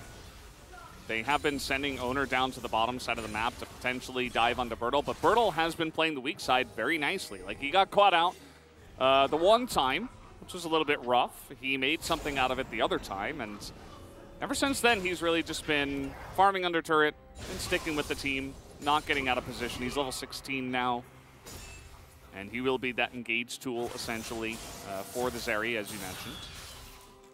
Zeus, he has so much power in this game, but he is also the focal point for Dalmonkia if he tries to use it too aggressively. We saw this for Faker on the Lissandra last game, and this is the same sort of scenario. Is we need to kill somebody, we need to execute somebody, we need to all-in engage with T1's comp, and it can be a double-edged sword, as we saw on that bottom Drake fight. The problem is that the damage for this area gets so immense that even if he's tanky, you know, he just gets melted so quickly, and they have so much follow-up CC. Cyclone swings through, you know, Showmaker gets in there on top of him, and it just becomes so easy for Dalmonkia to peel. There we go, we got there in the end. Extra vision. Double layered. Yeah, denying the wards over the wall. Gotta love it. There weren't any, but, you know. Now you can drop one. Now you can drop one in this Ocean Rift bush. Well, Valdez, Infinity Edge is ready, but they need to force this fight without vision at all. Look, they're denying the vision, and nobody's here. So at the end of the day, Damwon Kia just not able to get here on time. This is really unfortunate. T1, they get the Baron, they get out.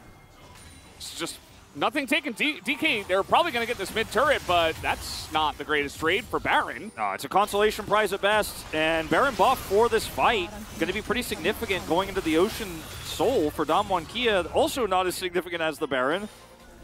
Damwon looking to engage is Showmaker. That's decent amount of damage from Sylas, right? I mean, level 16 Sylas means he can get another one yeah. just a second here, so it's a big slow, gives them prio here and a little bit of extra damage. T1, look at that extendo beam damage, 4 items Zeri. It's like, oh yeah, Zeri's in this game. And she has stopwatch. Wish we had the Yuumi, but no, we've got support Sejuani. It's now Ocean Soul. Could be huge, especially against all the smoke from the side of DK. Crown is going to be punctured here on the side of Damwon Kia. As in goes Bertle now. He's get out immediately. Divide. That is huge. It's now better Emperor's Divide. Underneath this one is can't even see the health bar. Zane's super tanky is going to go low. As do they have the damage? They have Showmaker in this backline as it is going to be the Ocean Soul taken. And now Ducktom has the entire rift to himself. Where did Faker even go? He just disappears as this is looking like a Game 5 angle now. Ducktom cannot be ran away from. He picks up the triple kill. They will look to push and end. I mean, there's just no vision of where Zeri is, and the second that the engage comes through from Bertle, not even really an engage, just goes over the wall. Emperor's Divide gets pulled out. You needed that tool to lock Ducktom down. Full health Zeri, again untouched, 6-1 and 9.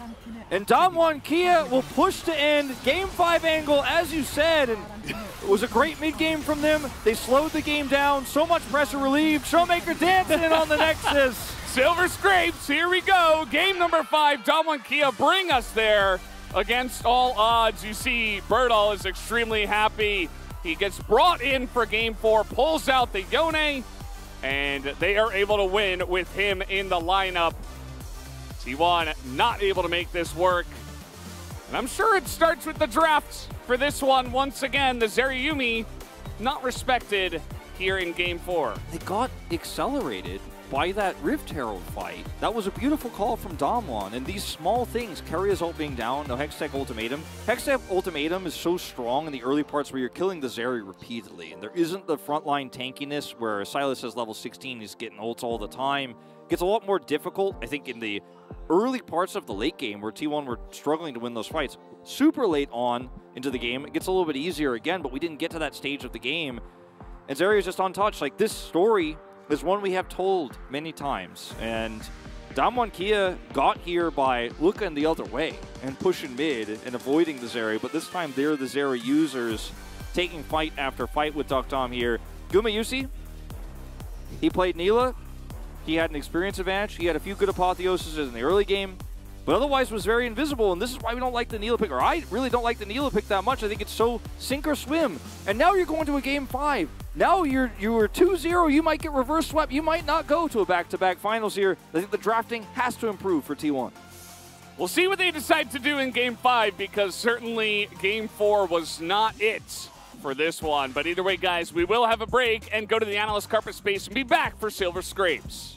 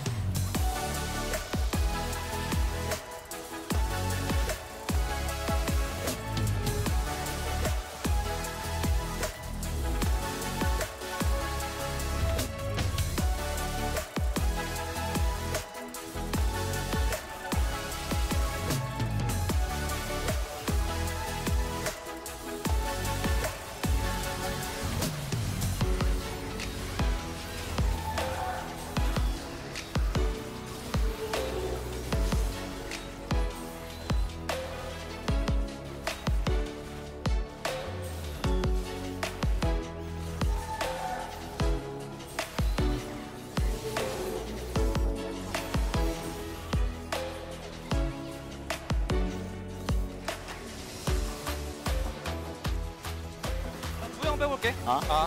뺐고 보여. 먼저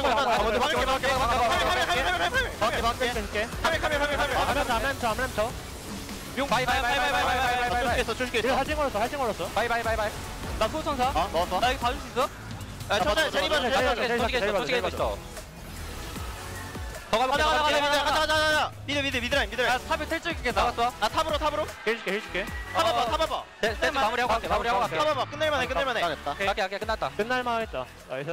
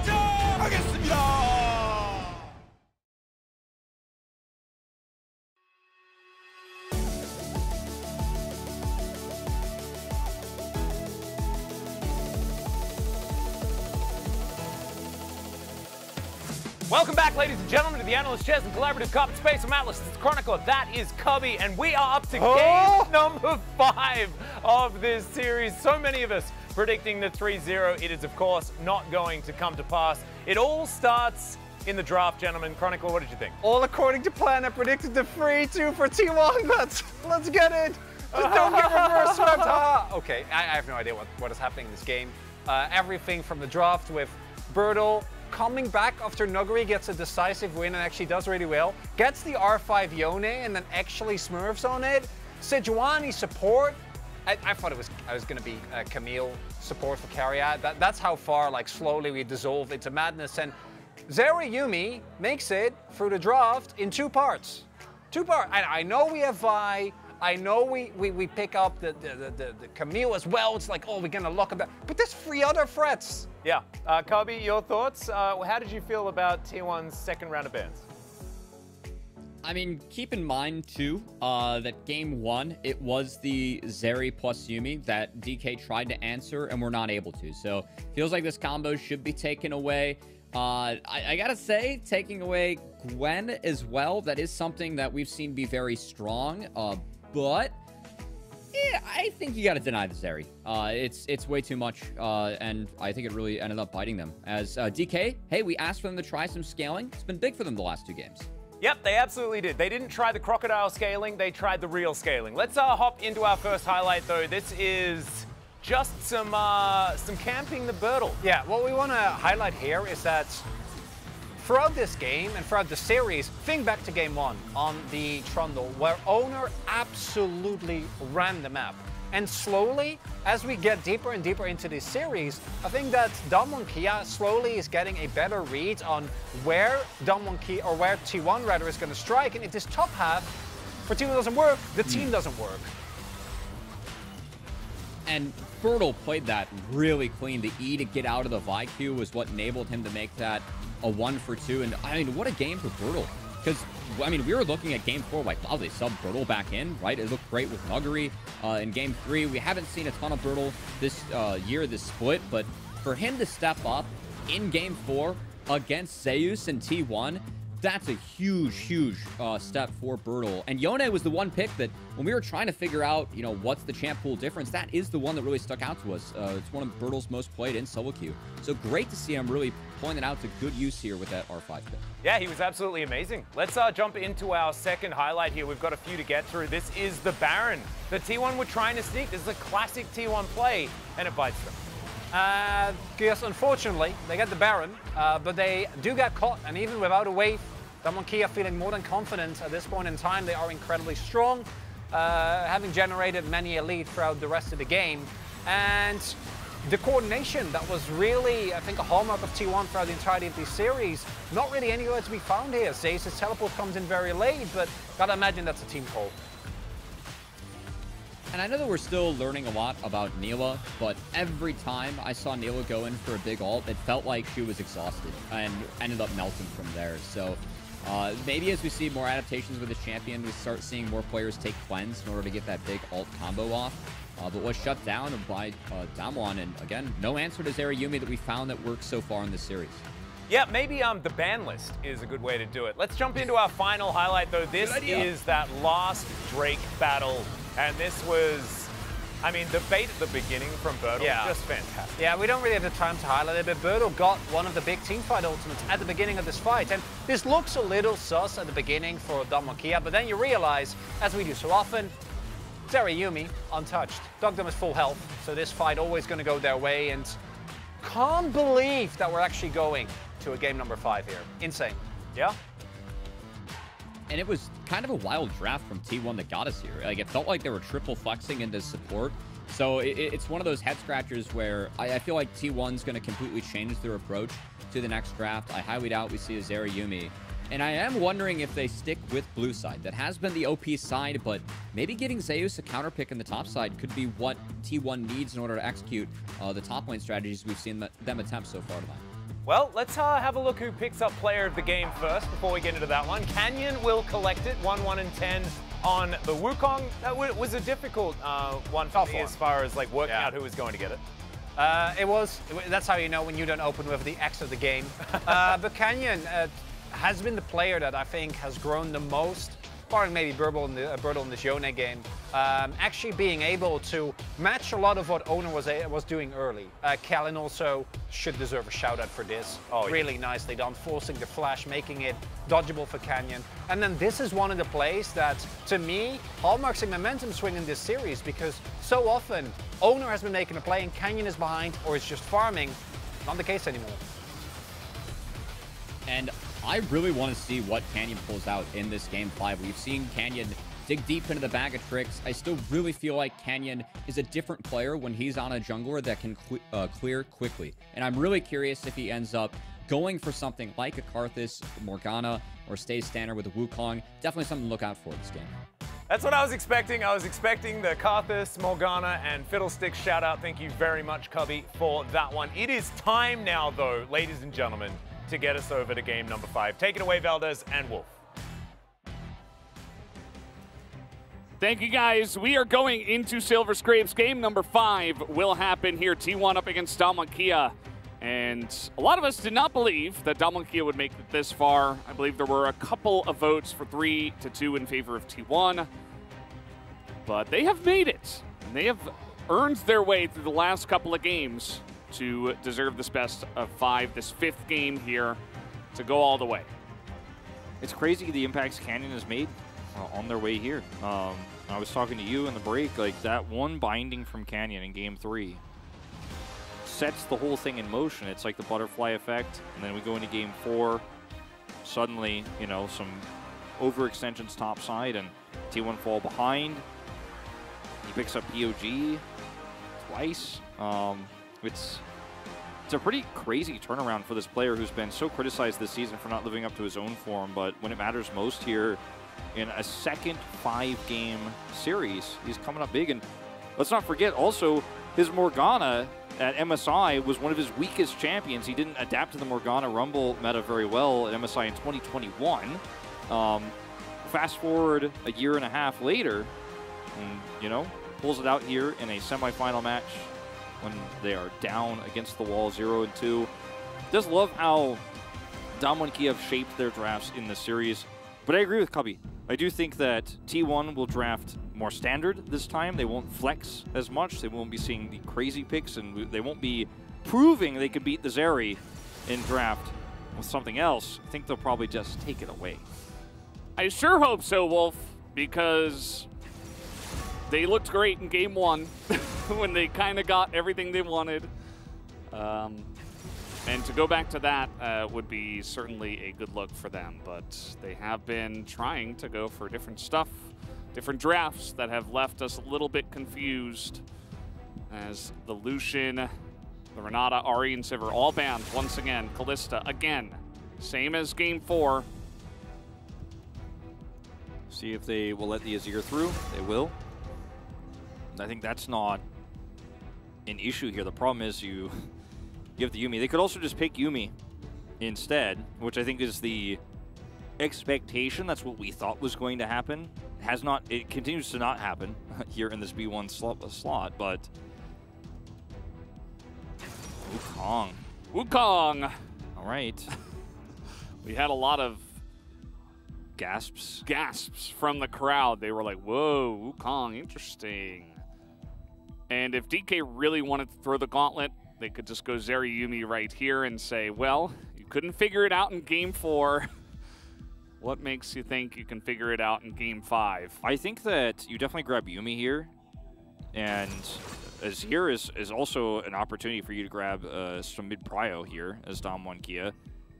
Don't necessarily need to lock in the Zeri just yet, but if you do want that combo, you will have to pick one piece of it up here, and then we'll have to do it, I think, before the second banning phase, because I don't think T1 will make that same mistake twice, even if it is an Azir comp here and not the Sylas frontlining style that we saw in the previous game.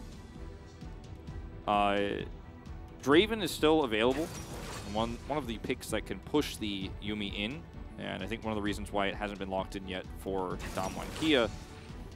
And T1 are like, thank you for giving me your draft from the previous game. Yasuo.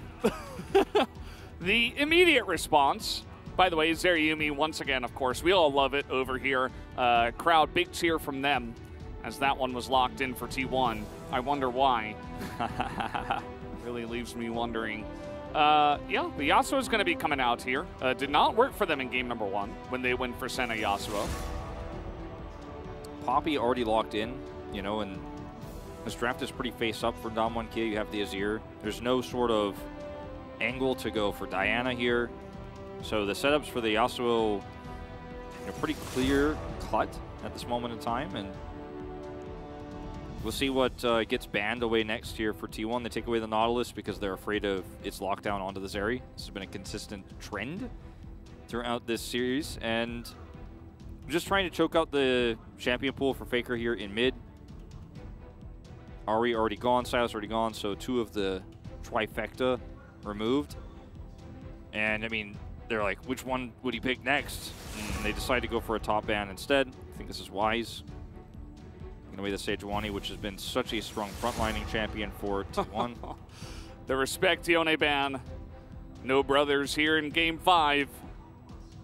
Yep. And now a couple more picks to have us fully realize this Damwon Kia draft and see exactly what they want to go for. So it's Senna Yasuo again. This is very risky, as it was before here for Damwon Kia. We don't yet know what that top pick is going to be.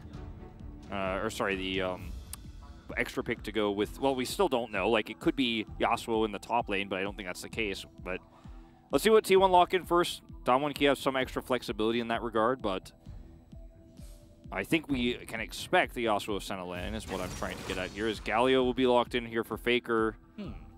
Really nice response to the Yasuo Poppy engage style. It's definitely a Faker champ. He's going to pull it out here in game 5. Was banned earlier on in the series too. Okay, blind Aatrox here. No. Zayas had a fantastic game on the Gnar. Was able to pick Duckdom repeatedly. And I voted for him. Chronicler voted for him. He didn't end up getting POG, but it was a very impactful performance for him. So a lot of combos here and an insane front line for the Zeri in T1's draft. Let's find out where this Yasuo is going and if it's going to be a counter pick for the Gnar. Camille for Birdall would be so classic, or Irelia. Heimerdinger! Okay. Oh. Alrighty, so is this in bottom lane with Senna? Yes. And is Yasuo going top, or is it top Heimerdinger? I think it's going to go to the bottom lane. Okay, here we go. Is Yasuo going to be in the mid lane, or is Yasuo going to be in the top lane? Probably expect the Azir to go up against the Galio. Yeah, that's my expectation, considering how much extra power the Azir has with the range and the poke into this melee champion, the Galio. This is But crazy. it is going to be Yasuo mid, it looks like, here, unless we have a swamp bug. They're pulling this out right now. We will... in game 5. I mean, I could see people locking in runes. This is real. This is legit. Well, that's on the T1 side. Let's see. Yeah, I mean... seems legit. The coaches are walking, man. It's happening, as far as I can tell. Valdez still doesn't believe it. He's looking back. I still don't believe it. I'm looking back. Valdez is looking back. He's like, it's not real. I'm like, this is the reality we're living in. Did you see Danny nod? When he nodded, he said yes. Yeah. It's happening. You know, Azir and Tanar, like, you can see it, but, like, oh, man. Okay. This is going to be a fun one, guys. And the gank potential top side is actually insane with this setup. Obviously, mid is not going to be as much power for the Yasuo there, but I think Canyon has quite a lot of agency in this game around. And Brandon still doesn't believe it. Do you believe it now? It's on the walls. It's written on the walls. The writing is on the walls, Valdez. Game 5, we thought we would see crazy picks like this from Damwon Kia in the KT series. We thought they'd struggle there. They struggled. They brought it through in Game 5. But this time in the 5th game against T1, that's when the real craziness starts. Here we go, guys. Silver Scrapes. Let's jump onto the Rift.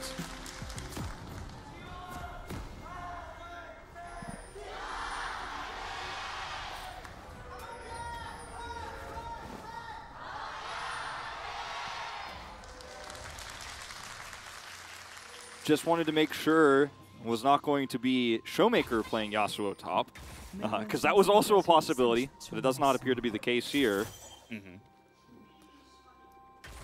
And now a little turret spot.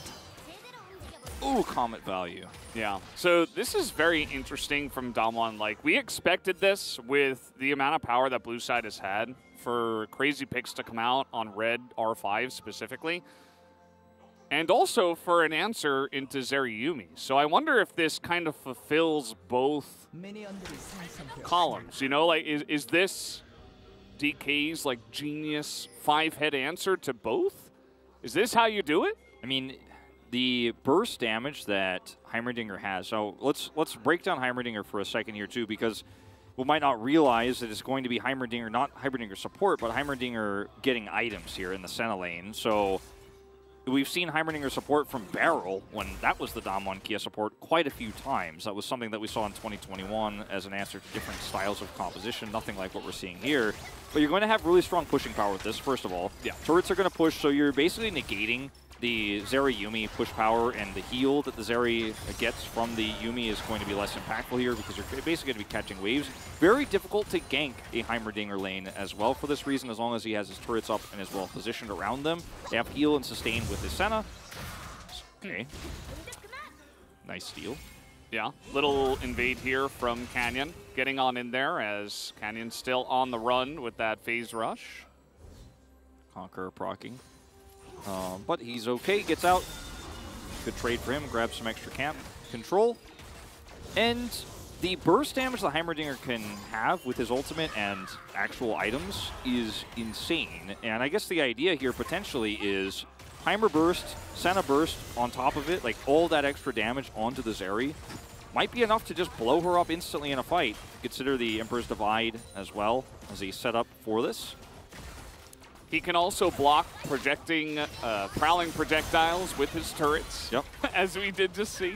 Very annoying to send anything towards that. Remember Barrel? Yeah. Oh, there you go. I do. Yeah. And he actually lost versus Kellen. So funny the way it all comes back to that. As level 3 Zeus here going to be annoying against Birdall. This is going to happen early on, but the Azir should be just fine in this lane as the levels do come around. As now actually getting in here as Zeus is very far down the lane. He is going to flash, but the chase is on. Canyon, he'll flash himself, still on the chase, but will not be able to extend it. Yeah, unfortunate that there's no kill going down. Zeus is a little sheepish on the player cam, but he will escape here. We'll have to use his teleport to get back to lane. Birdall going to get a little bit more control. He's going to try to freeze the lane closer to his turret. Showmaker has played the Yasuo mid 6 times, played a lot with the Yasuo Diana combo when that was meta. So, okay, this is a nice bait. Yeah, looking for it. Hex Flash comes in as just a little bit of harass. Canyon trying to make as much happen in the early game as possible. Not the first time he's done this in the series on the Poppy. As in goes Owner with his own red buff. Steadfast presence, pretty good. It's a very nice ability. Canyon making an impact in 2 lanes here early, neither leading to a kill, and the second one not being as good of a trade as the first, but Canyon has played, I think, some of the best games of League of Legends that he's played this season in this best of 5. It's crazy what a impact he has made for this team in this series. The Morgana pick was beautiful, has a great game on the Wukong. Now playing Poppy here, making an impact topside in a very unusual lane setup here that T1 have to deal with. And it's also testing Zeus, again, the rookie player who's playing against his kind of rival, quote-unquote, in Birdall in terms of the top prospects in 2021. Faker will get the knock-up here. Got to respect that Yasuo damage, though. Faker, not his first rodeo in this match. No, Faker's like, I played this one a lot. Yeah, on both sides. And you'll see if Zeus ends up, staving off the pressure here. He does have to flash early, but is laning still extremely well into Birdall here on the top side of the map. Has a CS lead. And is building into his Merc Treads early here, so picks up the early magic resist, which will make the lane a little bit more comfortable. I think the biggest thing for T1 coming into this, like, everything you mentioned about the Heimerdinger is very true. I think especially the pushing power is going to be very nice, much in the way that the Sivir interacts into the Zeri. But I think for them, at the end of the day, it's just another good Senna duo, and it's not going to make like a gigantic difference in this game. I think as T1, you kind of just say, okay, it's a little bit weird. We haven't seen this in a while, probably haven't played against it much, but we know what it does. It's not the first time Senna Heimerdinger has been played. let's play our game. You know, we have Zeriyumi and just try to go from there. Yeah. The ability for Zeri to skate around those turrets in a team fight is also, you know, something that can be somewhat frustrating. But if the team is trying to chase you with this Yasuo comp that, you know, has a melee mid laner and they use the Azir ult early, you'll be away from the turrets anyways as Zeri, so it depends on the way the team fight pans out, whether that will actually be impactful. But if you're trying to skate in and be aggressive into these turrets, it can be very frustrating as the Zeri player. Not going to be dodging those. Those will stick to you. As you can see, just basically on cooldown here, Duckdom is putting them down and just going to give them Drake Prio. So first Drake, which is an Infernal, so a lot of extra damage here. This comp that needs it so desperately. It's a great start here for Damwon Kia in terms of this draft Prio setup. That's a check in that box. First Drake, that's a check. So things going very well here. Now Guma, like you mentioned, knows that he's just going to be kind of farming it out. Knows how this lane plays. Let's play our own game. Let's try to scale up on the Zeri. Starts Cull. Is 60 stacks in. Might lose a plate here, but not the end of the world. Question is, will they be able to take control of the Rift Herald fight? Because they have a really nice level 6 fight, obviously with the Galio, with Gnar, and they have Wukong's Cyclone, which is something that Poppy, you know, she can knock people away, but not the same sort of power there. See the trading in the top side. The Azir matches the Gnar range. So even in mini Gnar form, you're taking just as much damage, if not more, than you're giving as the Gnar. So it's not like you have that normal Gnar into melee X bruiser in the top side. It's a very different feel. Bertle here does have Flash. May have to use it as Emperor's Divide as well, of course. Gets slowed. It might just be blown up 100 to 0, as there it is. Owner not level 6, so Emperor's Divide just going to push him away. Close call there. The Merc Tread's value here for Zeus has been pretty huge in terms of that trading. Trade back the range, but it won't be as painful since he did buy that first. Gets a little bit of extra movement speed too, so we can close the gap. As Canyon's setting up for something here, but no Emperor's Divide. Be risky to stick around. The Herald is spawning. Duckdom is down here alone. Senna doesn't have 6, and T1 looking to have full control over the second objective of the game here. Guma's even going to skate his way over. They have the long-range Faker engage. I think Damwon Kia would do well to avoid this fight. Try to get some plates bottom side here since Zeri actually rotates over. And we might even see a lane swap here, potentially, with the Zeri coming up to the top side. Otherwise, wasn't really necessary to go up there. Will just be a free plate. She comes back down, so feeling pretty good about this two-plate exchange as Damwon. I came in a little late there, but they got the job done. Was worried. I think Kellen got all of it, by the way, as Duckdom, you're on vision. Not going to be unspotted here. And yeah, that threat of the insane pushing power that they do have is very annoying. It's just another way to get Sivir's pushing power into your comp, I suppose.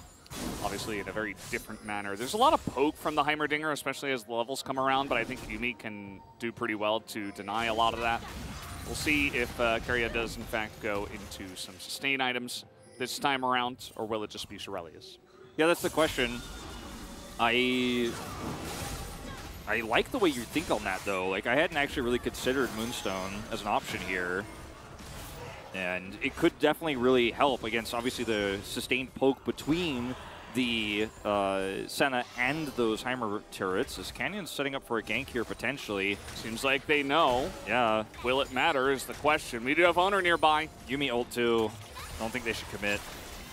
Spotted now, so see you later. Wukong. Yeah, and this game is so tense because there hasn't really been a heavy commitment outside of that top play to anything big or real. And both these comps scale very well in terms of what they want to do. The Zeri versus the Heimer and the Azir. So it's really just right now small edge to Damwon Kia in terms of that first break and a very small gold lead, but we just have to wait and see. Like that's the kind of game 5 we've been gifted here, is like the most hype draft, the most crazy. And I just kind of want to bask in it for a second, you know? Yeah. You and I got 2 in a row. We certainly have the time. That's it's not really going to change too much. I think now as the levels start coming through, you know, Summoner's up for pretty much everybody. Ocean Drake next. I think as a singular Drake is pretty nice, especially for Dom1 if they want to start stacking them, trying to get that early soul.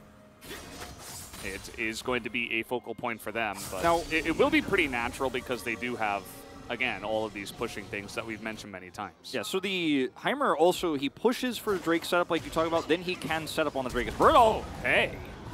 Oh, man. That's a trade of flashes. Nice flash from Bertle, though. You have to be quick on that trigger. If he gets hit by that, he is dead. That was an insanely quick reaction from him, and if you guys are falling asleep in this lull state, maybe that'll wake you up a little bit. It's going to be a TP coming through here after that exchange. Zayas is laying this out so beautifully. And we do see Faker coming over. We do have that swap for Guma mid. They're going to drop the Herald to try to give him some plates here, and this is perfectly timed to set up for Bryo. On this Drake, no turret set up here whatsoever for Duckdom. TP in from Duckdom. He has a Leandries now already. So this poke is going to begin coming out. See how much Keria can do to mitigate that damage, as I was talking about before. No teleport for Bertle. He's top. Yeah, he's just sticking it out. Dom1 wants to set up for a play. Is the Wukong, though. That's really difficult to get out. And Canyon has to flash away as Faker just going into the brush is going to take a huge amount of damage from just the Heimerdinger. As the rest of his team is coming in, Faker does not have teleport, but he could potentially jump into this fight. And meanwhile, Bertle is getting value topside. He's getting plates. He might get the whole turret, and you could trade second Drake for this. Okay, I thought there was the plates were covered. I was like, how many did he get? No, he's only cutting the one. He's been sitting under turret most of this game, but still gets a lot of value here. Topside will force a teleport. Cloud Soul. Cloud Soul. It's perfect. Of course.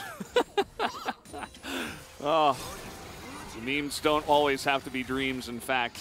And yeah, I mean, we had a Cloud Soul in the KT Dom1 Kia series as well. The topic of many a discussion. As, yeah, it is just going to be the one Ocean Drake inside T1, and Dom1 do have the Infernal. Yeah, and it's only the one plate Bertle picks up, doesn't quite get the second one there. I had a panic attack when it was covered by him. I was like, there's only one left. But no, he's This is everything. It's actually just only one thing, and it's very small, but still a nice advantage for him if he didn't have teleport. They didn't force this. I don't think... Okay, he's backing away now. I was like, did Zeus not see that? Okay. He's going to play it safe. The Leandri's variation here is part of why Faker is able to survive without flashing or anything like that when the Heimerdinger ult did hit him. You can see that burst damage is there. This is something I was talking about earlier in terms of the potential of killing the Zeri, almost 100 to zeroing her. With this variation, it's going to be a much slower team fight that Dom1 Kia are looking for, where the Leandri's damage ticks up over time and is very annoying to deal with on objective setups. And Dom1 Kia decided not to force that without their Azir. Take a plate there on the top side of the map, excuse me, and still we're at a 0-0 kill score game. 13 minutes as the plates fall off, and I kind of game 5. Yeah, we're just farming it out, and you know, this time you say again, like, yes, there is the Zeri Yuumi, once again, very obvious from the draft until now, and Guma's just farming ahead, like about 23 CS ahead right now of the Heimerdinger. He's doing very well for himself. He's going to get a free 2 items, does not have to really miss anything. I think maybe he only got half of one plate mid or something. You know, he didn't get a lot of tower gold or plate gold, but he's living his best Zeri Yuumi life, you know? And on the side of DK, they do have an immense amount of scaling as well, right? Yeah. With the Azir, with the Yasuo, the Heimerdinger even. You could even say Senna, even though it hasn't had a lot of success nowadays. So everybody seems to be kind of on board the lull state train right now. Certainly does look that way. But only one team can take the train to Kong. Yeah. Sorry, had to bring it all back. All right, Showmaker's got an angle here. Oh, this is going to be a nice poppy ult. Yep, it's going to knock away the enemy jungler as Owner is now out of this fight. And the choke is controlled entirely by the Heimerdinger. Nobody can get in here. That is the Rift Herald to the side of Dom1 Kia. Really Showmaker nice, will pick it up. Really nice stun there from Duckdom as well, following up on Faker's stopwatch that's now broken. And they can't turn at all. There's just too much range here on Dom1 Kia's side there with the Heimerdinger alone. And Kellen is just sitting back freely. Showmaker just goes, okay, I'll just go straight back to lane here. We'll push this top turret. And Dom1 Kia, you know, winning this fight here will lead to potentially that first turret going down here. So a little bit of extra gold for them. But what I'm really trying to say here is significant advantage, but no team fight win. And we're back to square one. As the pushing power of the Heimerdinger and the Yasuo obviously right now makes this look a lot easier, but this is really just a Canyon highlight play. They don't know where he is. He has the Hex Flash, goes over. He's calling it the entire time. Yeah, and he's like, I'm going to see what I can get. Goes over there, gets a double knockup, has a choke point controlled. There's the grenade. Look at the damage on the Faker. And that's just a guaranteed Herald for them. Get out. Yeah, he's calling for the team to get out. Showmaker does go up and pick up the eye. You can see they weren't even necessarily like hard committing to making sure they were getting into that eye. They just wanted to make sure they could secure a decent team fight for themselves. So not really taking big amount of chances. And the micro shot calling there from Canyon, something that we're happy to see. He's been, I think, pretty vocal generally speaking in the past, but we've been a little bit worried about Damwon-Kia's shot calling throughout the end of the regular season and early parts of playoffs. That's why we were calling for potentially Bible coming through to shore that up. But just watching him call that fight, controlling the choke point, looking for something there with the Poppy ult, just knowing the exact way in which T1 would operate this fight, even without really strong vision there, using Hex Flash correctly. These things make it feel like Canyon's just having a big comeback here when it matters the most. You know, going back to the narrative at the beginning of this 5th game, the series has kind of been all about him. 4 stopwatches up for Damwon-Kia. They want to get the second Drake or bust. Yeah, that's a massive advantage. You know, stopwatch memes aside, like they are going to make sure that the Cloud Drake will be theirs. And it is just a Cloud Drake. It's not the biggest steal in the world. You see that T1, Zeus is going top. He doesn't have TP. They're just letting this one go. It's probably the right call. Zeriyumi believe, essentially. Just hold on tight to the Zeriyumi carry bus. And everybody else is kind of just supporting them. Yeah, and this is definitely a fine line of thinking, especially considering Damwon-Kia have better setup prio for this. Like, they cannot really lose the fight. So T1 would be just ramming their heads against the wall on a solo Cloud. It's not even soul point. Let it go. Okay, so Zeus is mini Gnar, but it still looks like T1 are grouping up at least for the defense. Look at the turret, though. It's going to be the defense. Yeah, they can't actually find an angle here. I mean, the setup here is so obnoxious with the Heimerdinger. Umbral Glaive is up for Kellen. Yeah. And he didn't rush that. Like, it wasn't a huge lead he had or anything like that. Sometimes we see it faster, but it can be very oppressive in terms of vision control. You can see on the bottom side of the map, they've got that in spades. Shirelia's, by the way, the eventual pickup here for Keria. So, I mean, your Zeri's going to be really fast. Also good for the Galio. Ghosts and Shirelia's, and the Galio and the Wukong and the Gnar. Like, it's good. And, I mean, you already have Sustain, right, against the amount of poke that they do have. So it really just depends on how Damwon-Kia play these fights and how slowly they're able to whittle away at T1's health bars, because T1 does have so much hard engage that it's very difficult for Damwon to do it, but I'm like, well, it's Heimerdinger, you know, and Poppy and Azir, so it's like difficult, but it's not impossible. It's kind of realistic, you know. It feels like an unstoppable force versus an immovable object kind of situation. T1 being the unstoppable force with Azeri behind it, and Damwon-Kia being the immovable object with these turrets, the Senna heals, Yasuo engage, or rather, walls, steadfast presence, exactly. Emperor's Divide. They actually have all the walls. Yeah, it's pretty crazy when you look at like how these two comps collide, and having that extra vision control and faster setup on objectives makes it harder for T1. So T1 will have to probably make some aggressive plays here in this mid game to control vision or get to these objectives first. The Baron spawns in 40 seconds here, but it's Azeri on 1.5 items. You know, she's not going to be killing that one too fast. Don't think you could start that one up. And Damwon-Kia just playing more around bottom side here, where they know their Drakes are going to be their win condition for the moment. Yeah, I mean, they're totally fine to just stack Cloud Drakes. You know, they're not amazing, but they're not bad. You know, if you can just get them for free, it's still good, right? It's still going to be nice. And what was that matchup that we had? It was Damwon-Kia against Fred and Brion, right? Where we went to 34 minutes without a first blood. We're getting there. I don't want to say it's going to happen again, but I don't think it's going to happen again. The evidence is, you know, we're already at 20 minutes. We are in that type of game, aren't we? Yeah. Nobody wants to fight. We're both scaling up. Well, also in that game, I think there were several fights, but nobody could kill each other. This game, it's like we're not fighting at all. There was that one time we tried to kill Birdall and it didn't work, and you know, that's kind of it. But But I think the reason why it won't happen this time until 34 minutes, I think it will probably happen on Baron fairly soon, is because Baron is so critical for these two comps, especially T1, at setting up for Drakes and inevitably getting that extra money for the Zeri so that she can hit her third item. Because she has Phantom Dancer now, which you naturally want to get second. It's going to speed you up. If you guys don't know what Phantom Dancer does, you shoot at people, you get faster, but you're still, the turrets are still going to be shooting at you.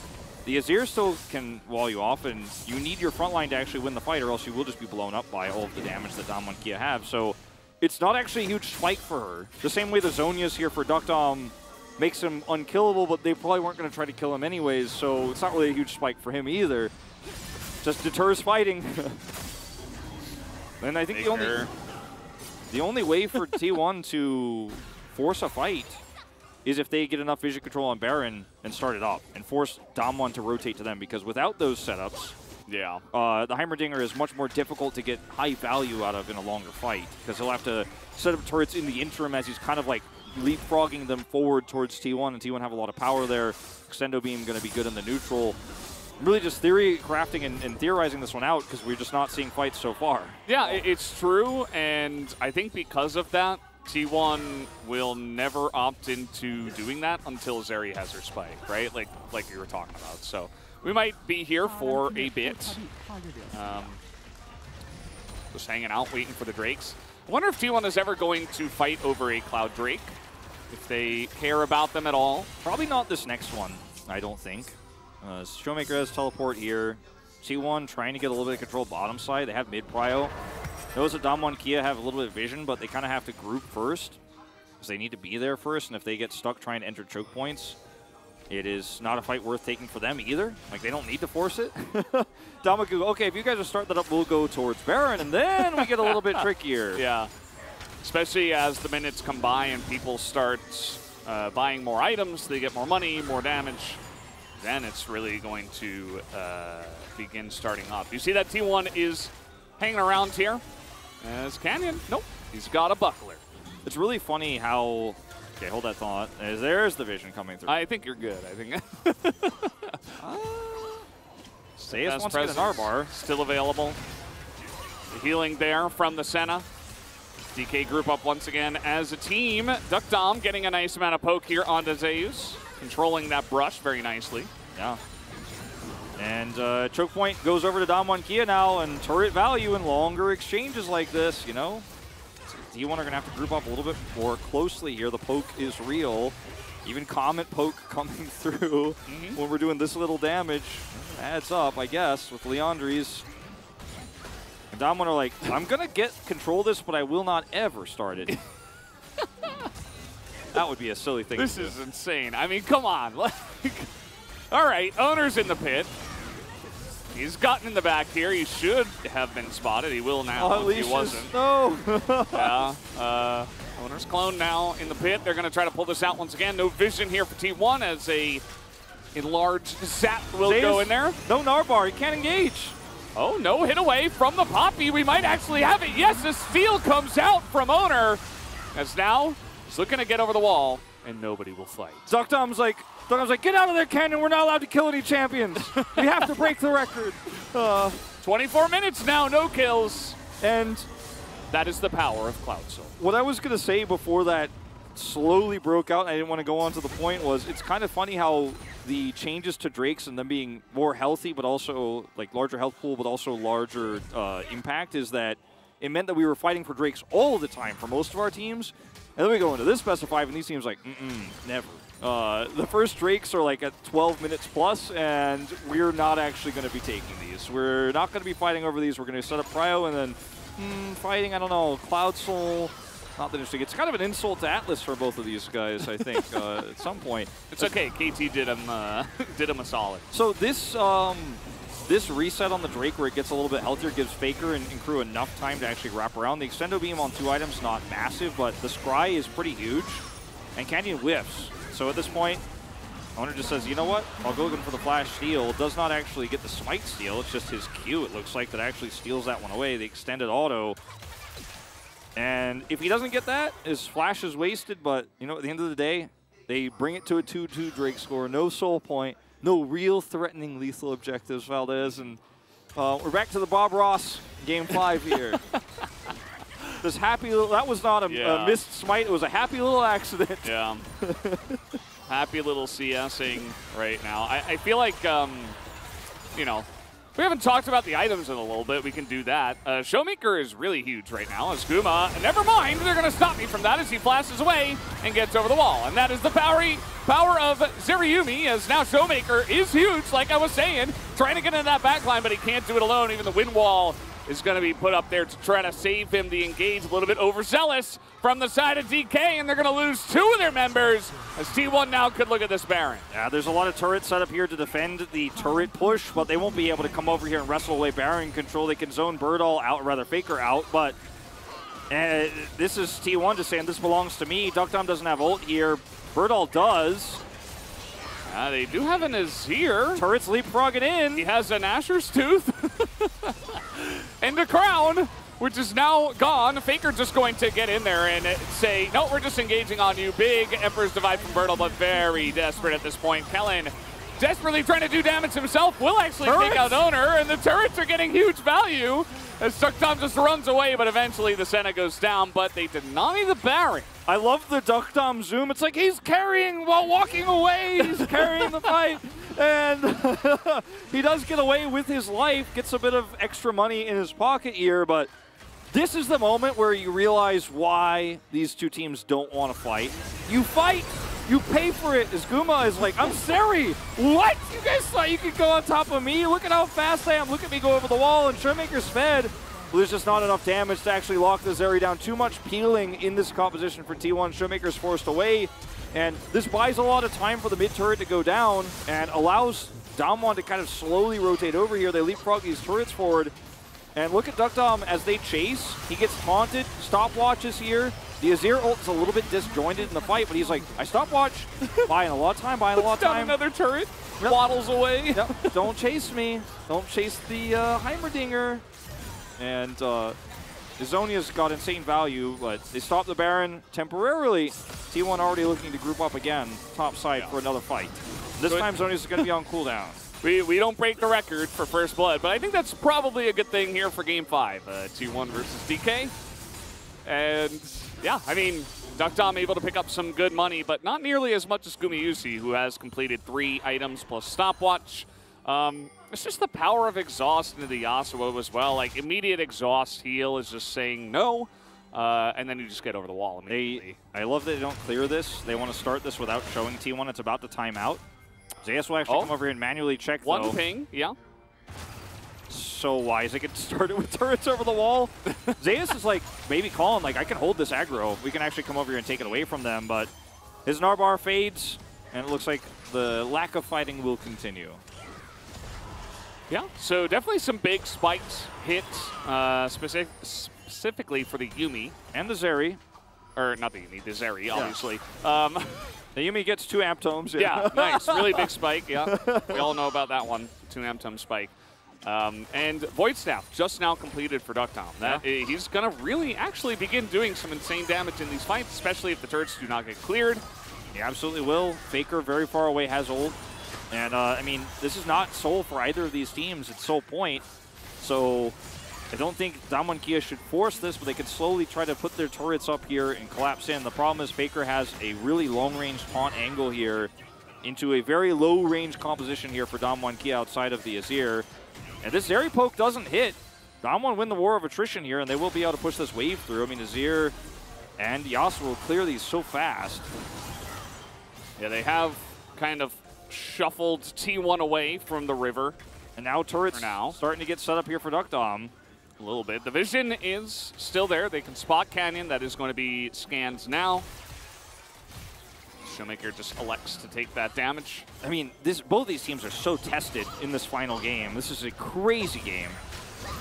It is actually still pretty close. Even with the Zeri in this position. Could definitely just have another Zeri montage, highlight reel.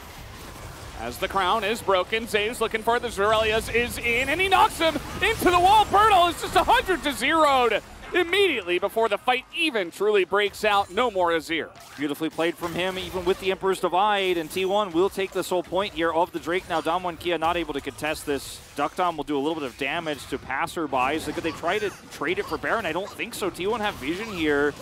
They don't have a fast enough group up, and with the mid push coming through, the turret in mid is also now under threat. Duckdom says, no, it's not. Look at my turrets. But T1 just make sure there's no way to rotate over without a huge cost to Damwon Kia. And with all this vision they have to clear, there's no sneak available. Now, they could just put some turrets up in these choke points and hope for the best here. I think that's exactly what they are looking to try to threaten the idea of. T1 sitting on soul point right now. No wraparounds, but no ults outside of Cyclone expended there. Zaya still has his, and an R-bar. Looks like 83 souls stacks right now for the Senna. It's not really that much, actually, for 31 minutes into the game. This is so well played from Zayas. He's got the speed up from Yuumi, and even with the Emperor's Divide, gets 100-0, like you said, on the Azir. And, I mean, T1 are passing the test. Like Damwon said, oh yeah, game 5. Emotions are high, tensions are high, you guys might get reverse swept. We're bringing out the Heimerdinger, top Azir. And T1 are handling this so incredibly well. Under pressure, it's just beautiful to watch how T1 have slowed this game down, not walked into really too many turret fights. They've avoided Damwon Kia, set up their own set of engage options here. And they're like happy to say, yeah, you know what? You guys don't want a high kill game. You guys want to play slow and play around your defensive setups. We'll find value elsewhere. We won't take those fights. And T1 have a gold deficit, but the way these compositions are starting to look here in terms of Galio becoming more fed, the Zeri has GA now, her 4th item complete. Starting to favor T1 here, especially because they have soul point to buffer. And yeah, the Heimerdinger, he hits hard, but he only hits where his turrets are. And as a result, T1 can continue to circumvent that, and arguably could just push a single lane and look for side lane win conditions here as well, because the punish is just not that great damage-wise here for Damwon Kia. Yeah, I mean, you consider the carries on the side of Damwon Kia for just a moment. The Yasuo is incredibly fed, but it's not like we're playing Yasuo, Diana, Lee Sin, Senna, you know? As we're just going to press our buttons, Bertle has to flash just like that. As they do go in, yeah, a nice amount of poke damage, but again, the Yasuo's not going to be unlocked. There's a bit of poke damage, but is it effective from Duckdom? Not really. Okay, but they get the setup here on Baron. Choke point control. Where are those turrets? Not a lot of vision here for T1 as they move in. Stun going to land on the Zeus. He is not in Mega at the moment. Turrets go down so fast here, too, even from Faker's Q. And Showmaker pretty powerful, but he's just going to have to flash away himself. Still get taunted at the end of this as Canyon is not going to have the knockaway, and it's going to be Yuumi who comes in and steals it. Are you kidding me? As Damwon Kia will not be able to go home with the Baron. Damwon Kia, just one more reason to hate Yuumi. Once again in this spot. Even though the turrets were getting focused down, Damwon Kia said, I could just put up another one, and Duckdom was holding the line there, and T1 were like, I cannot actually hard engage, I cannot walk into this, I will not do it. Showmaker flashes the Galio taunt here from Faker, which is beautiful, and he's able to escape, and now T1 are on the other side here. He gets taunted, but he's alone, there's no follow-up. And look at this Yuumi steal. It's crazy. Just barely 269, and he takes it. Smite a little bit early here from Canyon, who's extremely low. Has to smite to survive and make sure that he at least gets a smite off in this fight. They don't have enough damage to lock it down. Another bloodless fight here, but T1 get a massive objective, and the amount of push they can get on the map here is massive, especially with 90 seconds to go on Cloud Soul.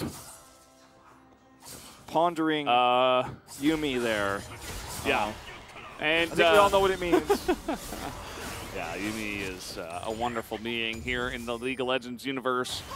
And yeah, I mean, this push is going to be huge. You look at the side of ZK, yeah, they do have a nice amount of wave clear, but seems like a little bit too little too late at this point in time. Can the Azir even get in range? I think the answer to that is absolutely no. There's the Poppy ult. He hit a ranged minion. Here it is, there it was. We all did see that. It's been a bit of a long one, you know. Sorry, like, you didn't have that much play-to-play, and I yoinked that one from you, but... It's okay. Look, T1 with Baron, very threatening force. By the way, Staff of Flowing Water here coming through for Keria.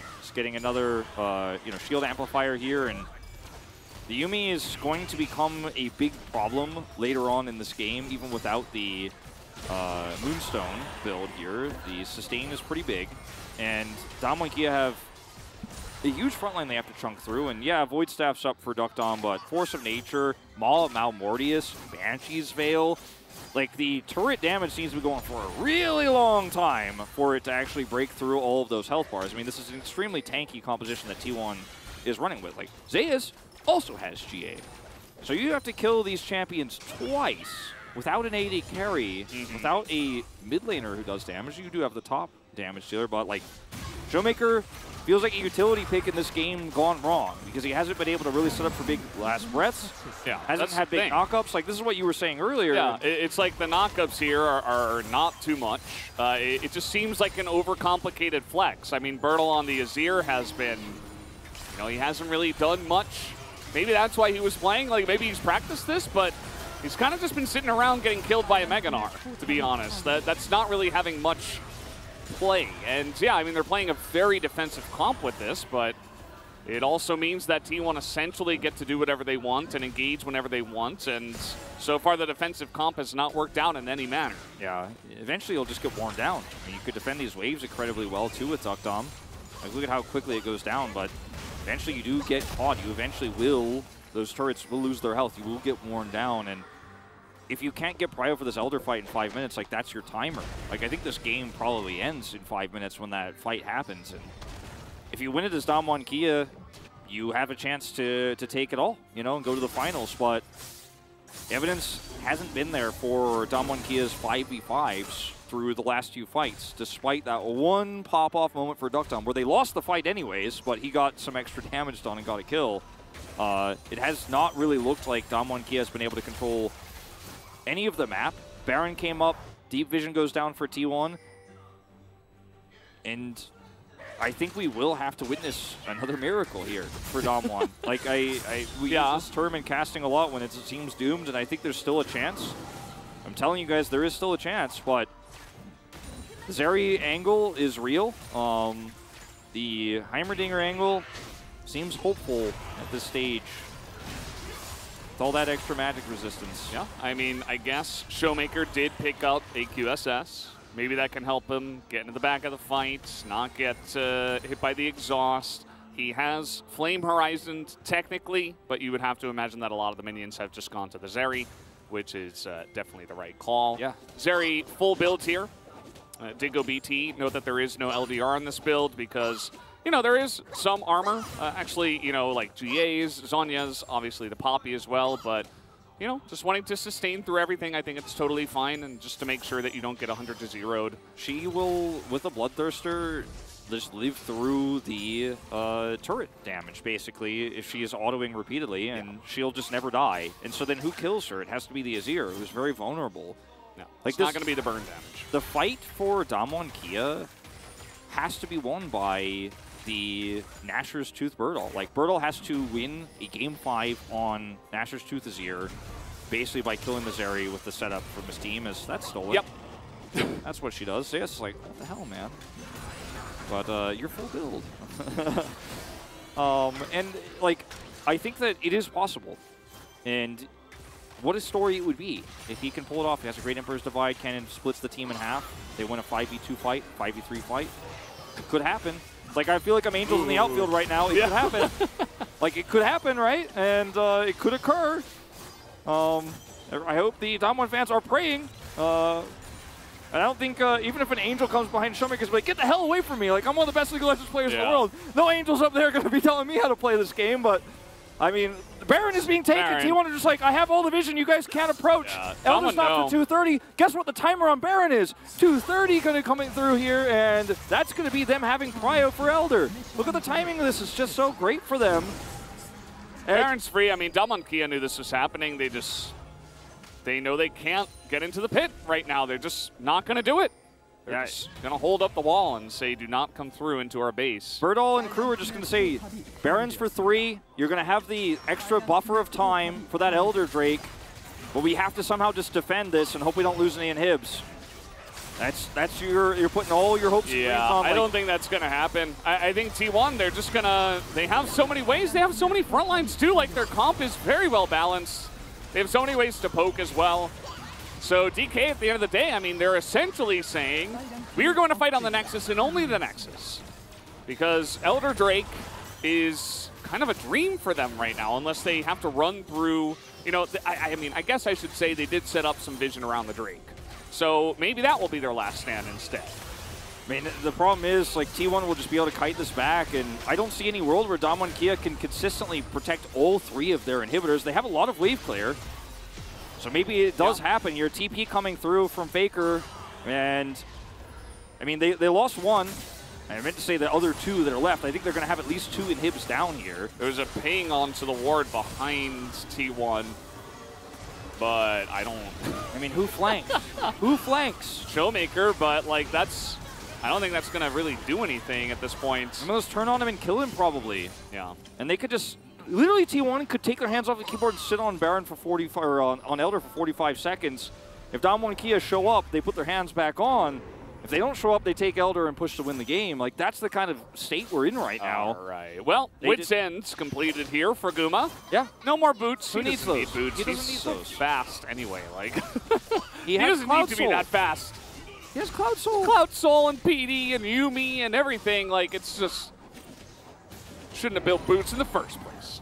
Okay. Now Zeus is kind of. Oh no, they just backed away. You know, if 5 people were there, maybe you could try to burst down the Meganar, but yeah, it doesn't even look like DK want to fight over this Elder Drake.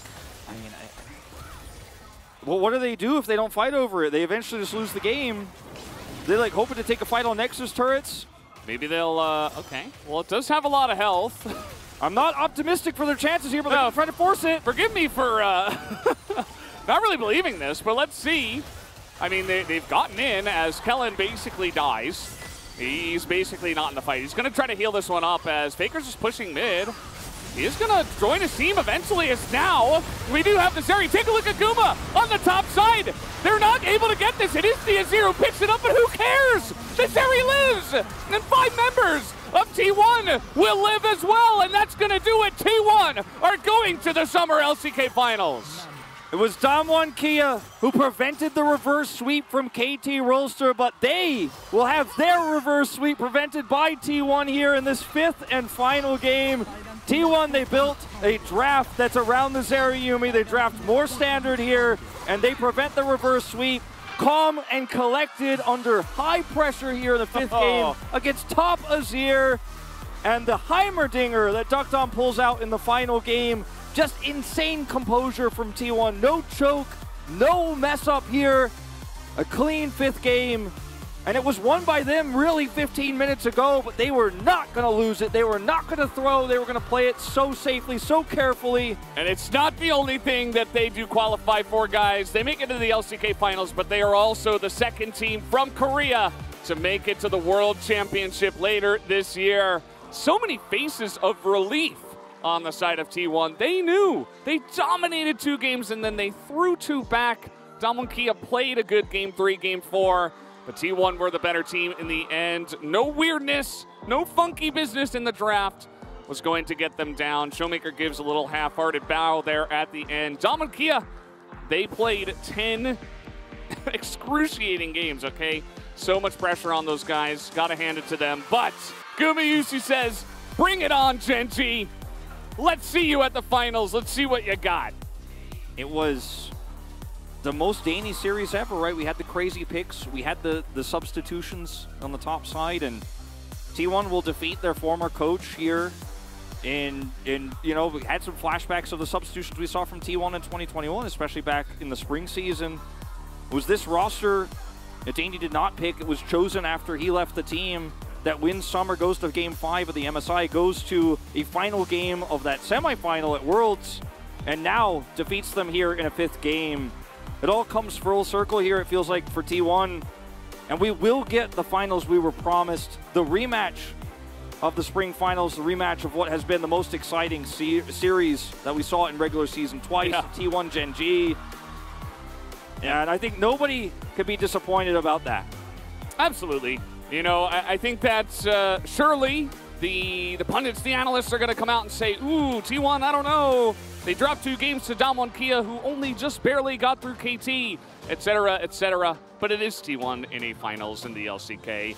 And they looked good in their play, at least. I think mechanically and in terms of their coordination, it was good. I think some of those drafts a little bit iffy. But at the end of the day, if they clean things up, they go over and really give it a good shot against Gen G. You know, I'm going to be honest, I think that Gen G do look stronger at the moment, but T1, it's T1 after all, and it is that historic matchup that you mentioned, and we'll only find out when we get there. I don't think anyone will know the answer right now. No, they certainly will not. And one thing that we saw from T1 in this final game and in this series, right, was composure, not cracking under the pressure. And I think this series, I know it's a bit of a meme where the T1 fans are like, well, it's good that we lost those last series because we learned a lot, right? But I think going the distance in this series was huge for Zeus, getting a lot of extra experience here against Damwon Kia, playing against the Azir top where he popped off. I think Zeus had a phenomenal game of League of Legends here in this final one on the Gnar that isn't meta, but they brought it back twice, and both times he delivered for him.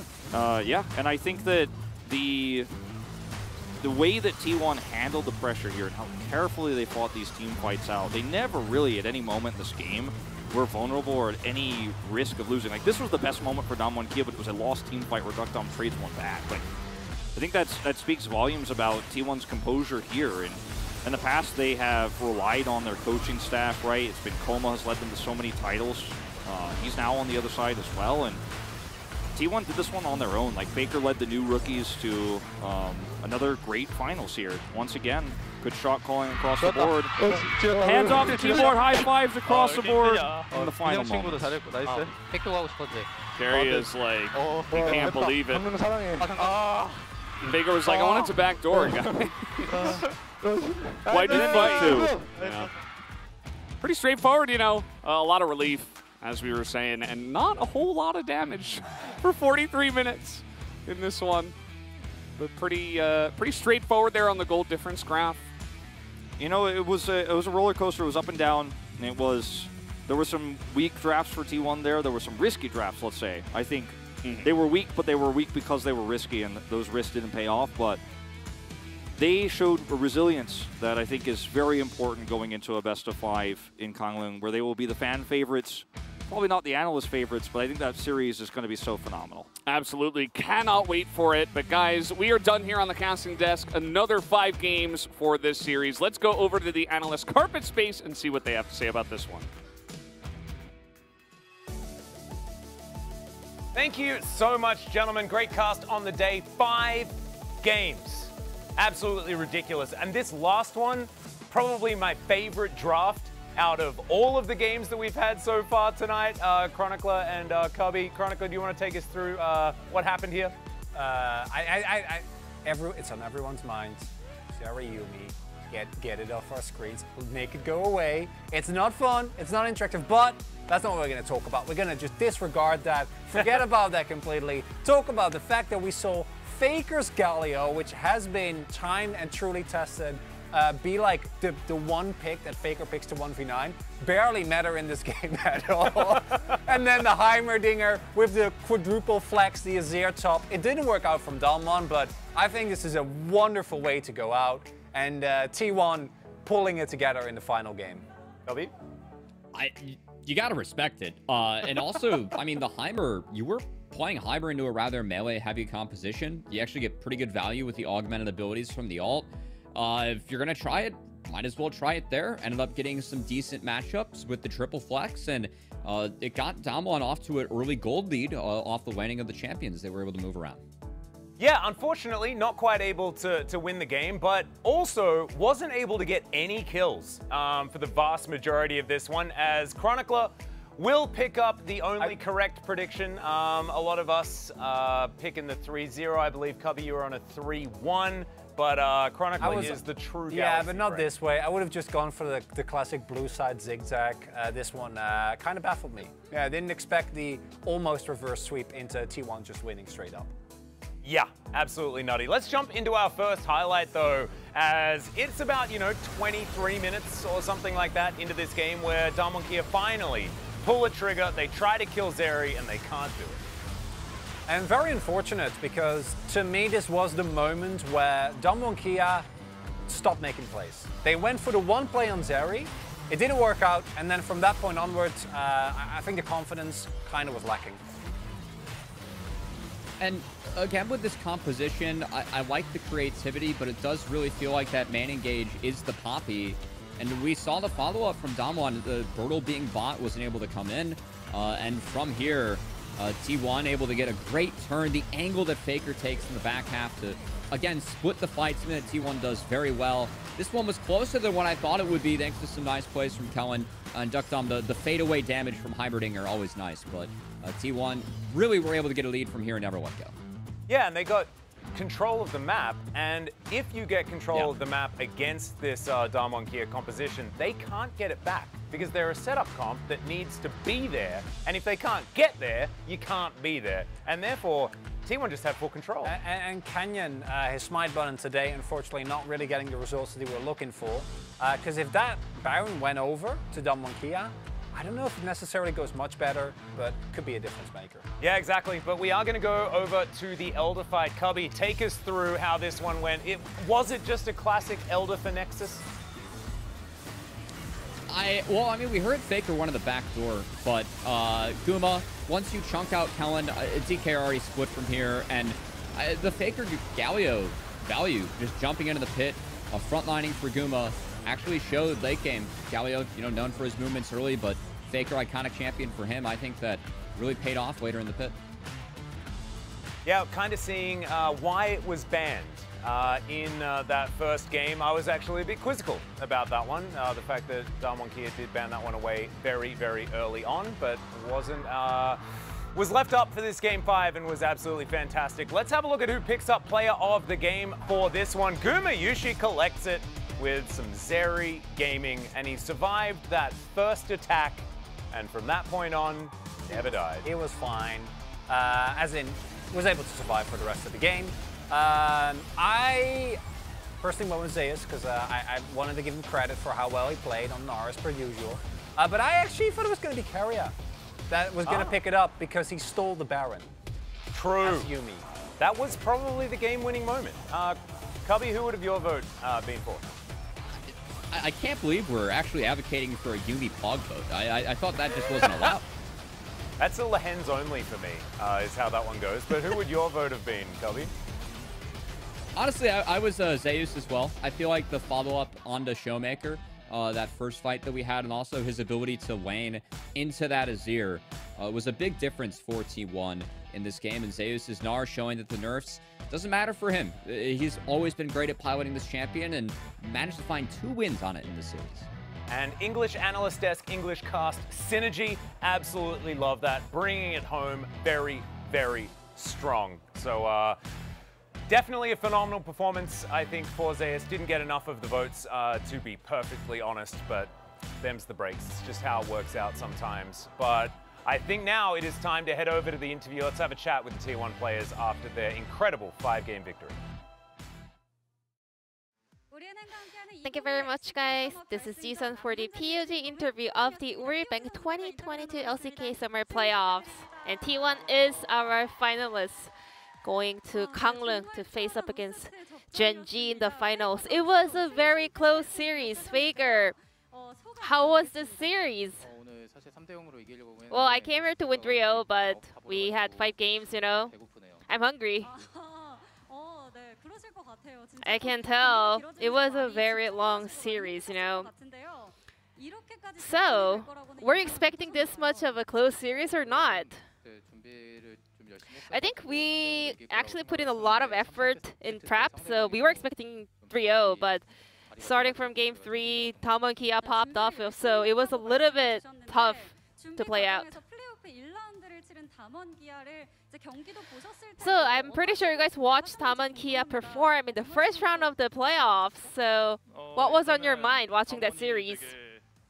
I think Damwon Kia prepared a lot of strategy, and also a lot of draft and also gameplay in terms of strategy. So we really wanted to make sure that we can kind of predict all of those unexpected moves. Speaking of unexpected stuff, they have a lot of newness, with the lineups and also even the picks. So when I saw Birtle, starting, I was like, yeah, they definitely prepared a lot for the playoffs. But still, we were like, let's just do what we used to do, let's just stick to our normal kind of gameplay and plans. Wukong was picked for 5 games in a row this series, and the last game, T1's B1 pick was Wukong. So what was the key of this series? Definitely Wukong. Because whenever you have Wukong, it's much easier to draft around them.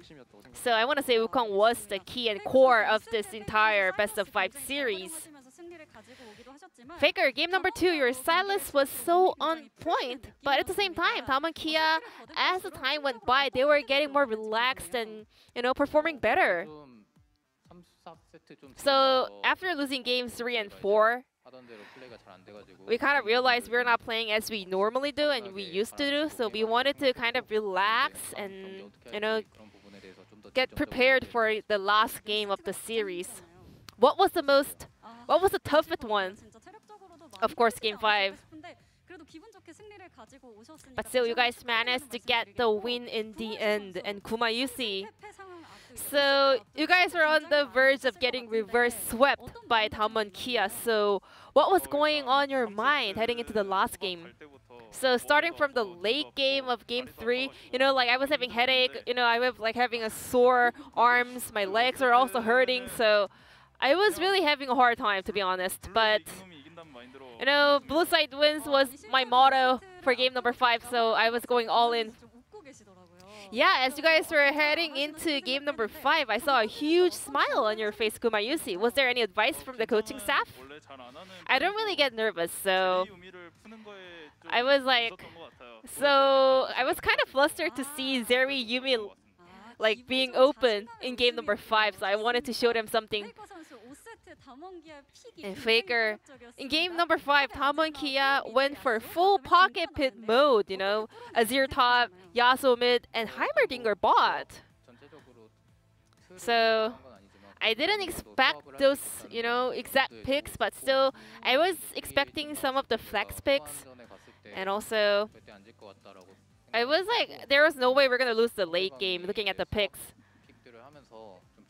And then, I think because they were focusing on those flex picks, I kind of realized that their comp as a whole was not as solid. So we wanted to focus on that.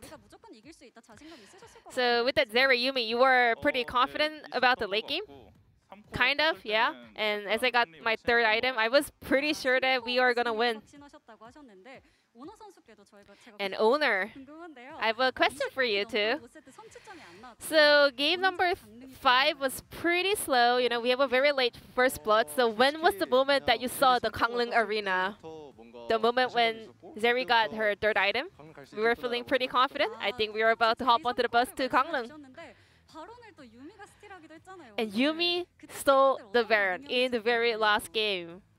What was the T1 players' reaction? I think that still was actually one of the most significant plays. So we were all just yelling. We were just so happy. And then we tried to calm down and, see what we can do next. And with this crazy series and huge win, it's another rematch of T1 Gen.G Spring Finals.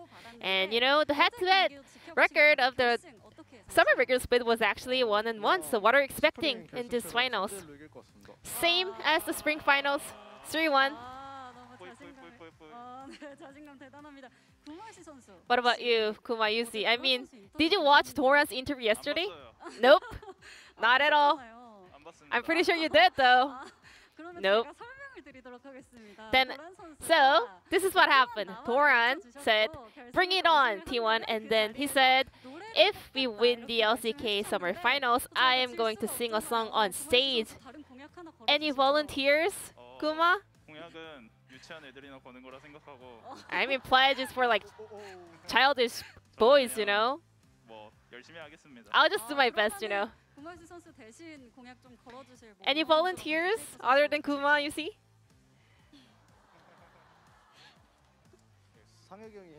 I think Faker has to do it, you know? It should be Faker.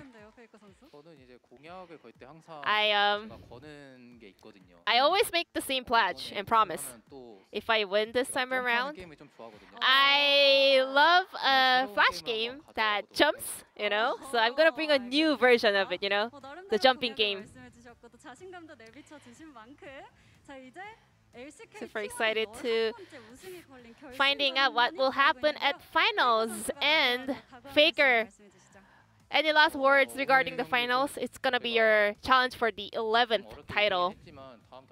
Today, it was a very challenging victory, to be honest, but I'm pretty sure the next one will be pretty easy. So we will do our best in the given time in order to make sure that we're gonna win the summer split as well.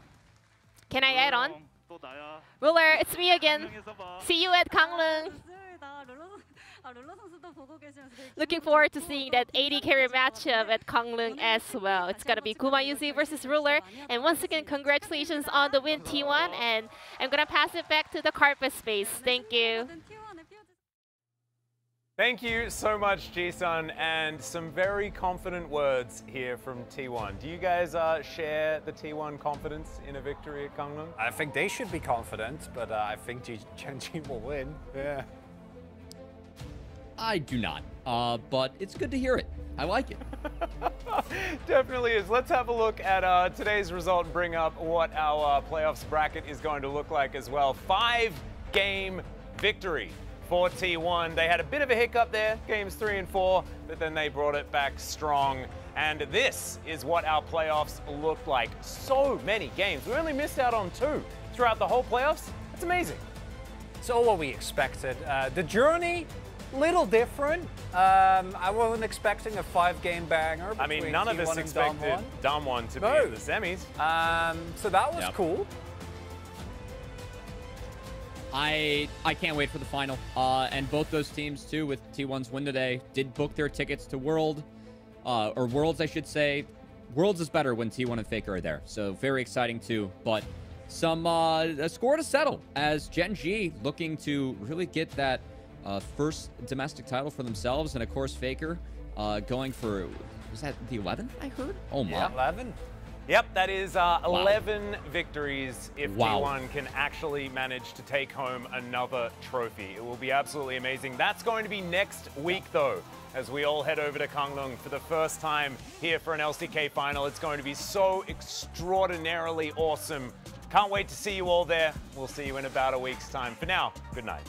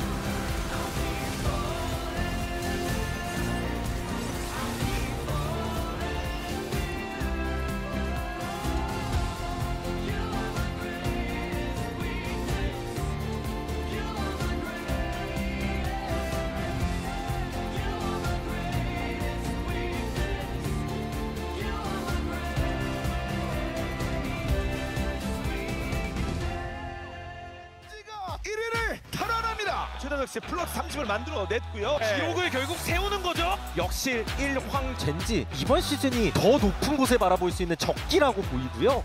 새로운 또 역사를 쓰게 되는 젠지입니다. 디펜딩 챔피언 T1입니다. 최초 24연승을 또하는 같은 숫자를 찍었군요. 500등 디펜딩 챔피언다운 그 여유가 있습니다. T1과 젠지와 T1의 파이널 시즌!